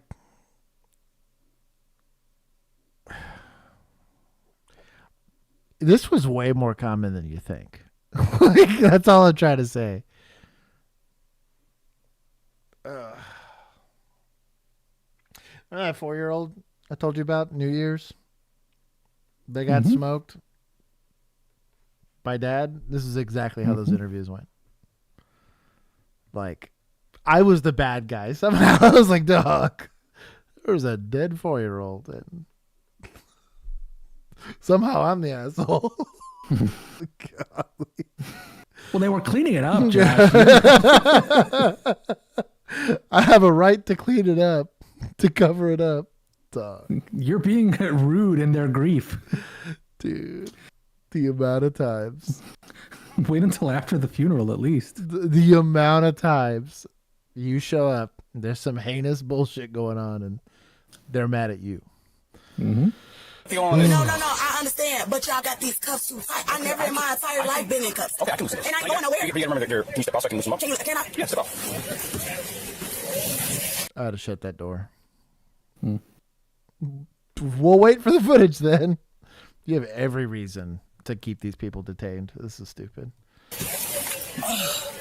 I got blood on my hands because I was holding his wound. He asked me to hold his wound. I'm going to call the police. Okay, so then who shot him? You got to ask him that. Oh, I asked him. He said he's not telling me. But I didn't shoot him, though. All you got to do is watch the cameras if that's what y'all want to do. Okay, that's fine. So it might take us a while, so I'm just letting you know that you're going to be here until we figure out who it is. I'm okay with that. If this is just to be looking up, I just want to smoke my cigarette before y'all even came out. I ain't going nowhere. Where I'm going to run to? Well, the cigarettes has to wait, but I will loosen the cuffs up for you. My purse over there, my phone over there, just sitting out. Okay, which one is tight? The whole, I never been in cuffs, so everything hurt. Well, okay, well, they're going to be a little tight because they're cuffs. No, these are the furry ones that... I never been in cuffs, sir. Furry, that's not even fun. Well, I'm just letting you know, these are metal. It's not meant to be comfortable. In the front?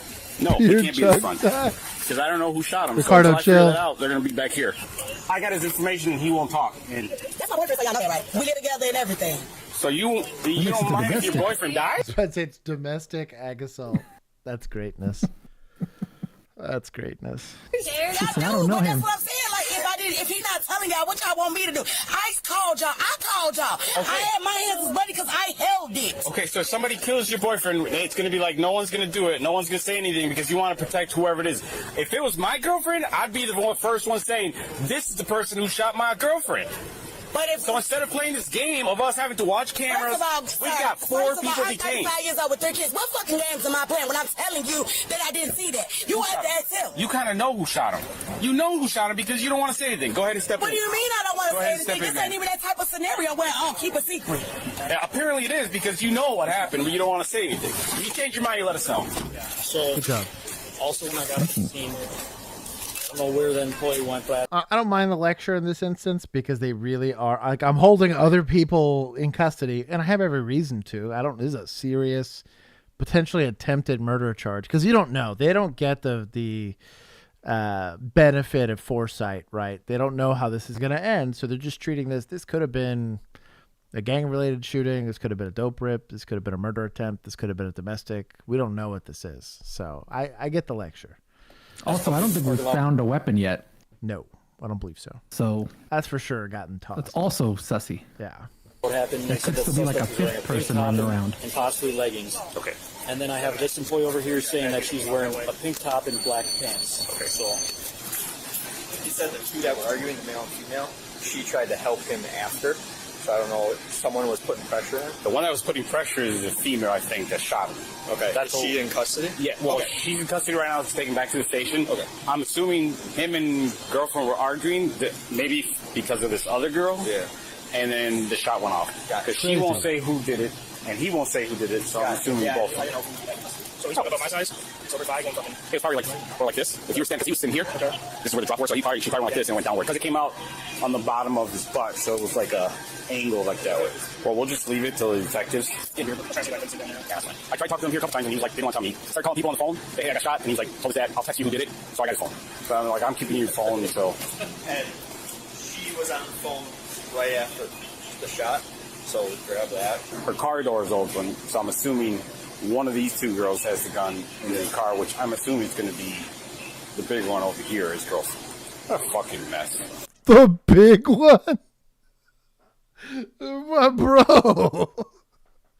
It's not on body camera. Keep the inside thoughts inside.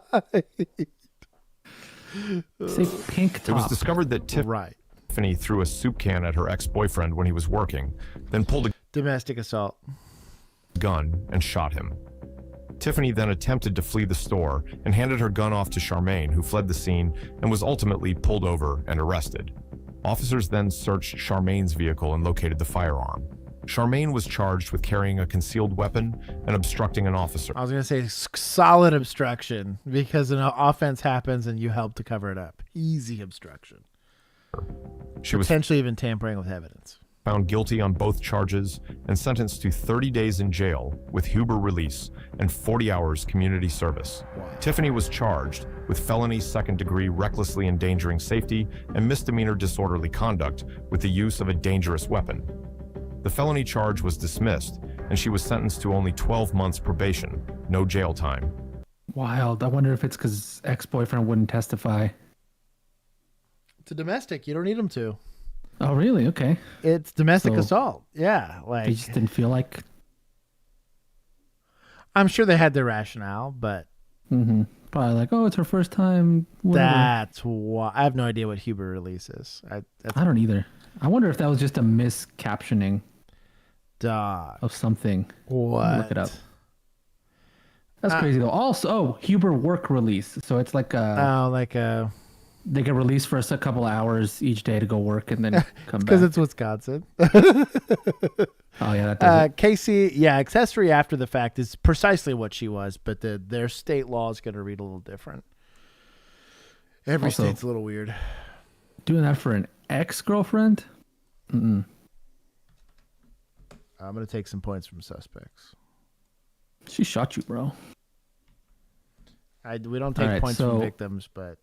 Our poll is barely eking it out. Leaving a toxica hurts less than a gunshot wound. I'm kind of proud of you, chat. Oh my god! Yeah, some of y'all. I'll give chat points. Yeah, there's plenty to be disappointed of in that chat. I love y'all, but y'all are wild. From inside Tarrant City Hall. She went into her purse and pulled a gun. And it was caught on camera. Tarrant Judge Tanelia Jackson is accused of pulling a gun on a woman outside these doors on March 28th. Apparently she was in some type of verbal altercation with a female. It's what we were told. Police Chief Wendell Major tells me police believe the woman had a traffic court appearance. He says the woman's case was never heard because she got irritated and had an outburst. She was charged with obstructing government operations and was arrested. Once she was released from jail, she came back to get her car. That's when you can see Jackson come outside the city building and pull her gun out. She's not allowed to have weapons inside the building. And there are signs on these doors letting anyone know who comes through them that guns are not allowed. Now, Jackson is facing being arrested for bringing a gun inside a city building. I talked to Jackson on the phone on Wednesday and asked her if she had anything to say about what happened. She told me she wasn't going to comment on something she was a victim of. More drama from inside Tarrant City Hall. She went into... I mean, I'm not saying there's never a time that you want to... Bring a gun into a city building? Yeah, like as a judge is what I mean. Is like you're making decisions over... Maybe in a county one, it's not as serious, but we'll see. But when it's expressly put, you also got like deputies and stuff, or constables, or whoever the heck it is that your bailiffs. Like you have armed people there to protect you. Like I don't know. Where's judges? Oh, I don't want to change it from 420. How do we maybe make them admin? 429. It's not the same, but at least it keeps the 4. Okay, we'll find a judge to give 9 points to. But yeah, extra dumb. Last 3. Just been stopped for a registration license check. There you go. What's this? You're being served. Oh, he's smart. You see, he rolled his window fully down because he knows it's about to get smashed. Interesting. A document of mine for any unlawful detainment, and starting from the clock now, my name's, I go by the name of Grant Warren Hudson. I have a power of attorney over my birth certificate. Buddy, do you have a driver's license on you? I do. Yep. I'll grab that off Suspended? you. Is it your vehicle? It is my vehicle, I own it. Yep. Registered to yourself? Yep. Yep. Under UCC law. I own this vehicle, you guys don't own it. It's not under Queensland Transport, it's under international law. This vessel is in dry dock, and it is absolutely clear. So right now, the clock is currently ticking. I'm served them with a document. We're at $10,000 per hour. So we just sit here and we wait it out. The clock's currently ticking. You know what's adorable about this? So the only way that anything's enforceable is that you have a threat of violence to enforce it, right? I know it sounds weird to the layperson, but like ultimately the border between two countries is decided and enforced by armed agents of the state willing to go and commit violence to it. Mexico is the way Mexico is because Mexico chose it to be so, you know? Like there are people there going and willing to do it. Assertions like this, oh, we're dry dock or whatever it is, you can make whatever claim you want. I can want my $10 to be worth 100, right? But there's no like body or collection of it. Really what it is power that is willing to support that, right? The FDIC only exists because there's a government with a tax base that does whatever. I don't know. Is it dumb? Yes, but I think that we often get very comfortable. There aren't any sovereign citizens in like Saudi Arabia because the consequence for trying to do so is a little bit harsher. I genuinely believe that the existence of auditors and sovereign citizens is the reflection of a healthy state that is actually protecting individual rights. Because you still have to commit a crime, and he might see like a ticket or something, and maybe he gets arrested, but it's not that serious. He'll be out in a day or two. But this doesn't happen in China. That's all I'm saying. Like, you know, ask Chinese what happened in Tiananmen Square, and they're like, "What do you mean? What is that?" Like, stuff. You can't. They're exactly, literally. So, like that's kind of what I'm getting at. Is I'm glad this happens. I think a lot of people find this like frustrating or irritating, and I can kind of understand it, especially on the police side of it. I've been on the business end of a couple of sovereign citizens. I've made a couple of arrests due to it, and then I've just had to deal with annoying calls a couple of times. But this is a sign that you're doing pretty good. People feel safe enough around you as law enforcement to try stuff like this because they know they're not going to be like beat senseless and shot in a ditch. Like that's a good sign. Oh, who's that Aussie cop? I'm gonna say he's municipal. I'll give her 10 points for taking it on the chin.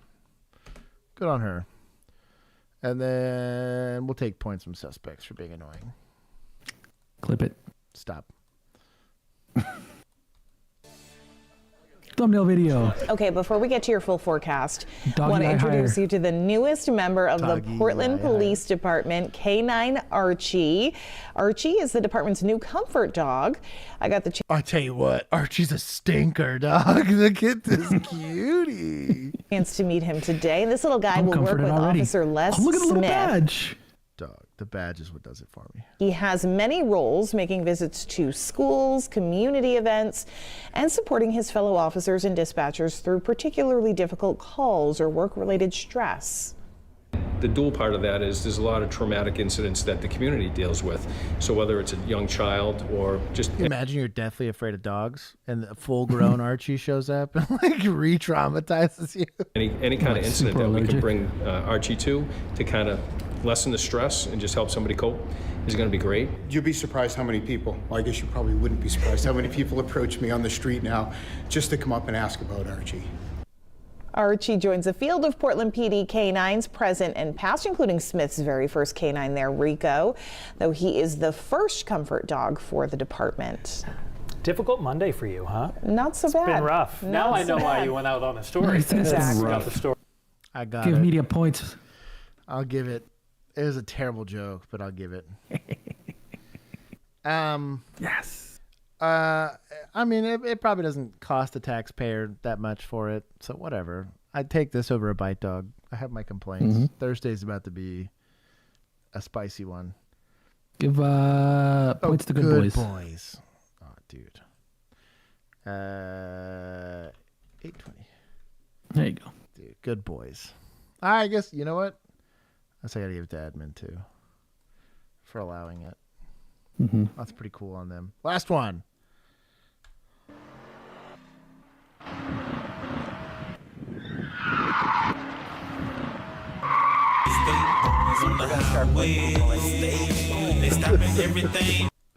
Ditches if they're going to run from us and create dangerous situations.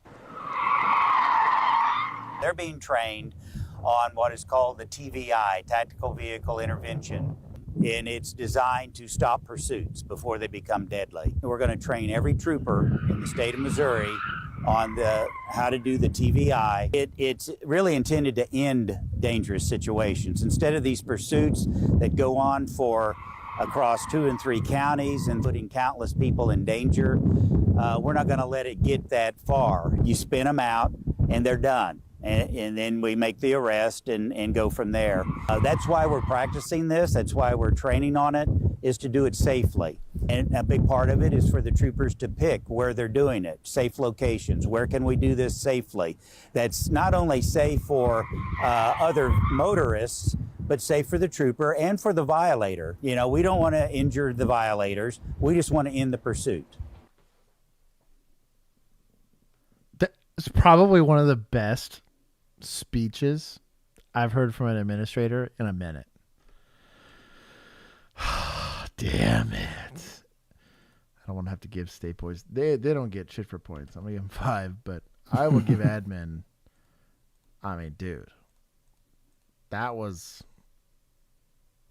pretty good. You know what? Give 9 points to judges for that being a good judge. You know I will allow it. I've been coerced. So the rationale behind this is I'm trying to make apprehension safer. They articulated not just that it ends pursuits quicker, it's safer. They're picking spots where to do it. They're getting specific training. I'm not pitting them into an 18-wheeler or off a bridge or into oncoming traffic. We're trying to pick the space where it's going to be the safest to try to end this as quickly as possible. I think that's great. It's also 420 on the stream. Made it to 420. That's hilarious. So I think that's failed on that like goal though. Damn. Ooh, failed. Only on the 105. Shame on y'all. About to pass out. Just wanted to remind all of you. Oh, hold on.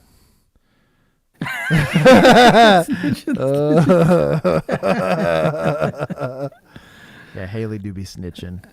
Buxom, we love you. Good night. No, I have to go to work tomorrow. I cannot do after party today, but I will do it on Thursday. Thursday should be very doable for after party.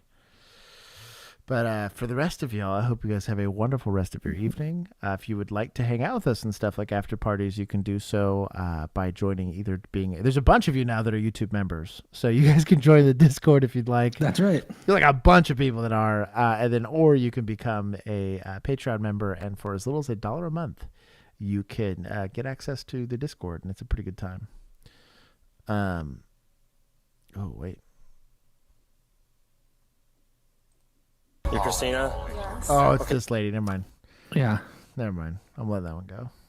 She blasted us, so she, I guess, called the student a stalker. We saw your text messages. That was married soccer coach and teacher had to be livid when she read these text messages. A teacher and her son telling each other, same breath, said that the relationship was wrong and she couldn't stop it because she cared too much about him. The petition for detention states, when confronted with the text messages found on the student's phone, she claimed that one day the student had grabbed her phone unattended, had entered her passcode, which she allegedly knew because he had seen her type it into her phone one day.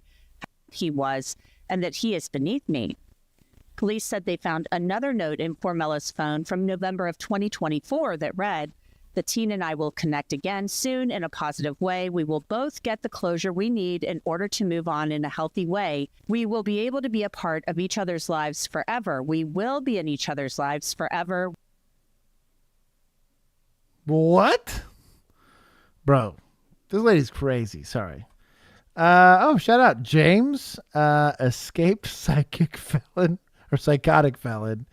Alan Wake. Psychic felon would be better. Also, yes. Alan Wake was a solid game. Skyquake Gaming and Tapi. Vera Jankoria. Anyways, shout out, homie. Welcome. Go join the Discord. It's a fun place. Anyways, I love you all. Have a wonderful rest of your night. Bye-bye. Good night, y'all.